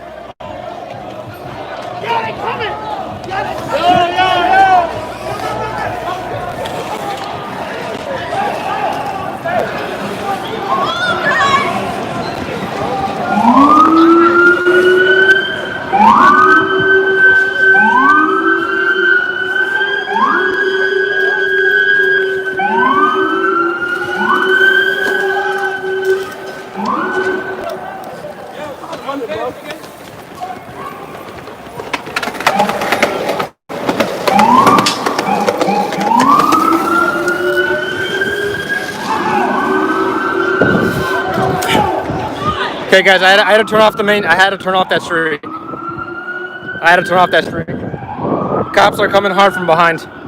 Everybody's running. That was not a normal charge. That was not a normal charge. They're pushing that group very hard. I had to get out of there. There's no way I could have kept up. The cops were right behind me. I don't think they were coming after me in particular, but I had to get out of there. I'm gonna try and you can see them over there. I'm parallel with them. This shit is crazy, bro. It's happening, bro. It's happening. Be safe, be careful. Shit. Yeah. That was a good one. Yeah. Okay, guys. I almost went down. It finally happened. I finally fell off my bike. Okay, just hold on. Yeah, they're trying to get people, huh? What's going on? 30,000 people watching this video. Talk to me. Really? Okay. I think this is done.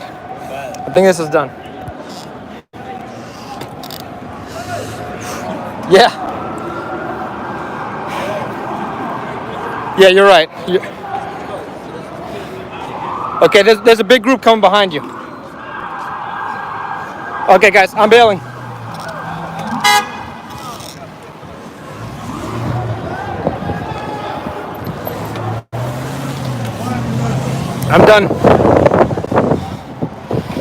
I'm done, boys. That's it.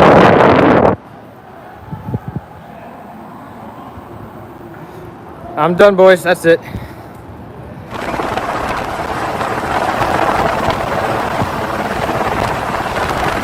I'll hang around for a second to see what's going on. I'm not going to end the stream. I just need to get out of there.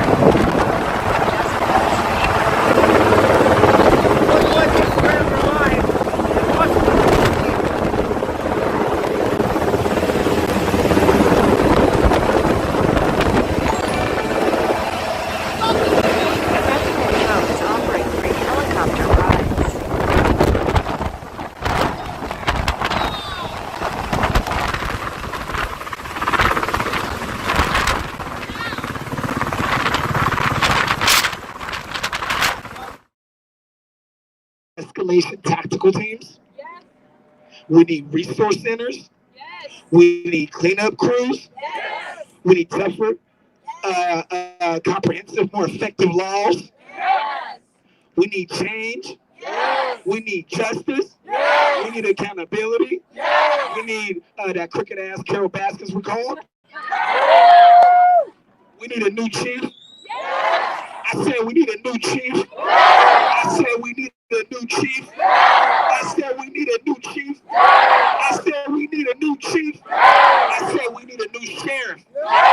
We need a new sheriff. What do we want? What do we want it? And if we don't get it, I said if we don't get it, a moment of silence for all those that we lost, and then we're going to say their names. George Floyd. Stephon Clark. Oscar Grant. Samir Rice. Sandra Bland. Eric Garner. Khalif Browder.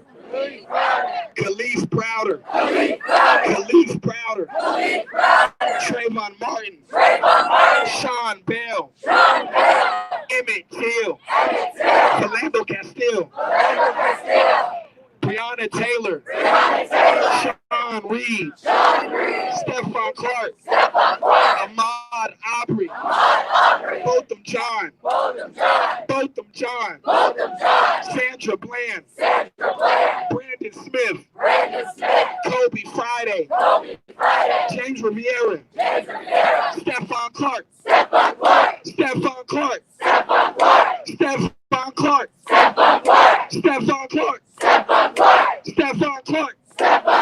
Louder.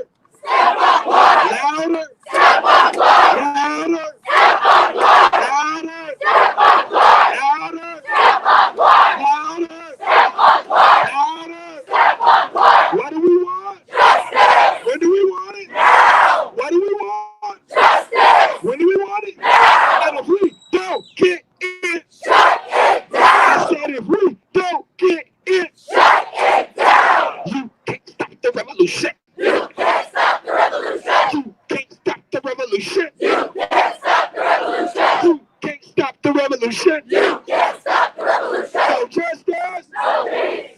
No justice. No peace. No justice. No peace. If they don't give us no justice, they don't get no motherfucking peace. Now look. Now look. Now look. Now look. Everybody. Before we get up out of here, because they want us to fuck up, but we got to organize, mobilize, plan, and plot, and strategize. Let me say it again. Plan, play, strategize, organize, and mobilize.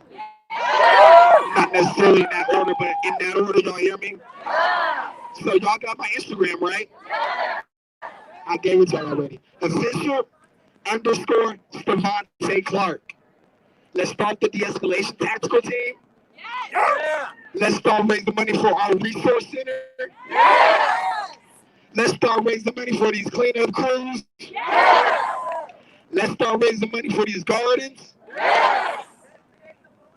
Let's start this recall for District Attorney Anne Marie Shooter. Yeah.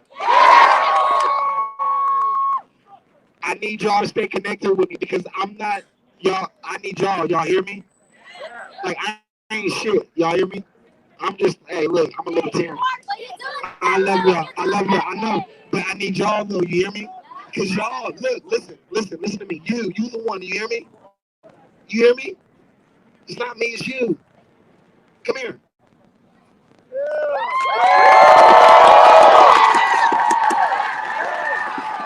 Y'all don't put this on me. Y'all hear me? Don't put no position on me. Do y'all hear me? Yeah. Because I love y'all, but I'm with y'all. I don't want to be that. Y'all hear me? Yeah. I want to be like in the crowd, chilling with y'all, smoking the backwood. Y'all know? But I can't do that if y'all holding me up here. Y'all hear me? Yeah. I'm with y'all. If y'all get tear gas, guess who else getting tear gas? Y'all get pepper spray. Guess who get pepper spray? Yeah. So look, these are our leaders. Y'all hear me? So sister, we're gonna listen to you because I want to hear why you out here. I want them to hear you because you're the voice. You're the future of our communities. You too. Come here. Hey y'all, make some noise for Black women.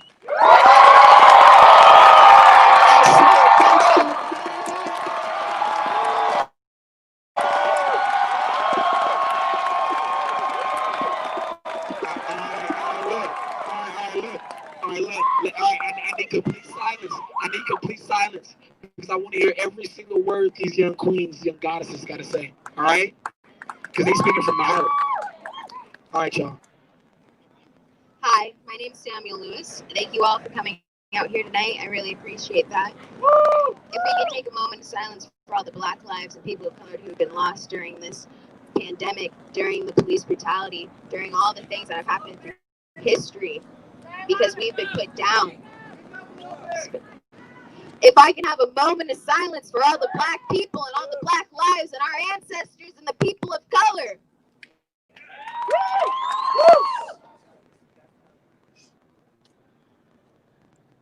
See, I'm here today because I have white privilege, and white people don't see that, and it makes me so upset because I can see that I have privilege because I'm light-skinned.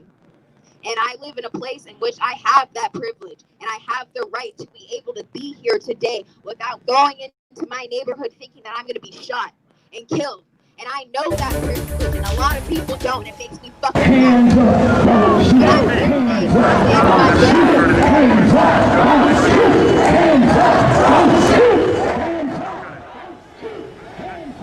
You're watching video just into our newsroom on a fourth night of massive protests in downtown Portland. That from our crew near the Multnomah County Justice Center about a half hour ago. I'm Maggie Vespa. Thank you for joining us. This is a view from Sky 8 right now. You can see that's clearly Pioneer Square. We've had people, I believe, yeah, that is Pioneer Square. We've had people marching north through the city from the Justice Center where there was fencing blocking off some of the streets after a couple of nights.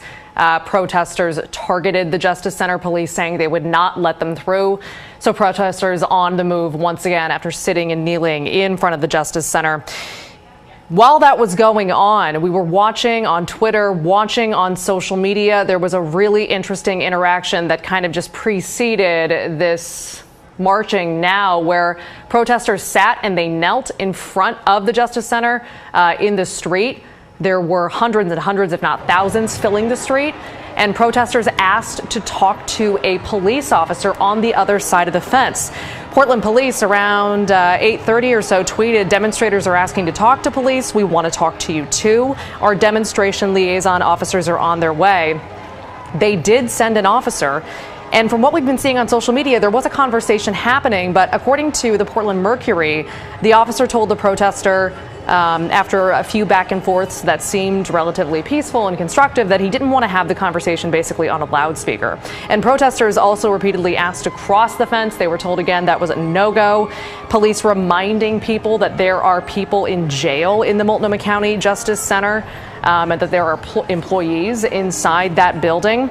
At one point, a protester did turn around when the crowd kind of got restless and asked people to police themselves, saying, "If we don't, the police will do it for us." Again, here's a live look from Sky 8. We've just been seeing a crowd of what appears to be thousands from our estimation, and our crews have been kind of on all edges of this crowd. Again, keep in mind, this is amid the COVID-19 pandemic, and you are just seeing people packed into the streets. So far tonight, it has been peaceful. People with their hands up, marching, kneeling, sitting, getting to the areas that are fenced off where the streets are closed, asking to go through, sort of demanding police let them through. And again, they turned around and left, and now they're marching through downtown once again. If we could take some video of the Burnside Bridge earlier tonight, you can also kind of see what led up to this. This is a Sky 8 shot around 7:30 or so, the Burnside Bridge. That's a die-in. People lying on the bridge in honor of George Floyd, a man that 1 week ago today died during an arrest. He was under arrest by police in the Minneapolis area. A police officer, now famously for 9 minutes, put his knee on Floyd's neck. And Floyd started saying, "I can't breathe," asking to be let up, calling for his mom at one point. 3 other officers helped hold Floyd down, even though he was not resisting, as we've all seen the video. And he eventually died. The officer who had his knee to his neck, the now ex-police officer, has been charged with third-degree murder and manslaughter. But, you know, as we've been covering for days, the days that it took for any charges to be filed, and just the video itself and the outrage and pain that it sparked, or that it sort of revealed, because it's been ongoing for generations, has sparked protests across the country. And we've had now 4 nights of protests, massive protests, that have turned at times into violent riots in Portland. We've had 3 nights subsequently of an 8 p.m. curfew, which we are obviously well beyond at this point, but we have yet to really see that be enforced, the curfew itself. As long as people are remaining peaceful when they walk through Portland, which is what they're doing right now, when they march through Portland, when they chant, when they say things like, "I can't breathe," over and over, "Hands up, don't shoot," over and over, say his name, George Floyd, over and over. Police let them do that. Largely, it's been when things have turned into riots that you start seeing police show up en masse in riot gear. And today we saw a marked shift from Oregon officials calling in, activating the National Guard. The first time they've done that in Oregon since the 80s. This was after a conversation that Democratic governors across the country had with President Trump this morning, where he basically urged them to do so. He also went on TV today and said that he was sending in the military, just in general, to sort of help control the protests nationwide. So that language from officials today, sort of the backdrop in front of which these protests are now happening tonight, that is a shift as far as the tactics, crowd control tactics that we've seen, or at least seen promised. But thus far, the first night of protests since obviously any of that happened, this has remained largely peaceful. Again, if you're just joining us, this is Sky 8 over Pioneer Square downtown. And we've had protesters marching through downtown Portland after we had them in front of the Multnomah County Justice Center. And I want to actually, if we can bring back up the video where you can hear them chanting in front of the Justice Center that our photographer shot about a half an hour ago. Let's take a listen to that. Hands up, don't shoot, hands up, don't shoot, hands up, don't shoot. again, just hands up, don't shoot over and over. Protesters have a loudspeaker. That crowd, I mean, look at it. It filled the street for blocks. It's still filling the street for blocks.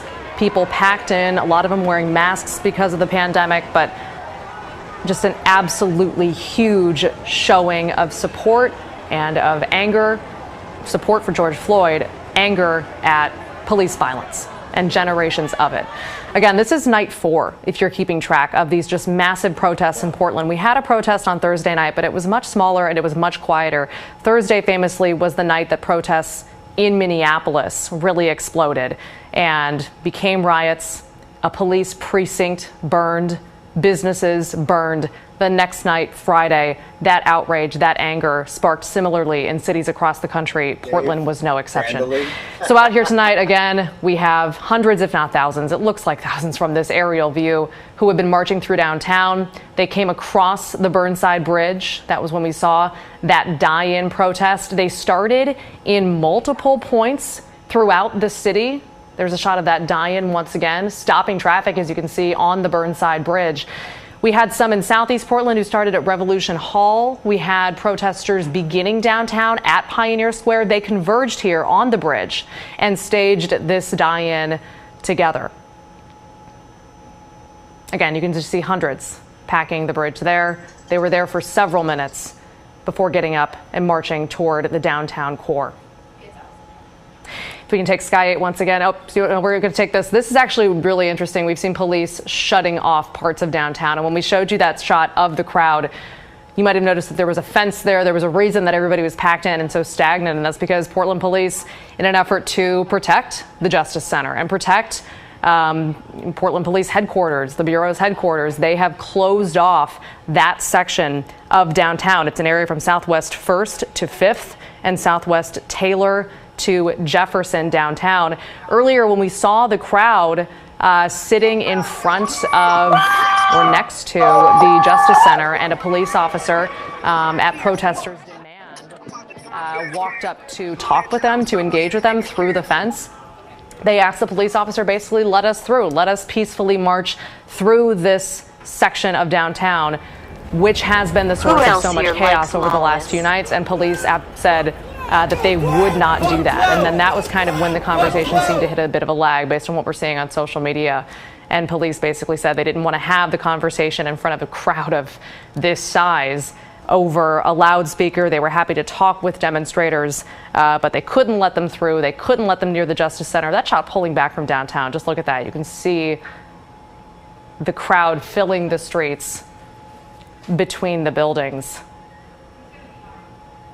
Downtown has just been the source of so much anger and so much rage. People have been marching at one point on Friday over the weekend. They were marching through the Lloyd district, and we just saw people start to spread out. Oh, wow. Guys, so this is a live look, and that is the American flag. That is the American flag at Pioneer Square. Pretty positive that guy is sitting on top of the Starbucks, and he has a knife. And he's cutting it down. At least it seems like he's trying. He's cutting down the rope that is holding up the American flag. Largely, it seems like we're hearing people cheering. And you can see some objects start to fly. I just heard from the booth. Can you guys say that one more time? Oh, thank you. So my producer pointing out, yeah, we are hearing some people boo as well. Definitely. And that sort of speaks to, a contrast that we're seeing. We've had these protests start peacefully, and they've been organized by local civic groups and local agencies that sort of support social justice. And then when they've sort of devolved into riots, we've heard about people worried that the message of one group was corrupted by another. And these are massive crowds. There's arguably, obviously, going to be a diverse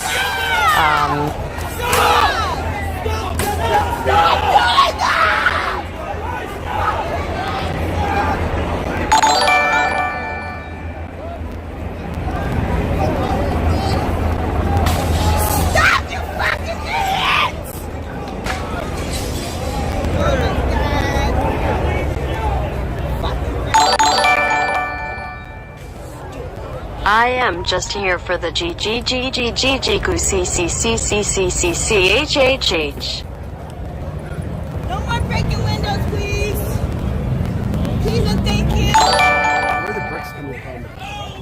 Ron Paul 2012, Ron Paul 2012. Don't run. Don't run. Hey, don't run. We're media. Don't run. Don't run. You run, you know, don't run. You look guilty? Yeah. Yeah. Don't run. Looks like we could get hit. Hey, we're over by where I parked.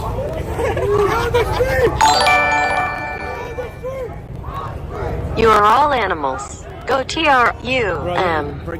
Go T-R-U-M-P. Go T-R-U-M-P. Watch out, tear gas. Tear gas. Let's go over here.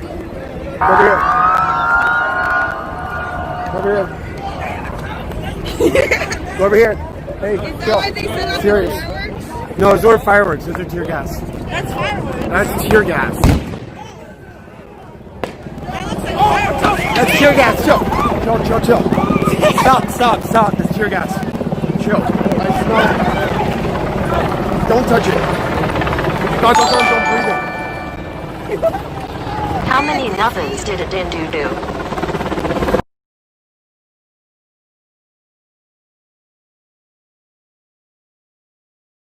Asked if they could talk to police and just basically talk about the issues that we're all grappling with: racism, police violence, systemic racism. And a police officer did come and did speak with them for quite some time, from what we're seeing on social media. And then when they asked to be let through, for the fence to be moved and for them to be able to march through that area that is closed off in downtown Portland, they were told no. Police saying they have people in jail inside the Multnomah County Justice Center. They have people working inside the Multnomah County Justice Center. And after the last few nights, when that building has been spray painted, windows have been smashed, one night fires were set inside, they said they could not let protesters through. And that seems to be an American flag that was brought to the protest. That was not the one that someone was trying to cut down earlier. That sign there saying "I can't breathe." What George Floyd said over and over throughout those 9 minutes.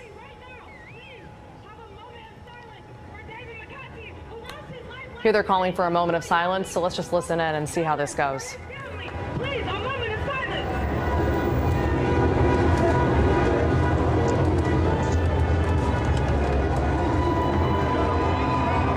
Please, a moment of silence for David McCarthy.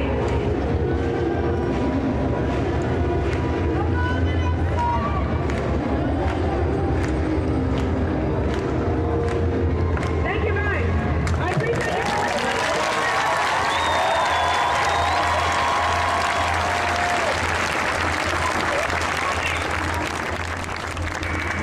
That was a moment of silence at Pioneer Courthouse Square in downtown Portland. Man, that crowd is massive. So they were just marching through downtown after trying to enter a portion of the city that police have blocked off. Keep in mind, this is the first night where the National Guard has been activated in Oregon, something the governor of Oregon hasn't done since the 80s, when the state was trying to grapple with the Rajneeshi cult in Antelope, Oregon. So right now, what we're seeing, what we've been seeing all night, is a peaceful protest, a massive protest, but a peaceful protest. That said, if things do turn violent, which they have for the last 3 nights in a row, Portland police will have some new, very big backup in the Oregon National Guard. Everyone here seeming to want to keep this peaceful and constructive from what we've seen. We're going to stay on this throughout the evening, and we're going to keep following these crowds. We have Sky 8 up. We have multiple crews on the ground, and we're going to bring you updates on social media and online and on air as well later. So stay with us here on KGW.com, and we'll see you later on tonight.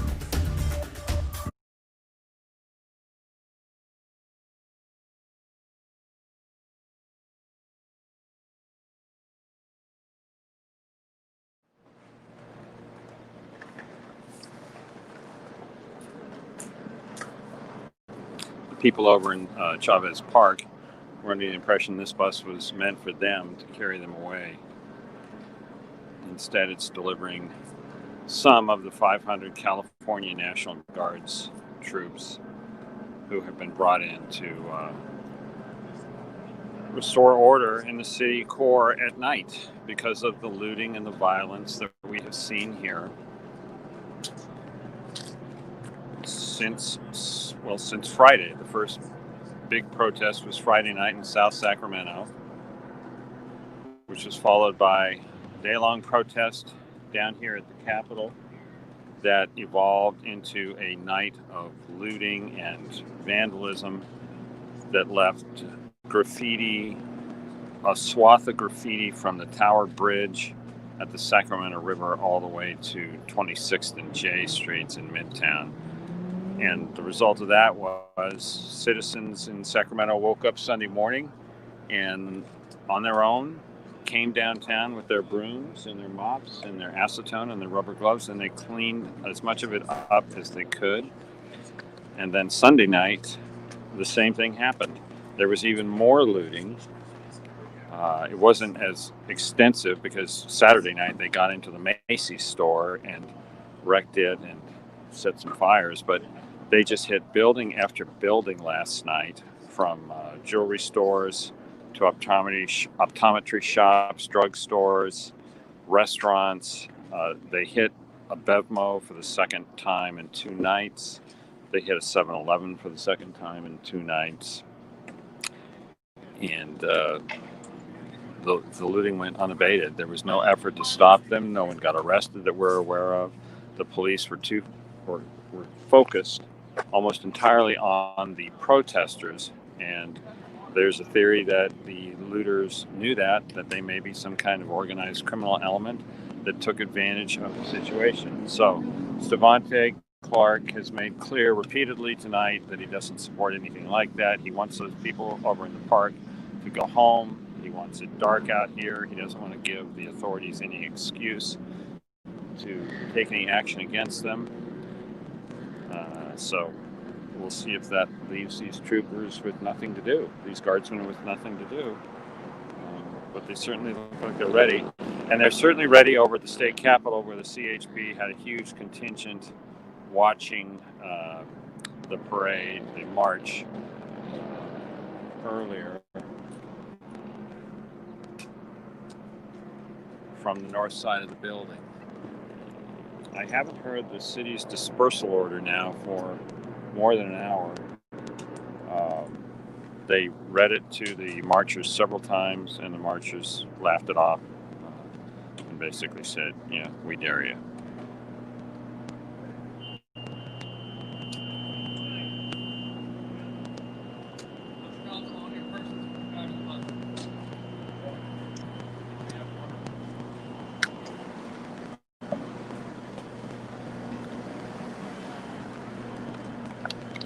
So we're going to stick with these guardsmen and see what their plan is. We can always. Okay, so y'all can hear me in the back, huh? I want just the back to raise their hands. Just the back. All right, I just want to make sure I'm heard. I want y'all to understand that while we sit here peaceful, we are showing Portland Police, we are showing the mayor's office, we are showing city council, the state, and the federal government that we can police ourselves.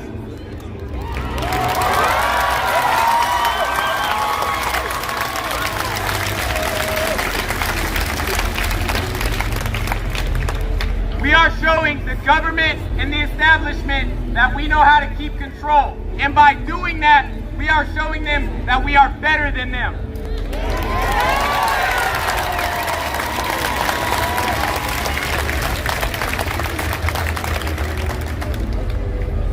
Nothing in my soul makes me more upset than my people being killed simply for the color of their skin. My color should not be my death sentence. I want everyone, every day, to wake up, call your black friends, call your friends of color, and let them know that you love them and that you are here for what they need.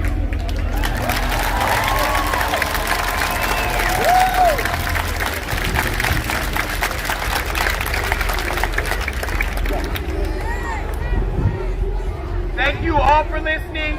Thank you for staying peaceful. Remember that this is a peaceful protest. Do not get distracted.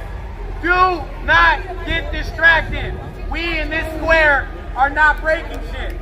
We are not throwing shit. We are staying peaceful because, again, we must be better than them.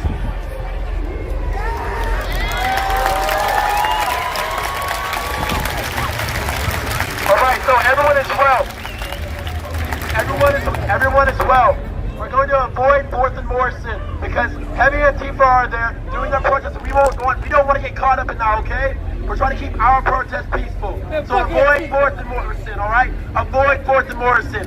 We're going to have this young man speak, all right? He's going to speak his truth. He's going to say what he needs to say, all right? Give him noise. Make him noise.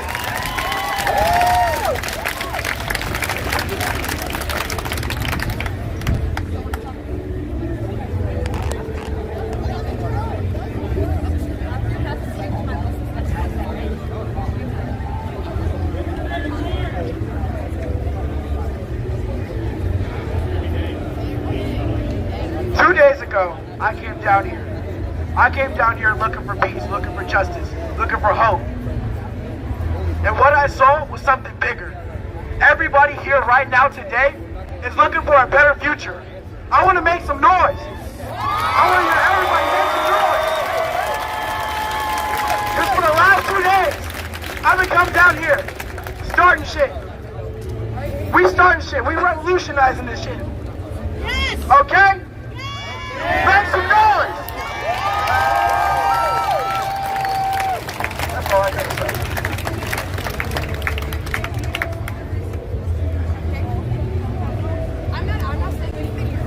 I want everybody to listen up and stay calm at the same time. Ma'am, friends texting you, letting you know that the police are pepper spraying, pepper balling, and gassing people. If they gas us, the world will see that we are sitting here peacefully expressing ourselves. We have a legal right to be here. Under the First Amendment, we have the freedom to assemble. Continue to sit peacefully, continue to stay relaxed and calm, and we have a right to be here. Thank you.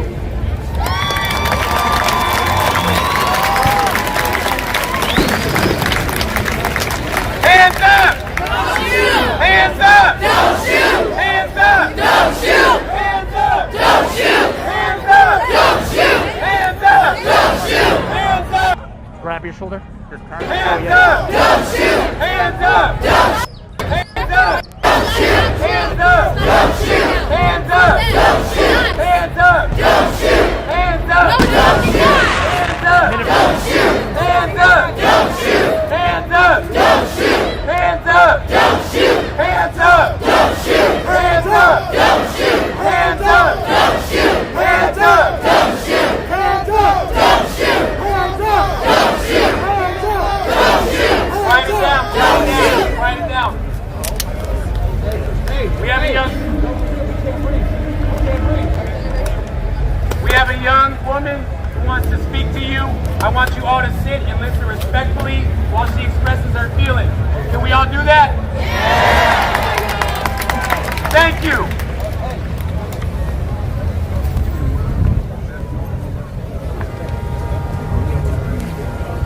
Can you guys hear me?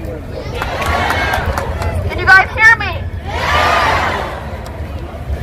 I've been living in Portland my whole life. My name is Martha. To be here with my beautiful allies, my beautiful brothers, my beautiful sisters.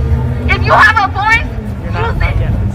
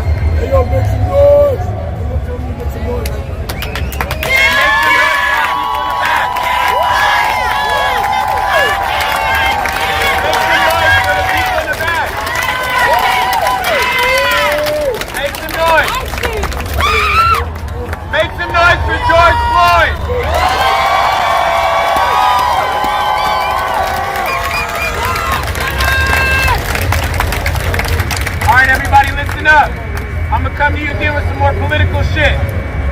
One of the best ways that we can get the police to stop militarizing and stop attacking us is to defund them.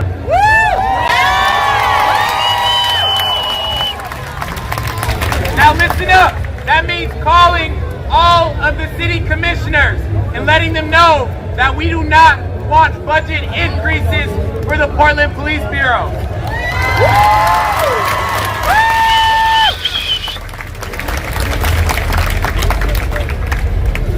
That means calling the city commissioners and letting them know that you're tired of seeing your black and brown friends slaughtered in the street.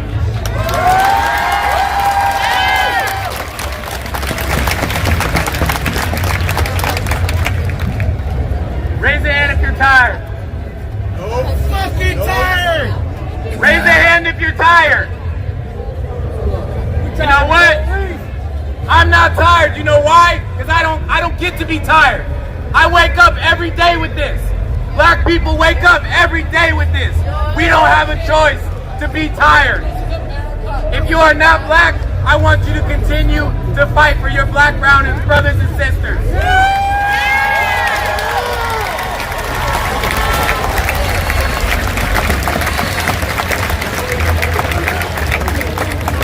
Hear me again. If you are not black or brown, I want you to continue fighting for your black and brown brothers and sisters.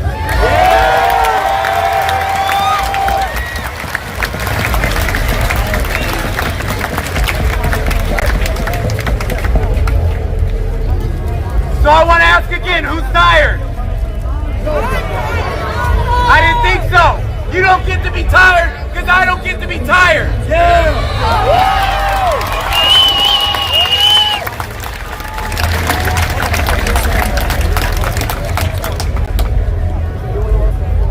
I want everybody to listen to me. If you see anybody that is not black causing a riot, spray painting, breaking, wiling out, remember, this is not their space. This is a space for black people. I wish I didn't have to say that. Hold on. Hold on. Hold on. Hold on. Like I was saying, this is a space for black people. I wish I didn't have to say that. I wish there was not a color divide, but I didn't wake up in that America. My ancestors were not brought to that America. We didn't have a choice. So again, this is a space for black people. I think it's okay for white people to speak out.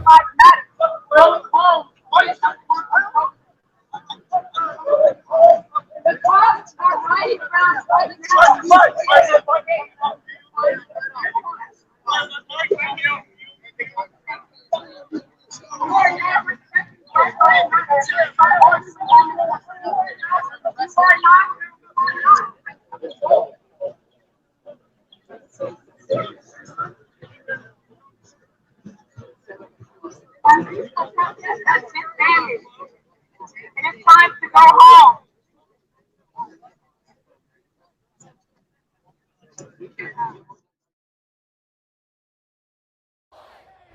George Floyd! George Floyd! George Floyd! George Floyd!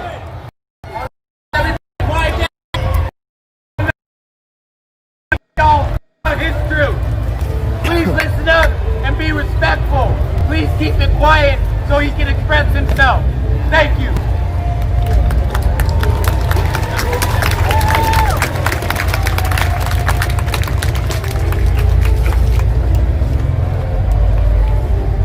So how many of you guys are tired of getting bullied by the police? I am. Getting tired of getting robbed by the police? How about funding the police? We need to stop that, because it's not going to help us. We worry about too many of the wrong things. You guys worried about clothing, new Jordans, Snapchat, Instagram, fuck all that. Let's fight together, because if we don't fight together, what the fuck are we stand for? What the fuck are we stand for?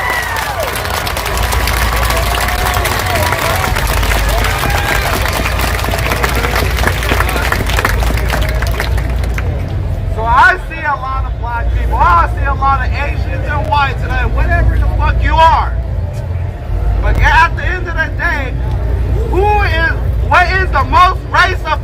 that are locked up and incarcerated. That is incarcerated right now. Our African brothers and sisters are in prison for fighting for us. And we are not helping them. We should get them out. Because without them, we are just less of a community. We need to fight harder. Fuck destroying shit. Fuck being so destructive. We need to stand out here and march and show these little motherfuckers in these buildings that are looking down to join us. Us as a nation. Now one.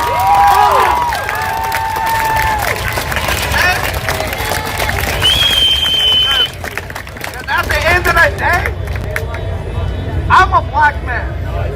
My mom is black. My dad is black. My grandparents are black.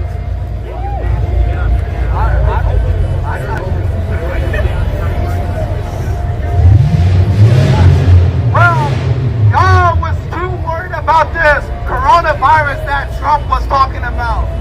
Fuck the president of Russia, Vladimir Putin. Fuck the dictator of South Korea. This is all propaganda to start World War III. And we're all falling for it. Stop being stupid and wake your third eye up. Be woke. Be woke. Because you know why? Because we're too blinded on what they're telling us. If you focus on what's really happening out there and stop fucking with all these people that are politicians, press, the table of representatives, fuck all that. We are going into martial law. They're enforcing harm, enforcing against our people. We're getting hurt. We're dying by the dozens, thousands. It don't even matter if millions of our people are dying every day of some bullshit that we can't stop. But if the only reason we can stop it, if we all just fight together and stop fucking arguing. Period.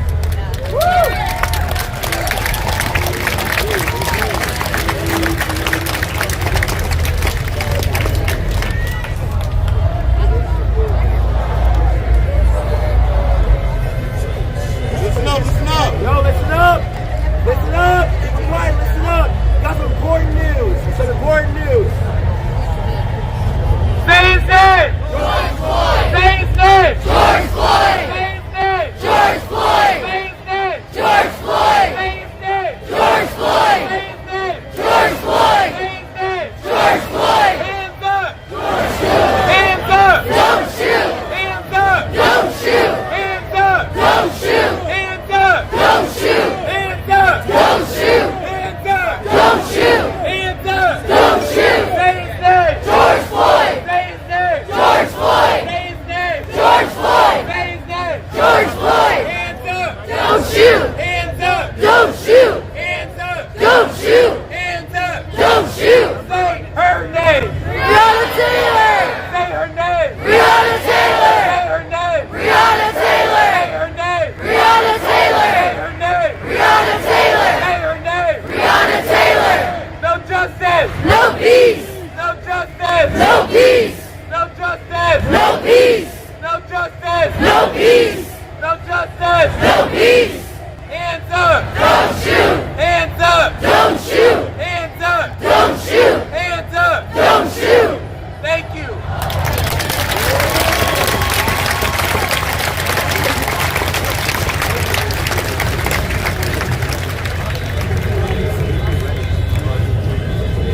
All right, we have another gentleman, a black gentleman, who's going to be expressing his truth to you. I want you all, like you already have been, to remain.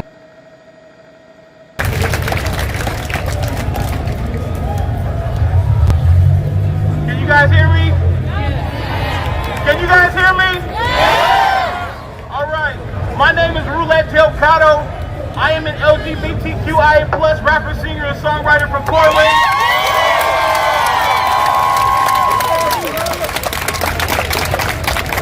I love my city so much, and every day I walk out of my house, I have a target on my back because I'm black and I'm gay. And it's unfortunate, and it's something I deal with every single day. And the only way to ease that pain and ease that fear is to take down all the negativity and all the BS that we got to go through every single day dealing with crooked police and racism. So everybody out here today, thank you so much for fighting the fight. If you are not black, it means the world that you're out here fighting for us. It really does. Thank you so much.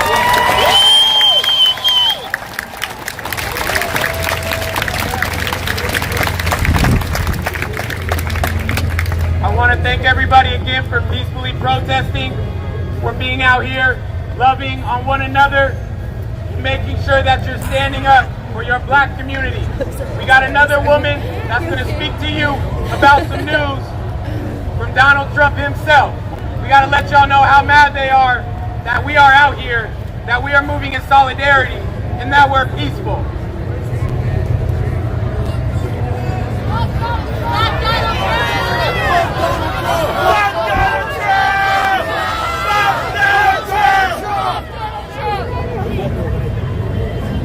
Hello everyone, my name is Anasia Glass, and I have some new orders, in quotes, from Trump.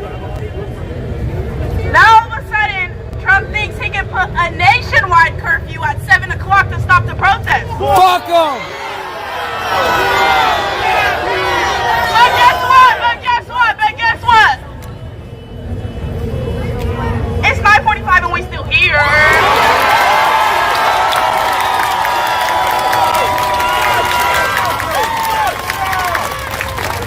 Trump said he's going to use any and every resource, National Guards and all that, to come here and every other place that is starting riots, looting, protesting, all after 7 o'clock. But guess what? We don't care. Trump cannot take away our First Amendment right. This is a right. You have a right. Never forget that you have a right. These are your rights. I don't care what you look like. Don't ever let nobody take away your rights. Who is Trump to tell us we can't peacefully protest after 7 o'clock? Amen. Trump said America is founded upon the rule of the law. It is the foundation of our prosperity, our freedom, and our very ways of life. But when there's no law, there's no opportunity. This nigga's trying.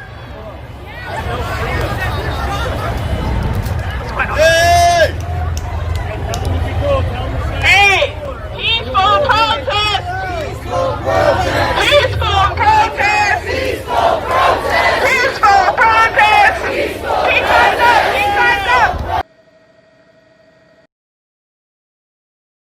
Peace signs up! Because this is a peaceful protest!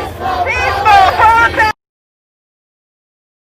Peaceful protest! Peaceful protest! Peaceful protest! Peaceful protest! Fuck the Donald, dude. Peaceful protest! Okay, everyone! We're not gonna focus our attention over there because that doesn't matter. We don't care about the police trying to guard the courthouse. We don't care.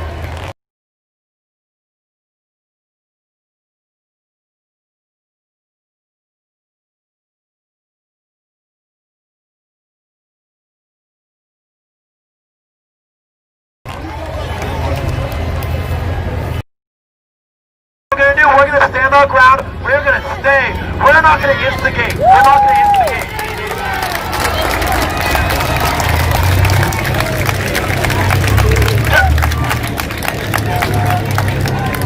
Listen, we're not going to retaliate with them because like Michelle Obama said, when they go low, we go high. When they go low, we go high. High. We don't stoop down to that level. When they go low, we go high. Where are we going? High. We're going high. We don't go low. We don't do that. We're changing the ways of this country. I got something to say backwards.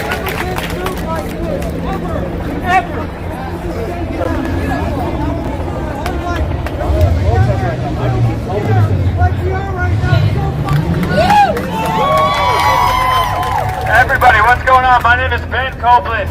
If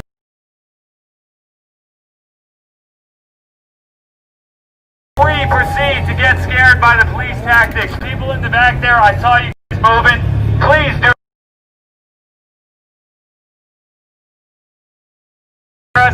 Do not let them scare you. They will not fire upon this big of a crowd. If we are here, stand your ground. Please do not leave. People in the back, I'm talking to you. Do not leave. If the police come, please, we need to hear these voices.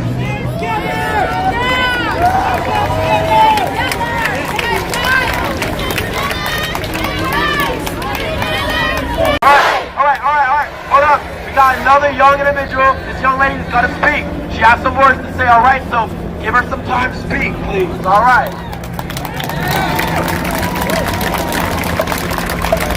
Hi, my name is Ariana. This is my second speech. Can y'all hear me now? Okay. I have a friend here tonight. She is a Muslim. She's Muslim. And she is so scared. So I'm going to be her voice. I'm going to tell her story tonight because she is scared that if she speaks out, something is going to happen to her and her family.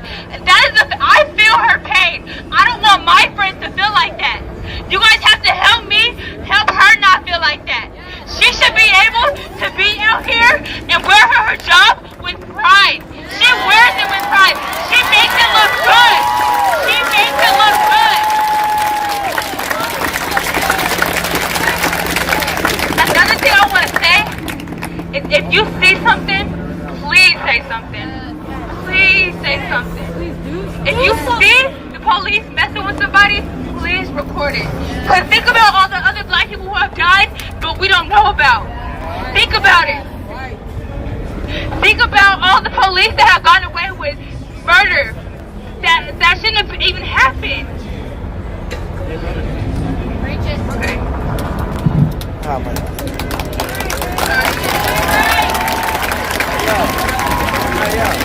There's Elijah Roach again speaking. We got another young individual, another young woman that wants to speak and speak her truth, all right? So we're going to give her some time to speak as well.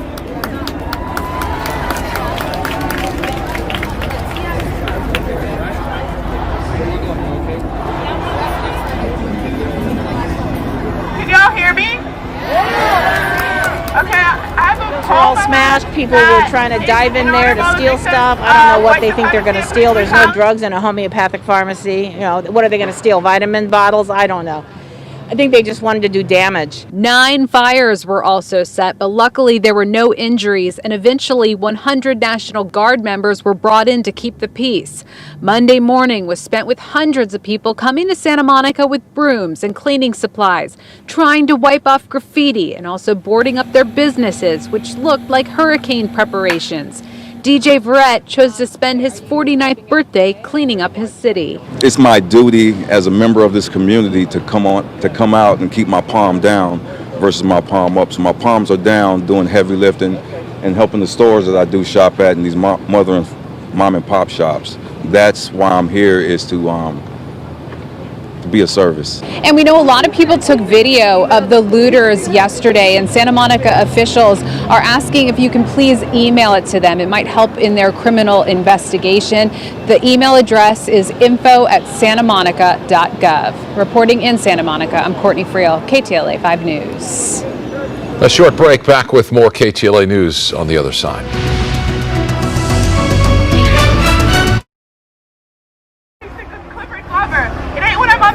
On a run. Rest in peace to Ahmaud Arbery and Walter Scott. Tell me, where can I finally breathe?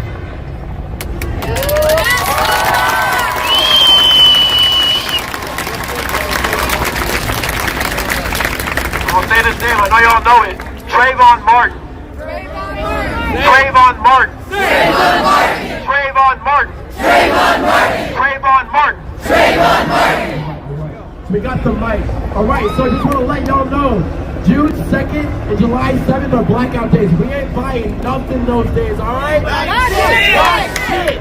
We buy shit. All right? No Dutch Bros, no all right, we got another young individual. The megaphone is louder. The megaphone is louder. Wait, megaphone's louder? All right, so let's fix the megaphone then. The megaphone is louder.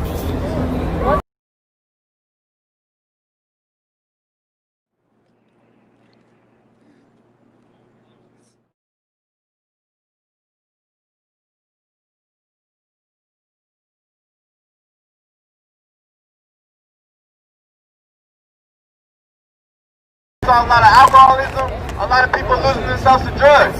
The Native community. I saw women get snatched up when I'm playing with my brother on the basketball court. We couldn't say nothing. You can't call the cops, they don't get out there fast enough. But all I want to say is this.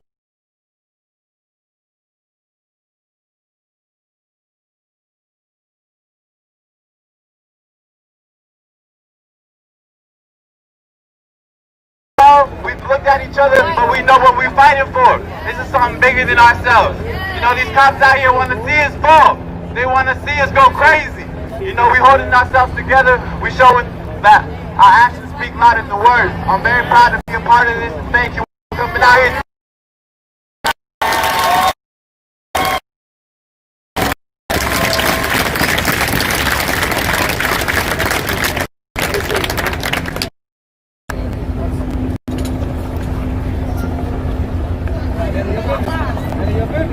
Love is the only truth.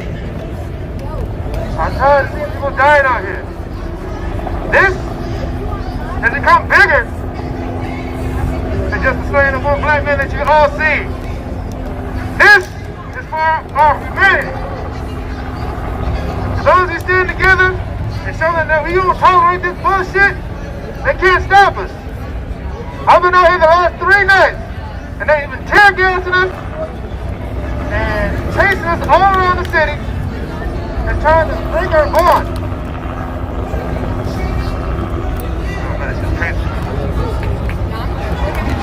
I just want to say that we all need to show a little bit more love for the person right next to us. Love and compassion is the only way out of this.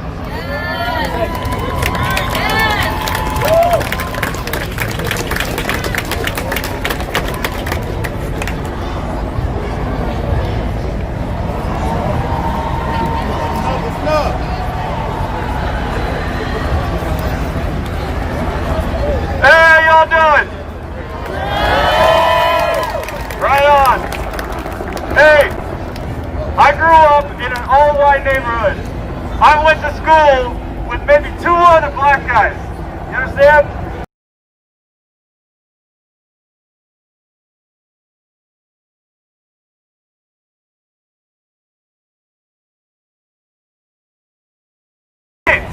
I was ashamed of it because I couldn't speak out. You're a little kid, you want friends, right? So you're gonna say, okay, I'm not gonna talk about racial issues because they're not gonna agree with me. They're gonna say, oh, there's niggers and there's black people. Oh, but you're one of the good ones. You're a black person, right? Right, but guess what? Fuck that shit! Right? Hey, I realize that I don't need that best friend. I'd rather be alone. You understand? I'd rather be alone than surrounded by racists who think that I'm less than human. And guess what? I want to tell everybody here, everyone, that you're making a difference.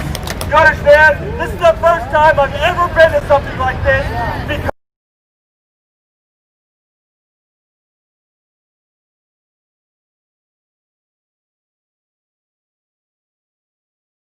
on Facebook who say, hey, you know, I don't like the looting, whatever, right?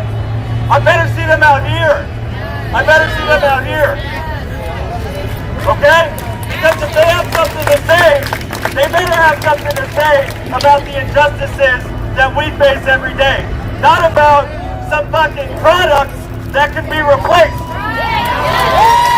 You understand? It is so important for everybody to say something. Say something to your friends. You understand?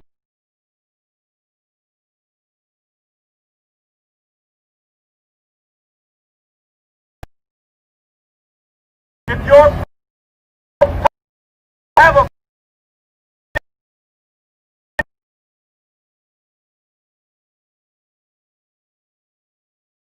hey, thank you. Thank you.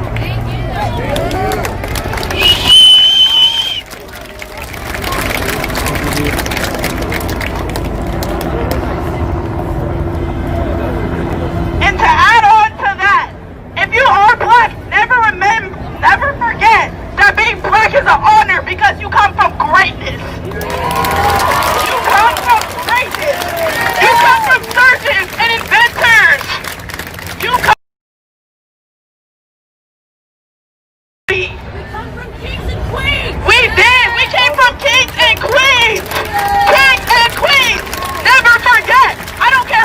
You are a king and a queen. You are black and you are beautiful and you are educated and you are an entrepreneur and you are an inventor and you will be somebody because you're black. Okay? Period. You're black and beautiful and untouchable and can nobody ever take your blackness away from you. The only thing you can't take from me is my blackness. You can take these clothes, you can take my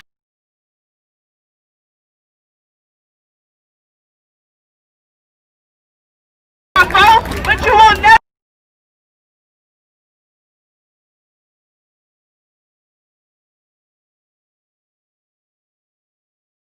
All right, so we got another young black amazing woman about to speak up. Make some noise. Make some noise.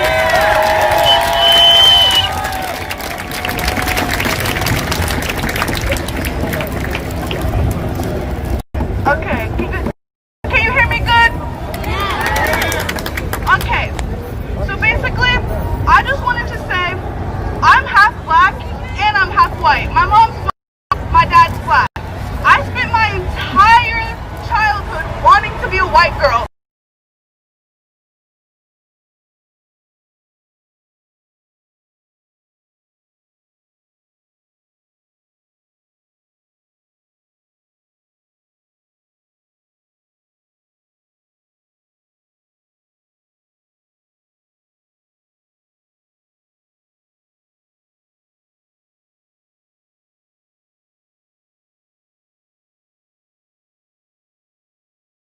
We can stick together and we need to keep showing them. We cannot.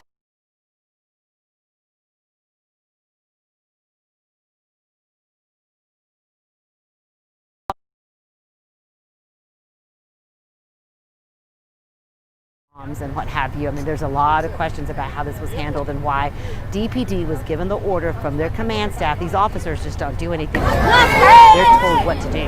And they were told that this is what they needed to do to disperse the crowd, to handcuff them, to put zip ties on them, and detain them. And so, you know, there's a lot of questions about how this was handled from the beginning to the end of this. So, Yeah, and Rebecca, and it doesn't look like he's going to be detained as was told before that protest started tonight in Dallas. And like you said, he had a lengthy conversation with Dallas Police Chief Renee Hall in that protest was supposed to stay at the Frank Crowley Courthouse. So the question now is, why did they break that protocol and leave? Right, correct. You know, I mean, this Dominic Alexander, the head of the Next Generation Action Network, has long been in the protest arena here in Dallas. In fact, he's the one who led the march, and while it was not his group and it was not him, he led the march that night when the 5 officers were shot and killed in downtown Dallas on July the 7th. That was him. And so he has had this back and forth relationship with the Dallas Police Department. Chief David Brown wouldn't deal with him at all. Chief Hall tried to bridge a gap between him and his organization and the Dallas Police Department, and that raised some concerns from officers at the time. And so there's been this back and forth with him, and he had those conversations, and they trusted when he told them that this is where he was going to stay, but he violated that. All right, Rebecca Lopez live in downtown Dallas. And Chris, the good news is here, we never saw anyone resisting arrest tonight. It largely remained a peaceful protest. That's right. Now I want to get back out to Arlington with William Joy standing by. William, all right, stand by. What are you hearing? Are you going to do a live interview? Yeah. Hey, Chris, right now we are joined by Lieutenant Chris Cook of the Arlington Police Department to give us kind of a briefing on what's going on. So what can you tell us right now? Yeah, so we had 2 protests today. One earlier this afternoon, very peaceful down in South Arlington. Then we had one that relocated this evening up to our City Hall. Very verbally aggressive. We had some agitators in the crowd, quite frankly. At one point, they surrounded an officer's car, began to actually spray paint his vehicle and threw rocks, damaged his windshield, and he had to actually kind of evacuate out of that area. All we were trying to do is allow them some safe distance to roam around and demonstrate. We're here to support their cause as well and keep vehicular traffic out of our way. For whatever reason, though, you have some agitators that came out after dark. At some point, they marched down here to the Walmart here across from the stadium, and at that point, they broke into the location. It was closed. At least a dozen or so, we believe, entered the business. We have 5 under arrest at this point. They've been charged with burglary of a building. There's probably a few that did get away, but we have good surveillance video, and we'll be working with the public to identify those. We are not going to tolerate damage, looting, officers getting injured, our property getting injured. We're not going to do that. So as of right now, we have our special response team along with several patrol officers on scene trying to regain control and to get this crowd to disperse. We've given them several lawful orders, and for whatever reason, they're refusing to disperse. So we've still got a large crowd here. You got people out of their cars, people, spinning their tires in the street. What's the next step from here? We've heard several times the command, please leave the area, please clear out of the area. What's next? At some point, if they refuse to disperse, again, we're trying to find out who the organizer is so that they can assist us in getting the crowds out of here. If they do refuse to quit blocking the roadways and disperse, they are subject to arrest. So earlier when the protest moved over to the Walmart before the break-in happened, you guys had officers here. So I guess how did the looting happen? How did that burglary get underway, and what happened then? Yeah, so we had officers strategically placed throughout their route, and an officer actually saw them, began breaking in. Again, it wasn't the whole group. It was some of the aggressive agitators, maybe a dozen or so. We're going to verify that. Broke into the south entrance, made their way in. There was actually Walmart employees inside, even though the business was closed. They have overnight stalkers. And then we surrounded the building and then caught several of them as they were trying to come out with electronics. We've seen, protests across the area. As soon as we pulled up, we saw maybe 50 or so members of what looked like a tactical team pull up. What kind of preparations had gone into tonight, and are you guys planning moving forward? Yeah, certainly. That was our special response team, and they're trained with crowd control tactics. We had been briefing throughout the day. We monitor social media. We try to always meet the organizers. For example, the protest that happened earlier this afternoon, very peaceful. Matter of fact, at one point, somebody threw a bottle off the bridge. They told that protester, "Go home. This is not what it's about." But unfortunately, at night, and you've seen this in cities across America, sometimes they feel like they can operate however they want, and they won't obey police orders. And really and truly, we're all about law and order. You are not going to be allowed to come out here and loot our businesses, damage property, and then try to get away with it. We're going to be looking to see, number one, who organized this one, and are these people even from Arlington? Are they Arlington residents, or are they out of town? Because we see in a lot of cities, a lot of the aggressive protesters that are causing the most trouble for jurisdictions, they don't even live in these communities. One other thing I wanted to ask you real quick is you talked about the damage to the police department, to the cruiser, but it was also, from my understanding, burning flags and damaging flagpoles and spray painting the stars you guys Hollywood have out front. They don't want to take any chances, and they are enforcing this curfew. So they've got people that have been detained. They are arrested, and they are now waiting to be transported and processed by the LAPD. Again, if you don't have to be out, stay home, because you will be detained by law enforcement. That's the latest over Hollywood. I'm Larry Welkin, Sky 5. Back to you. All right, Larry, thank you. Amid days of protests sparked by George Floyd's death, the Floyd family has called for an independent autopsy to determine how he died. The results contradicting the county medical examiner's office. We've got Kimberly Chang now, who has the developments as she joins us live from the KTLA newsroom. Kimberly. Sure, Micah, the family called for this independent autopsy, and those results came in as the county medical examiner's report was also released. Meanwhile, Floyd's brother went to the site where he was killed and told the public, of course, he and his family are upset, but they are calling for peace. If I'm not over here blowing up stuff, if I'm not over here messing up my community, come on, then what are y'all doing? What are y'all doing? George Floyd's younger brother Terrence visited his memorial in Minneapolis Monday afternoon and called for a stop to the destruction in the community. In every case of police brutality, the same thing has been happening. Y'all protest, y'all destroy stuff, and they don't move. You know why they don't move? Because it's not their stuff, it's our stuff. So they want us to destroy our stuff. Meanwhile, the Floyd family attorney and doctors who performed an independent autopsy announced their findings as the county medical examiner released its report. They both say Floyd's death was a homicide, but don't agree on the cause of death. The cause of death, in my opinion, is asphyxia due to compression of the neck. According to the medical examiner, Floyd died from cardiopulmonary arrest, meaning his heart failed, while being restrained by officers. Floyd family attorney Ben Crump. For George Floyd, the ambulance was his hearse. Beyond question, he would be alive today if not for the pressure applied to his neck. Derek Chauvin, the officer, responded. We're seeing protesters respond in very different ways, depending on whether you're in Fort Worth, Dallas, or now looking there at the Arlington Walmart, just outside AT&T Stadium. You can count on us for continuing coverage. We'll be updating you throughout the night. And of course, our Daybreak team will have a complete report with more context coming up here in just a few hours this morning. Again, you've been watching WFAA's continuing coverage of the protests across North Texas. Hope you and yours have a very safe and peaceful morning. Calling for their arrest, all of them were fired. Reporting live in the newsroom, Kimberly Chang, KTLA 5 News. Kimberly, thank you. President Trump is threatening to deploy the U.S. military if the governor of a state doesn't take action to stop incidents of looting. His comments coming as police fired tear gas at protesters near the White House. KTLA 5's John Fenolio reports. Near the White House, protesters assembling peacefully, some of them kneeling. Then chaos.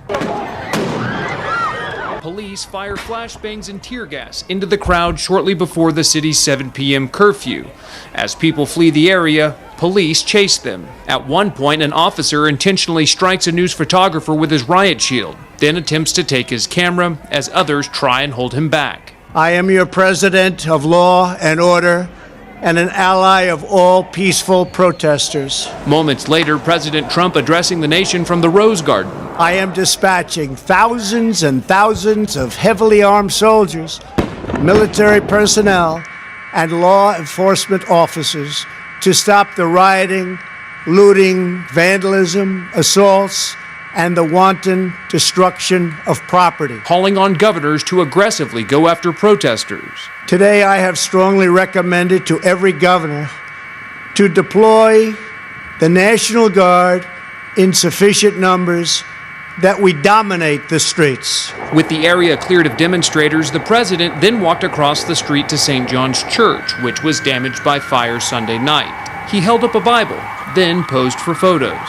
Joe Biden tweeting, "He's using the American military against American people. He tear-gassed peaceful protesters and fired rubber bullets. For a photo. For our children, for the very soul of our country, we must defeat him. But I mean it when I say this, we can only do it together." If a city or state refuses to take the actions that are necessary to defend the life and property of their residents, then I will deploy the United States military and quickly solve the problem for them.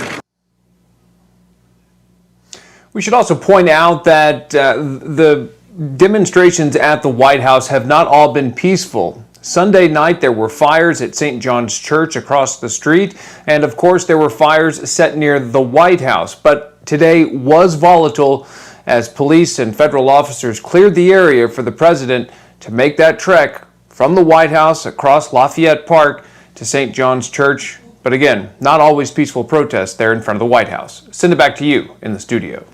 John, thanks. Back here at home, police and the National Guard rushed in to surround the Topanga Mall tonight when looting started just before 7 p.m. Several suspects were arrested for allegedly smashing windows and trying to steal from several stores, including the Nordstrom Rack. There is still a heavy police presence outside the mall tonight. Hands up! Don't shoot! Hands up! Don't shoot! Hands up! Don't shoot! In Orange County, this noisy standoff in Costa Mesa. A few hundred protesters facing off with police near South Coast Plaza for the third night in a row. The mall was supposed to open after shutting down in March because of the coronavirus. Instead, it shut down again and barricades went up due to fears of potential looting. Our coverage continues live from Sky 5 tonight as we've been watching a number of people placed under arrest in Hollywood. Larry Welk aboard Sky 5 tonight. Larry? Well, this is an area that we showed you earlier. It's Melrose and Cahuenga, and you can see that there is a giant force of LA County Sheriff's deputies here. They were going through this neighborhood after 1 block away there was a Pavilions. We showed it to you earlier. They had breached the door. In fact, we'll move over there and show you that there's still a police presence there, but that is a Pavilions that had not only barricades on the outside, but they also had barricades on the inside as well, and yet people still managed to get through. There was a little bit of looting going on here, but a very immediate response. We saw a short foot pursuit. The suspect was tackled about a block away, and then they were cleaning up the neighborhood, making sure that some of those suspects didn't come back or move on to other businesses, and a sheriff's deputy reported that he was assaulted by one of those suspects, and so we saw a rescue ambulance immediately. We didn't see any deputies hurt, but the call for help went out, and it was answered here by the LA County Sheriff's Department. And so right now they are gearing up. They're going to get back into that search mode, and they are going to see if they can find any suspects with respect to an assault on a sheriff's deputy. We're going to stay overhead and bring you updates as they develop. That's the latest over Hollywood. Larry Welk at Sky 5. Back to you. All right, Larry, thank you so much for that. We're going to take a quick break here on the KTLA 5 News at 10. Back with more in just a moment.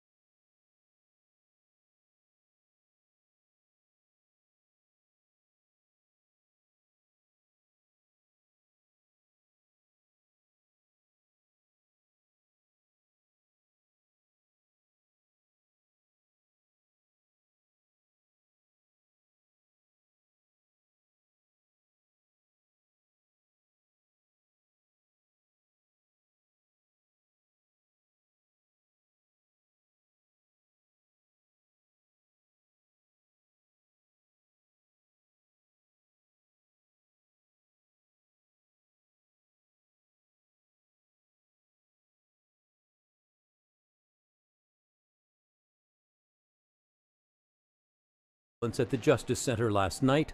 It was incredibly violent last night in front of the Justice Center at times. And he asked the public to turn in the criminals. If you know someone that was responsible, I'm asking you to please come forward and let us know who that person is so that we can seek justice and stop this violence. Finally, the U.S. Attorney suggested the violence that continues to break out near the end of the protests, Friday night, Saturday night, and again Sunday night in Portland, is not random, but coordinated nationwide.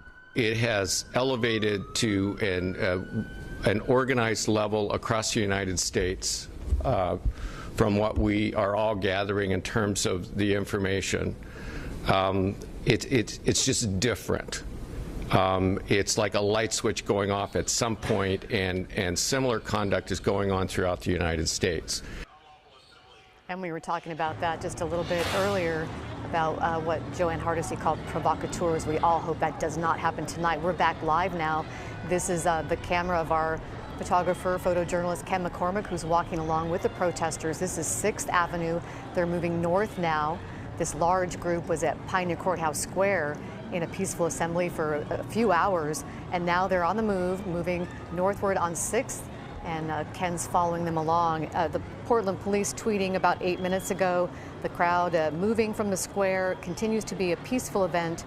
And for those who are leaving tonight, travel safely. You know, they're really reaching out, trying to encourage this peaceful assembly to stay that way. I was listening to an interview from our Sunrise show, KGW Sunrise, this morning with the NAACP leader, Reverend E.D. Mondane, and he talked about how he was very sorrowful about the events that happened with George Floyd, of course, and then what we saw Friday night. But he also expressed something that really gave me encouragement. He expressed optimism because he feels, and as we look at this peaceful assembly, he feels that these peaceful demonstrations and what we're seeing, this continuation of protests, is that this gives him hope that there will be change, that people are listening, that we will start communicating and listening and make tangible change. And he's calling for real results, tangible change, legislators, changing laws, new policies. And from what he's seeing, he feels optimistic. So I think that's maybe what we can take from this tonight is this peaceful assembly. So many people standing in solidarity with that message, not just in anger about what happened to George Floyd, but and also all the racial discrimination of hundreds of years, but also the desire for change and to make that happen. And it was good to hear Reverend Mondane feeling that might happen. Continuing to look live now as this crowd from Pioneer Courthouse Square is on the move peacefully. They're walking fairly slowly up the street. And from what we saw, thousands of people gathered for a fourth night tonight, third night of a citywide curfew. We're going to take a quick break right now, and we'll be back with more coverage right after this.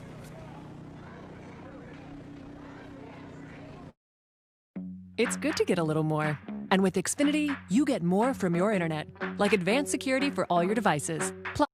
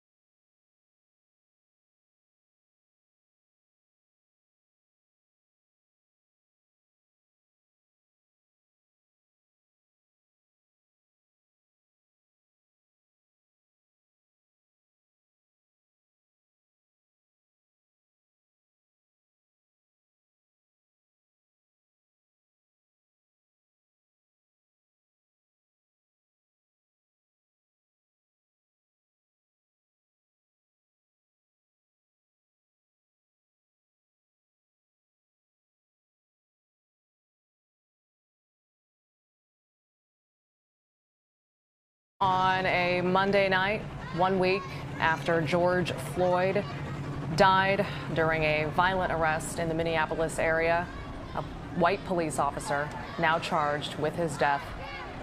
And you are seeing night 4 of massive protests in Portland. Portland, no exception. This is happening in cities across the country.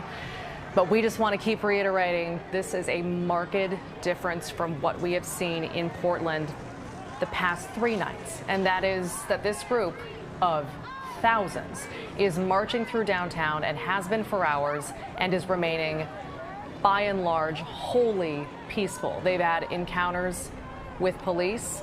They have come to areas of downtown that are closed, and they've turned back and gone a different direction. We've seen moments of silence. We've seen people kneeling. We've seen a die-in where people were lying down in the middle of the Burnside Bridge. Throughout all of that, and you can see just the size of the crowd, and that's a small portion of it on the aerial view on the left. And then we have our photographer in the midst of it, and there's the aerial view taken full there going by Union Gospel Mission. So downtown on Burnside, seemingly heading back toward the bridge from what we can tell. They were headed north on 6th for a while. And it seems like they're back on the move toward the bridge. You know, in the interest of full transparency, because we've been really trying to just be completely just blunt about what we have been seeing. Our photographer said that he did see a very few people tagging buildings. Earlier tonight, we saw and we were up live as someone tried to cut down an American flag at Pioneer Courthouse Square. But the thing that we're seeing tonight is whenever those instances happen, they're one-offs. And then by and large, the crowd tells people, no, that's not what we're doing. That's not what we're about. The person who tried to cut down the flag was booed. He stopped. The people who are tagging, we're told, are just very few and far between. There were people who were near the Justice Center where there was some fencing, and they were trying to move the fence, and they were told by other protesters, don't do that. That's not what we're doing here. And we saw on Twitter someone quoting a protester saying, we have to police ourselves, or they, meaning the actual police officers, will police us. So, it just kind of speaks to the dichotomy between messages and tactics. And, when you have a crowd of this size, obviously there's going to be a huge, diverse swath of takes and viewpoints and strategies and just motives and interpretations of what is the path forward. In the past few nights, we've heard, or even the days after, we've heard leaders in the Black community and organizers of the peaceful protests that we've seen just really hurting and really heartbroken that they feel like their message of peace and their peaceful protests have been corrupted by the riots that took place on the end of those nights for the past 3 nights in a row. Tonight, this is a huge difference. And yes, we are seeing those one-off situations, but they are anomalies. And this is a crowd of thousands, and they are moving through downtown Portland, and it's peaceful. And Laurel, it's just been amazing to watch tonight. And we heard from the leaders of these protests last night saying that is their goal. They want this to be peaceful, and saying that it's just a few splinter groups, people causing problems near the end of the evening yesterday. When they were coming across the Burnside Bridge yesterday, they were met with a loudspeaker from police saying, what you do tonight, you set the tone for how this night will go. And the tone that they're setting tonight is extremely peaceful, and I think that they're really getting a lot of admiration from how they're handling this tonight from a lot of people and from the police. I'm watching here from Ken McCormick's camera on the ground as this crowd moves slowly down the street, in the street and on the sidewalk. Earlier was such an impressive sight when they were in Pioneer Courthouse Square, and so many of them are gathered together that it filled up the entire square. Earlier, our Catherine Cook started with this crowd earlier at Revolution Hall at the park there, and then they were on the move and converged with another group that was already at Pioneer Courthouse Square. Our Catherine Cook now at City Hall to fill us in on how her day has gone and what you've seen, Catherine. Laurel, it's been a day of seeing very impressive crowds, not only by their size, but as Maggie has observed this evening, by their demeanor, their behavior. Everyone has been respectful while they share their passion for this message. The protest at Revolution Hall was no different. I think we have some video of that from earlier. Several hundred, if not thousands, of people attended. Pacific Northwest Youth Liberation Front organized the protest, which they even called a block party for, quote, vengeance for George Floyd and everyone who's been harmed by police. Several people spoke and chanted before taking off on foot to march in solidarity. After the demonstration, I caught up with a gentleman named Jalen Gray. He wanted to share how the current law enforcement system has made him feel and caused him pain. The dehumanization, it's not even that. Again, you have to accept me as a human, step one, for you to understand me and expect me to follow a set of rules. For me to be able to follow a set of rules, you have to want to accept me as a human, right? So it's beyond that. It's the patronization of the condescension upon of a group of people who see what you're doing. All those who have the power to tell the cops, or to train the cops. All those in power who set the rules. All those in power who have the power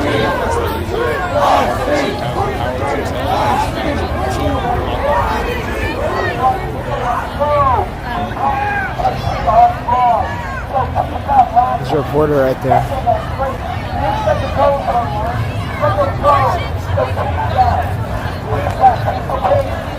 That's K-12 News. It's a really big station around here.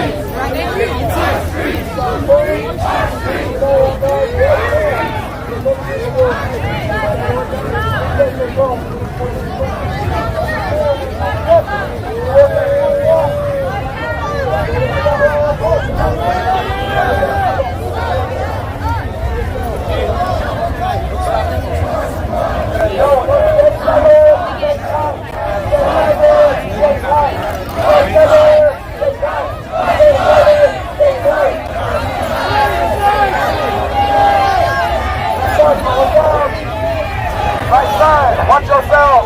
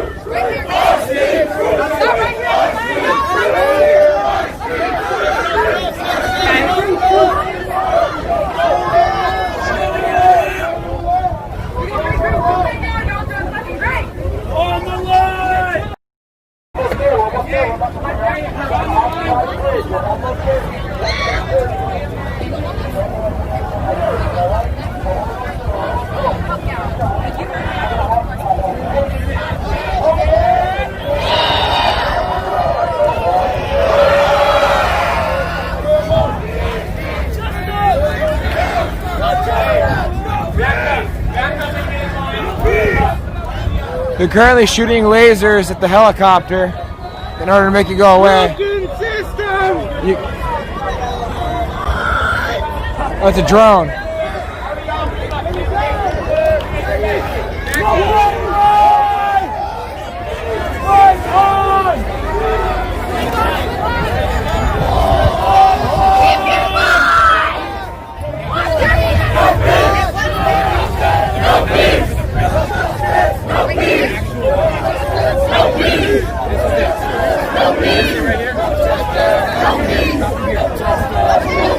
Stop here!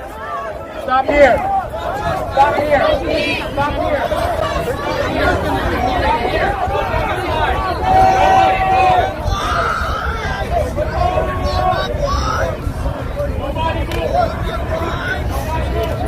On the line of your 10 feet back! On the line of your 10 feet back! On the line of your 10 feet back! On the line of your 10 feet back! That's not a hard command to follow. On the line of your 10 feet back! On the line of 10 feet back!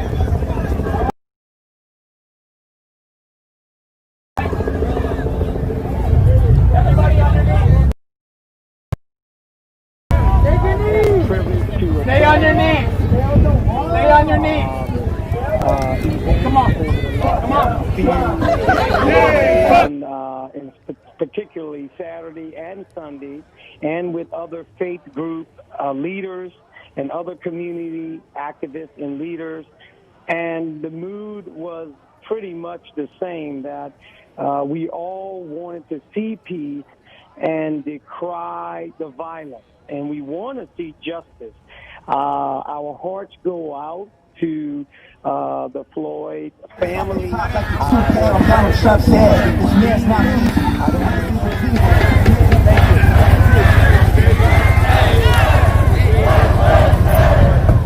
Listen, I want everybody on the bridge on their knees. Everybody.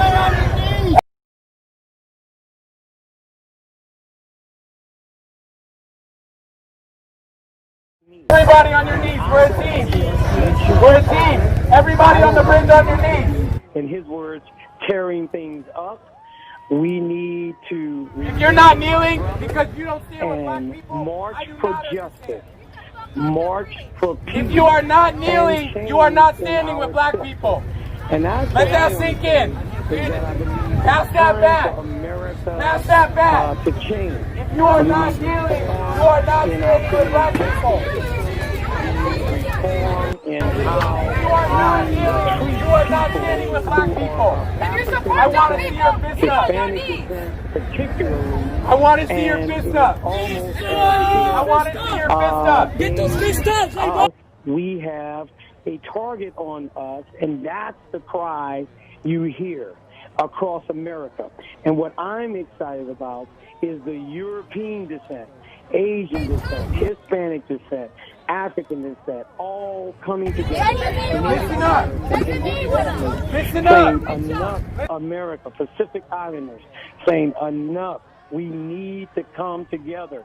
We're marching together as one, and that's the only way we're going to overcome. Sure. Pastor, I just want to let people know really quickly, the person that we've seen climbing that object, that's happening in the middle of the Burnside Bridge. And again, things are still really peaceful. We really hope that person is being careful, because as peaceful as this is, that is objectively dangerous. So we just want to make sure. Oh, man. Yes, I see it. Cheering. I'm watching it with you, and that is dangerous. As we have discussed, there will always be those outsiders, if you will, perhaps seeking attention. I'm not sure. Yeah.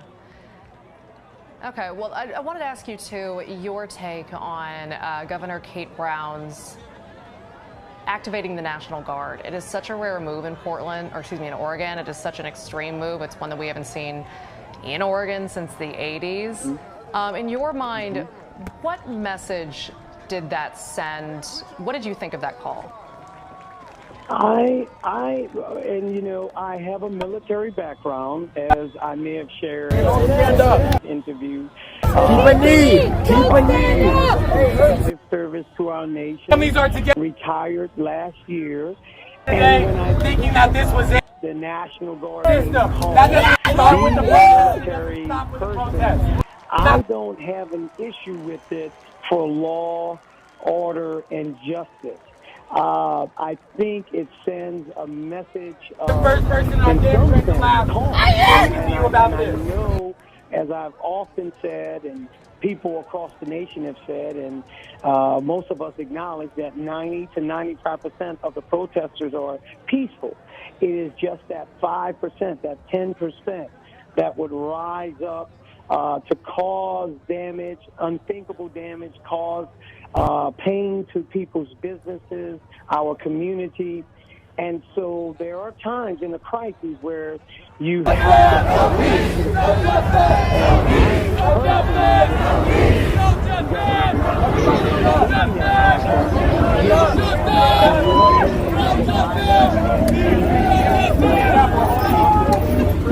and we needed that extra control, not to hurt the protesters, not stop the protesting, but in fact to ensure that they were safe. And if I can call your attention to the civil rights era, for instance, the march from Selma to Montgomery, it wasn't until President Johnson said, "That's it, send in the escorts. Let's escort them with all of our might to ensure that they are free to demonstrate and march for civil rights. All right, I know KGW anchor Laurel Porter had a question for you. Laurel? Hi, Pastor. First of all, let me thank you for your service. Listening to you describe that, daughter of a Navy pilot, so I really admire your service. I did want to ask you. Outstanding. What's your? I'm sorry, I just said outstanding. I know, Laura. that's my dad says the same thing. You know, your father. I could tell, military all the way. I wanted to ask your take on how you feel the Portland police have handled the situation the last couple of nights. As we watch this person up on this traffic structure, we're all a little bit concerned about that. Yes, I am pleased with the Portland police. I know there was heavy criticism from Friday night because I was there with them on Saturday morning. I walked with the assistant chief. I heard them speak. I heard the mayor speak and the city council woman speak and so forth, and including our fire chief. But I will tell you, I would agree with their strategy on that first night because we were unprepared. We had never seen such a riot in the history, as I understand it, of Portland. I am new, but as I listened to everyone, we had never had such a riot. So they were caught off guard, but yet they were purposely not fully engaged because they were asked in the past, and the civic leaders even acknowledged that they were part of those who asked the police to stand back a bit for normal rallies because it throws people off. They get intimidated. In this case, as you know, it turned for the worst. But the next night, I saw and watched after doing the tour with the mayor on Saturday night was not as bad. And it was still there. But then I believe, as you can see tonight, I think the people have responded and the police are to be commended. And I want to echo what I've heard from this morning as well from Reverend Munding, that the NAACP president, that the police are not our enemies. They are a part of the solution. What we need, though, is police reform across the nation. We need more diversity training and sensitivity training. Sorry for the poor connection, guys. I'm doing my best to keep it going. I'll keep on finding connection as I go. I'm sorry.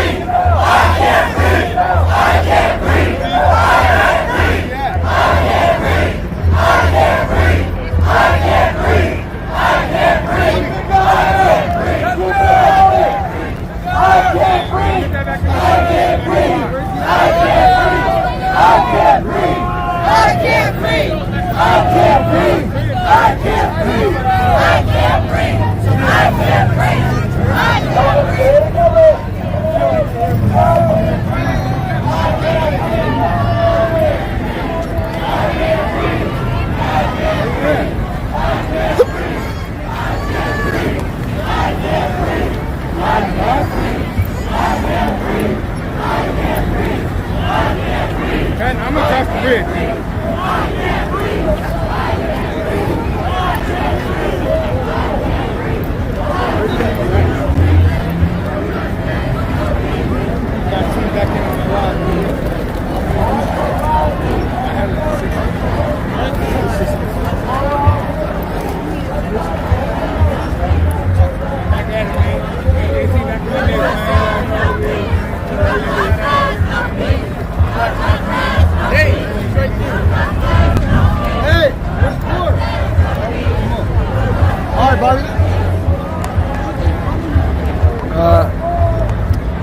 I'm proud to announce that so far tonight there's been 0 interactions between the protesters and the police that led to use of munitions against us, or I guess the crowd rather.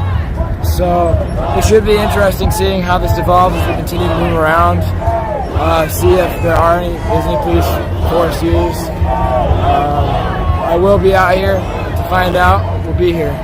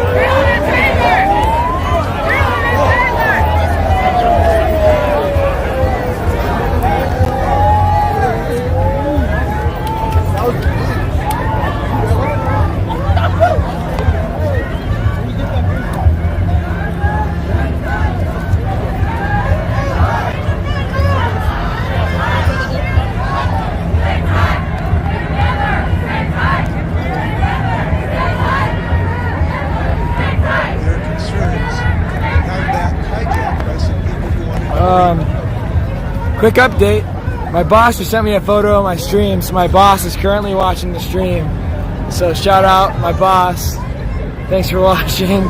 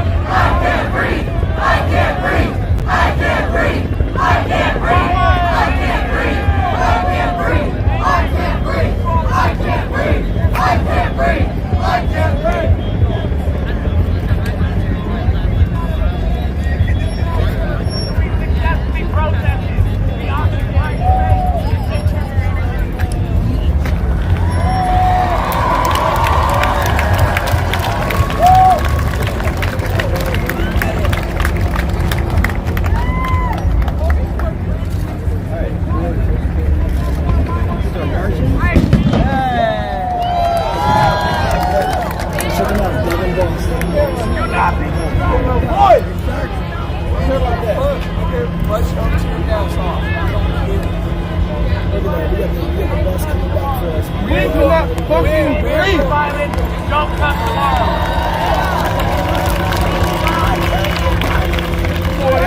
What everybody in the front needs to realize, you're the face of this organization. You're the face of this shit. If y'all are in disarray, the people in the back are in fucking disarray. Therefore, it reflects poorly on our movement. We gotta be as tactical and organized as possible. Those motherfuckers that are opposing us got tactical gear, they got radios, we ain't got none of that shit. What we have is people.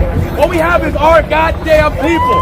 Alright? So we gotta stick together. We're not fighting each other. Like get drunk, maybe go to the back. You know what I'm saying? Chill out. Chill the fuck out. If you're not black and you're trying to hijack the narrative, fuck off. We're not doing that here. Put your fist in the air if you're with us. If you're with us. I don't want none of your rah-rah, dog. We here for real shit. I want real things. This isn't a fucking field trip. It's not an Instagram party.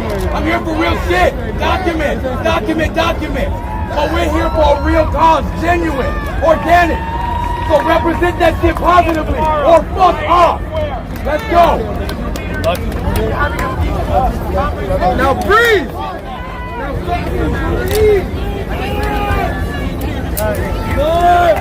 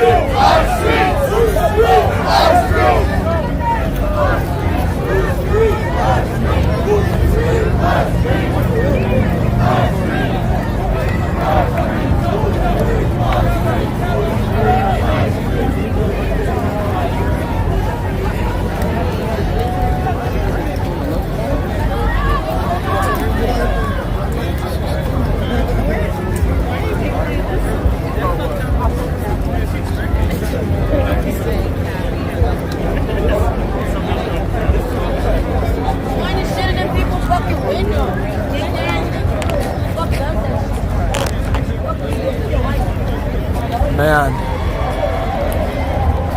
It's really busy out here.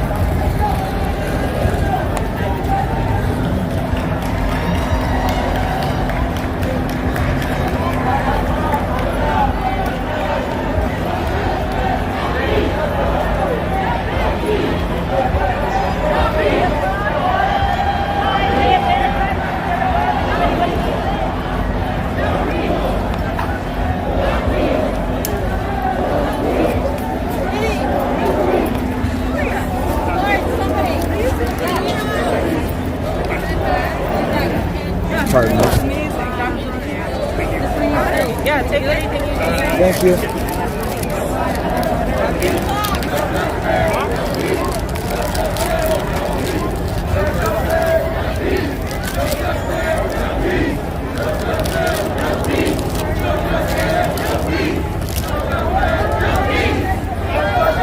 Oh, I'm okay. Thank you.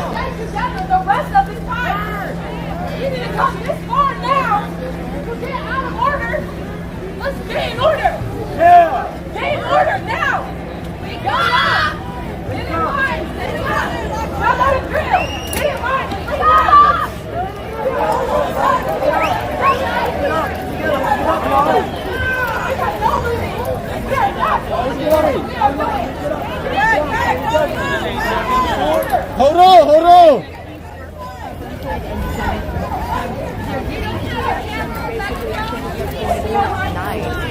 Third night of curfew. We have two cameras on the ground. This one is our Ken McCormick, our photojournalist, who is walking along with the protesters who've been out in downtown Portland for several hours now, with the Portland police saying no vandalism or destruction so far.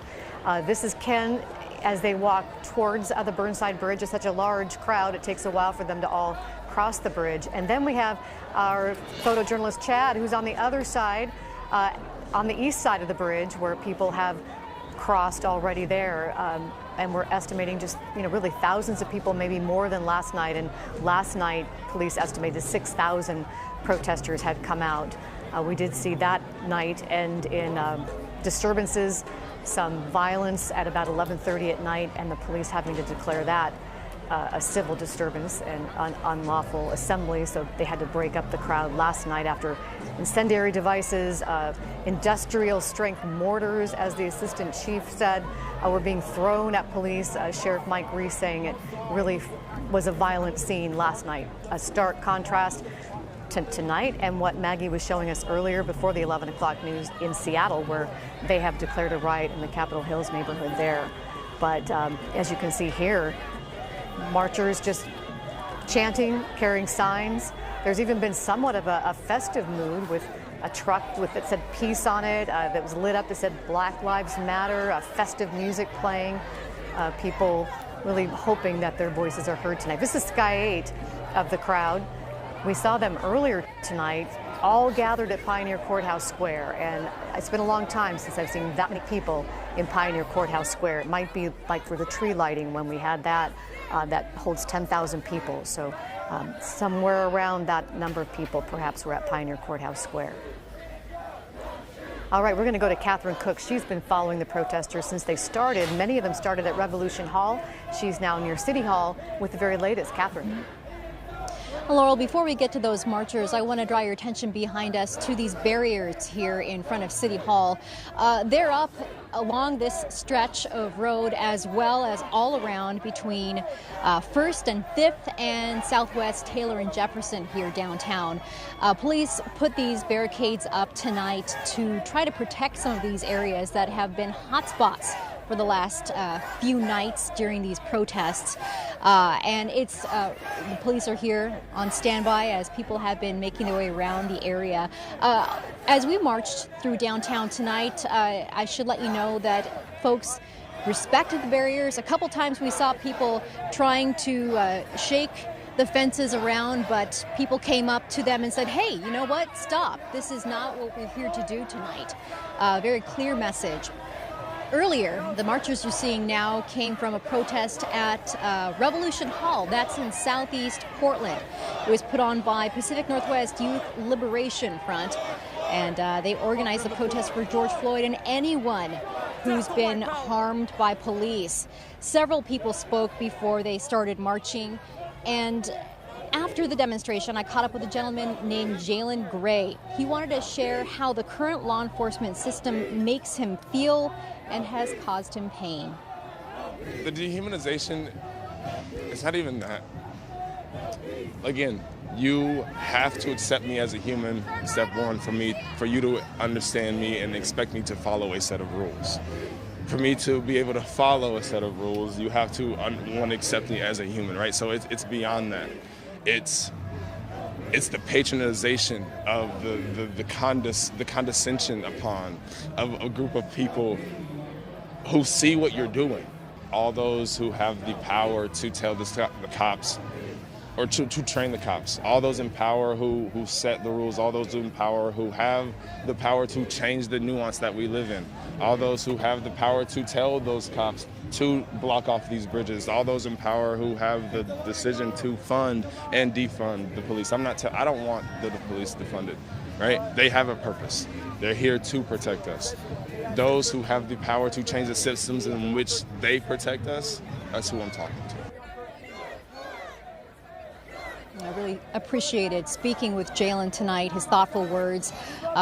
He is in a unique position. He's lived in Portland for about a year, but he went to school in Minnesota, so this hits him especially hard, emotionally and personally with his experiences, in addition to just everything that's been happening this week. Laurel? Thank you, Catherine. You can feel the pain in his voice. Thank you. Yeah, Catherine Cook live for us. Catherine, thank you so much.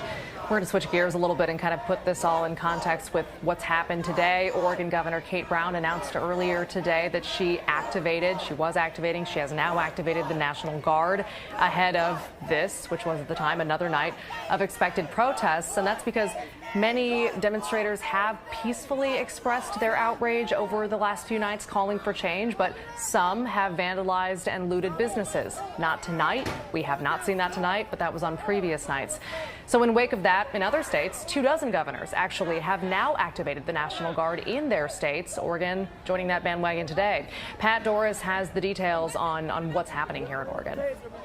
Monday morning, after a third night of peaceful protests that turned into a riot in downtown Portland, U.S. Attorney Billy Williams said police are overwhelmed and need help from the Oregon National Guard. I'm asking the governor of Oregon to activate the National Guard. As of noon Monday, 23 other states and the District of Columbia had all responded to similar calls and activated Guard members to help with civil unrest. Portland Mayor Ted Wheeler said he asked for the Guard on Sunday and was told no. I spoke to the governor 3 or 4 times yesterday. I did make the request on all 3 of those occasions for support from the National Guard. The governor had alternative strategies that she suggested. Today, he joined the U.S. Attorney, calling on Governor Kate Brown to activate the Guard. The soldiers would be those specially trained in security, and they would not carry firearms. But they would help protect buildings like the Justice Center. I want to assure folks that if the National Guard is deployed in Portland, they will be deployed for the purpose of securing and protecting facilities. That in turn would free up our local law enforcement who is trained in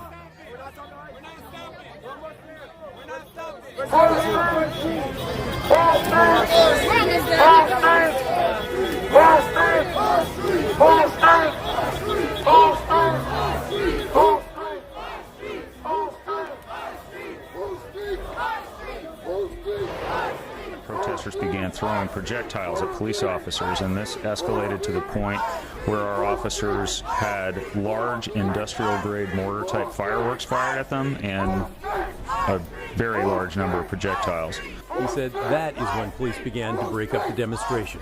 He also took a respectful tone toward the peaceful demonstrators, saying he and the Bureau understood the frustration of those who want to make a point about injustice. And we acknowledge the pain in our communities of color that we have to just recognize that our profession over its history has a role in.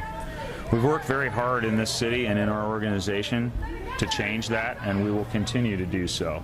Sheriff Mike Reese also said he understood the frustration. He watched it near the focus of the violence at the Justice Center last night. It was incredibly violent last night in front of the Justice Center at times. And he asked the public to turn in the criminals. If you know someone that was responsible, I'm asking you to please come forward and let us know who that person is so that we can seek justice and stop this violence. Finally, the U.S. Attorney suggested the violence that continues to break out near the end of the protests, Friday night, Saturday night, and again Sunday night in Portland, is not random, but coordinated nationwide. It has elevated to an organized level across the United States from what we are all gathering in terms of the information. It's just different. It's like a light switch going off at some point, and similar conduct is going on throughout the United States. All right, that was Pat Doris reporting, and again, that was a recap of what's to been stop happening the over rioting, last few nights. looting, vandalism, assaults, and the wanton destruction of property. Calling on governors to aggressively go after protesters. Today, I have strongly recommended to every governor. Now, across the Burnside Bridge again, and they are walking east on Burnside, on the east side of the river. Again, thousands of people marching through Portland, remaining largely peaceful. Portland police throughout the night have tweeted thanking protesters for remaining peaceful and pointing out that they've had conversations with them, that they stand in solidarity with them, wanting justice for George Floyd. We have a crew there on the right-hand side on the ground as well. That's photojournalist Ken McCormick walking with the protesters. And again, he's in a crowd of thousands. You can see Black Lives Matter projected on that building.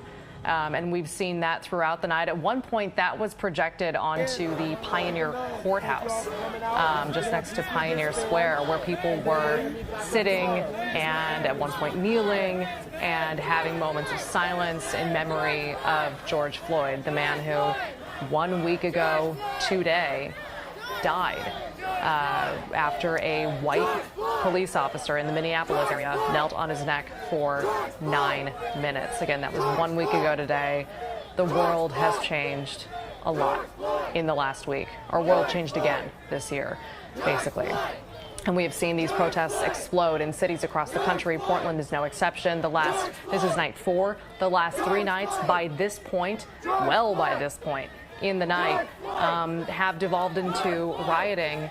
And tonight is a very different story. Again, these people we started following and sort of watching the crowds around 6.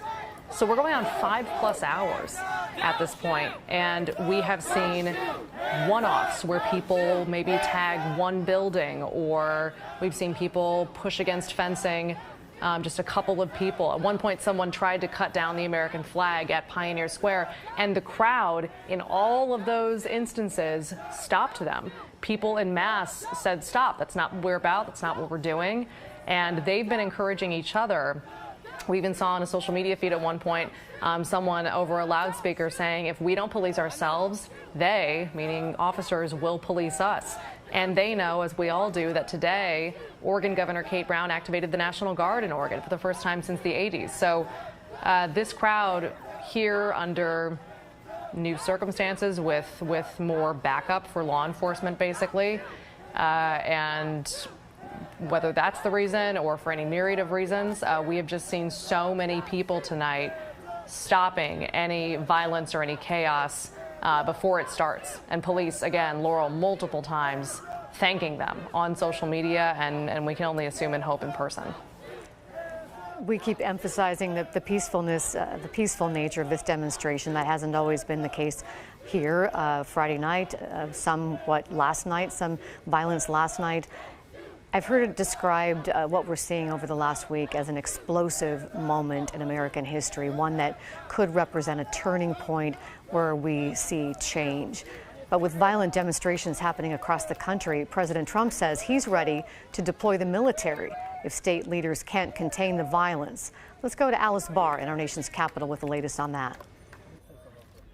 Tonight, President Trump threatening to send active-duty U.S. military troops into the streets, something that hasn't been done since the Rodney King riots of 1992.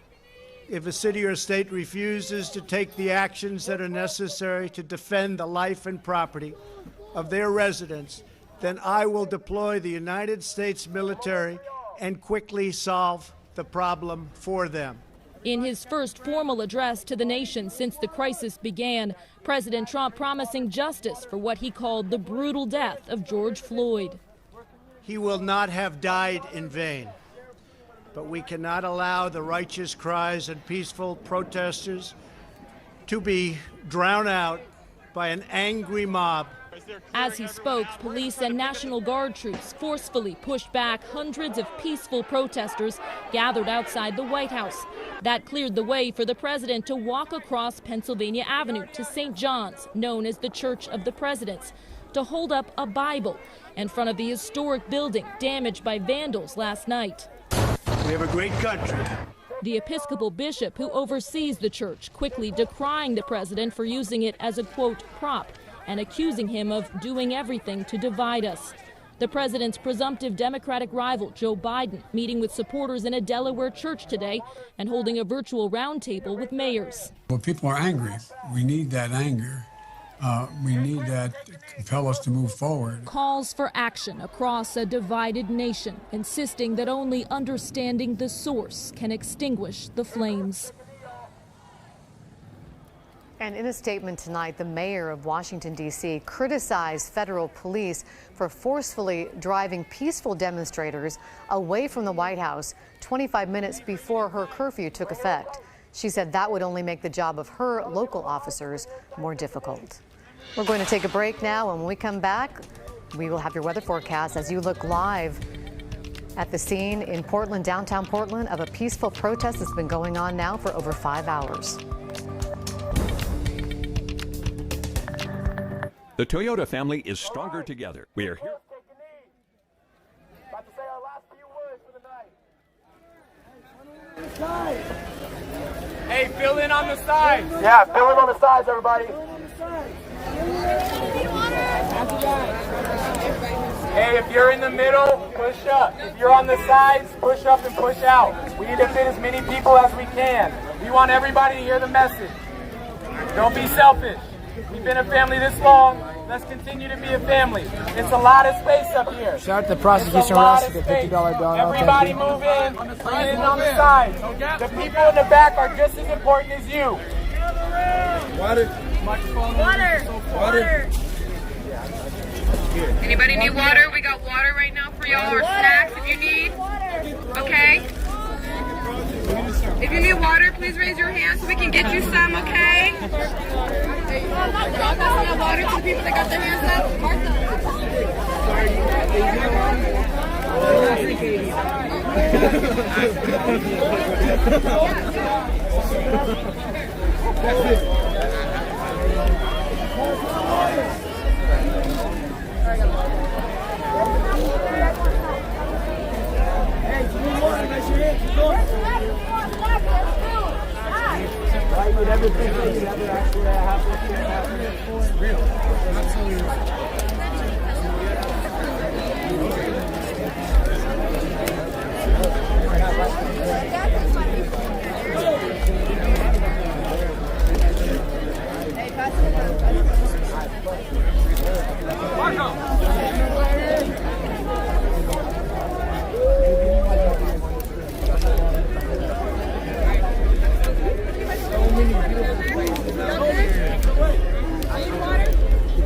Hey, can everybody hear me?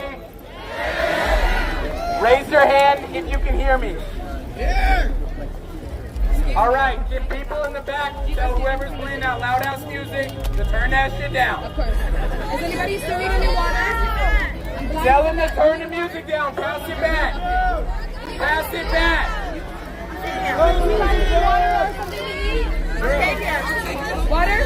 Coconut? Okay, can y'all pass up to her? Because if I throw it, I don't even know how that's going to go. Okay, I can barely see, so snack it. Pass it back and tell them to turn the music down. Pass it back. Turn the music down. Pass it back. Turn the music down. This shit happened 100 years ago. Another $10 donut from All right, Mark. everybody, Thank put you. your hand up if you can hear me and close your mouth. Quiet. Quiet. Quiet. Thank y'all. Hey, hands up if you can hear me and be quiet. Thank you so much. Thank you so much for everybody who showed up and showed out tonight. Thank you. Give yourselves a round of applause.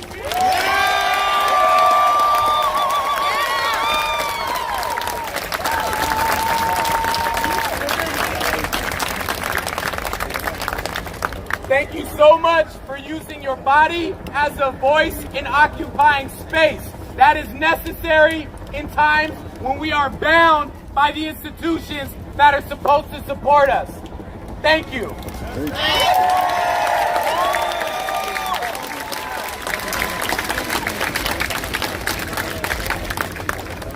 I want everybody to post on their Twitter, on their Facebook, on their Instagram, on their TikTok, whatever, that we will be here tomorrow at 6 p.m. Here, tomorrow at 6 p.m. Make sure you pass that back. Here tomorrow at 6 p.m. We will march to Pioneer Square. Make sure you're passing that back. I don't hear y'all passing that back.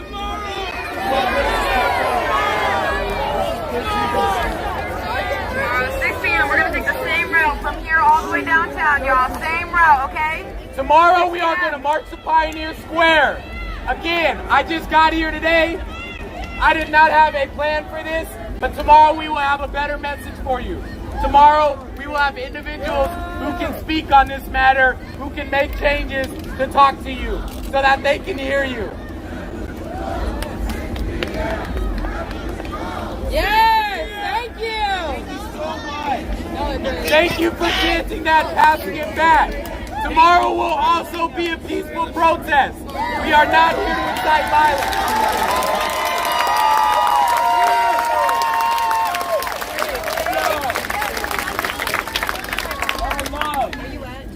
Tomorrow, do not come here if you want to be violent. That is not what we are about. I do not want any media source to be able to spin that we were a violent group.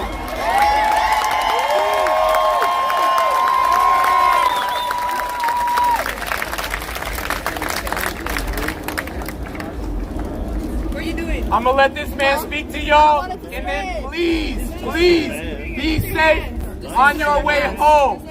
Please, but listen to this last message.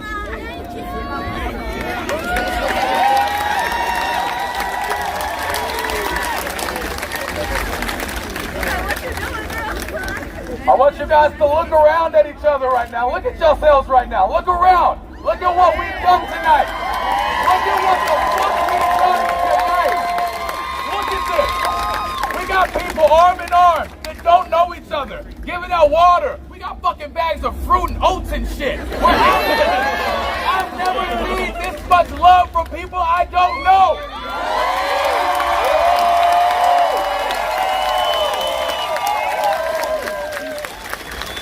So my question to you is this. What is your value? Do you know your value? Or have you been told your value? Do you truly understand your place in this world? When America was first established, it was established by white men. They tried to coerce the Indians into treating them how to cultivate the land, and they wouldn't do it. What did they do instead? They snatched us up.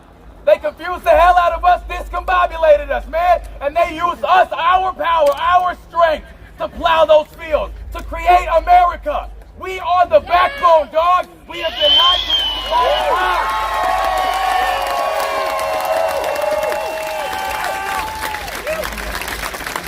I am not going to sit idly by while somebody creates a narrative for my existence.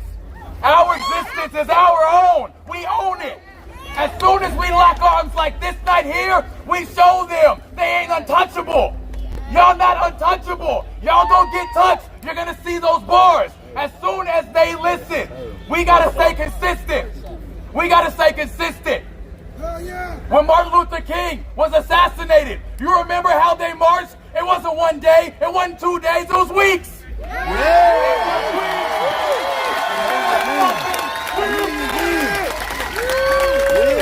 Don't come one day. It's gonna take time, baby. But I'm here for the fucking long run. I ain't got nothing but time.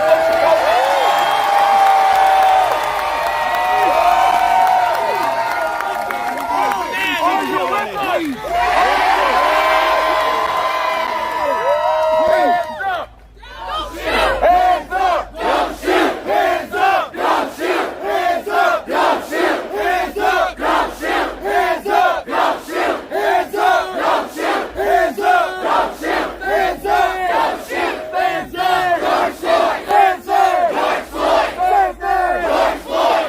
George Floyd! Say her name! George Floyd! Say her name! Breonna Taylor! Say her name! Breonna Taylor! Say her name! Breonna Taylor! Say her name! Breonna Taylor! Say her name! Breonna Taylor! Say her name! Breonna Taylor! Say her name! Breonna Taylor! No justice! No peace! No justice! No peace! We not sleeping until we see peace, baby!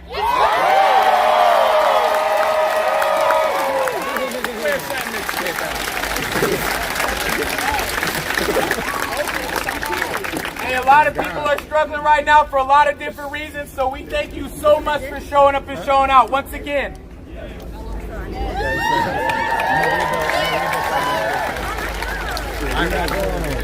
He's like one of my favorite new schools. I want you to understand that tomorrow, I want you all here. I want you all here as a family I want you to know that this is one big-ass family who all loves each other.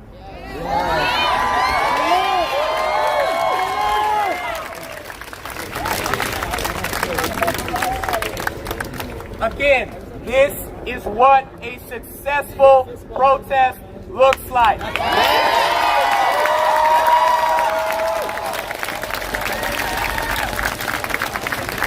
Look around you. There's not one broken window, not a car overturned, nothing on fire, because when we do that, they stop listening. And we need them to listen.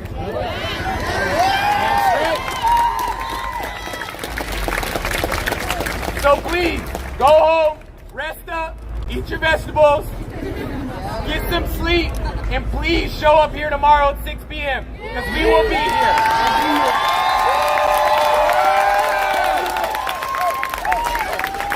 Good night. Good night. And I love you all. Everybody get home safe, please. Okay, get home safe. And tell all your friends who are not here today to come tomorrow, 6 p.m. Can I do a quick little interview? Just one question. How does it feel being the first successful peaceful protest in 4 days of protesting in Portland? It was a group effort. I'm proud that everybody came out and everybody listened and that everybody supported each other, because this wouldn't have been successful without every single person following the same narrative. We would not have been able to do this if everybody didn't get engaged with that. So I'm happy. I'm ecstatic. I think that this is the way that we create change.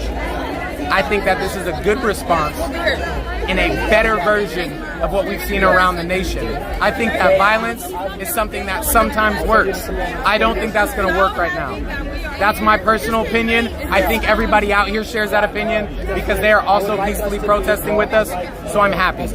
Thank you. Thank you so much. 2024. You got my fucking stay close. Straight up.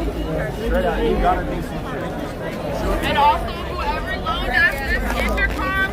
Alrighty. Hello. Hey now. Alright guys, protest over tonight. We're going to be walking home, me and Neff. I just want to say thank you to all the viewers tonight. Oh shit, we got our boy here. Oh shit. Hey, see you tomorrow. Check out the Discord. It's in the description. It's also it'll be in the chat. Thank you everybody that watched and donated. You guys are the reason I'm out here streaming and able to stream. And I get you guys coverage on these important events both in Portland and across the U.S. Check out the Discord once again. I'm always posting stuff there, giving people update on when I'm be streaming, what's going on. It's really cool, really chill, really fun place to hang out. Having a hug that's or all. kneeling or taking a minute and having just some conversation with community members, and that's what is important, and that's meaningful for us. It gives us hope that when we can have dialogue and have some shared emotion about whatever it is that's happening, or hear each other's different perspectives, then that's how we're going to build a way forward. Well, Tina Jones with the Portland Police Bureau, thank you so much for joining us tonight on night 4 of protests downtown as we continue to look at this live shot of marchers still on the move at almost 11:30. Thank you for having me. Yes, we're not done yet. Well, good luck. Appreciate it.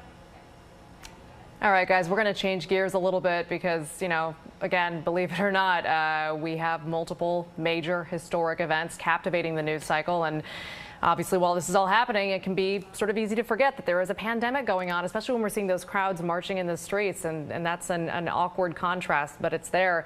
Well, today, the state of Oregon reports 59 new confirmed and presumptive positive cases, and one person has also died from COVID-19.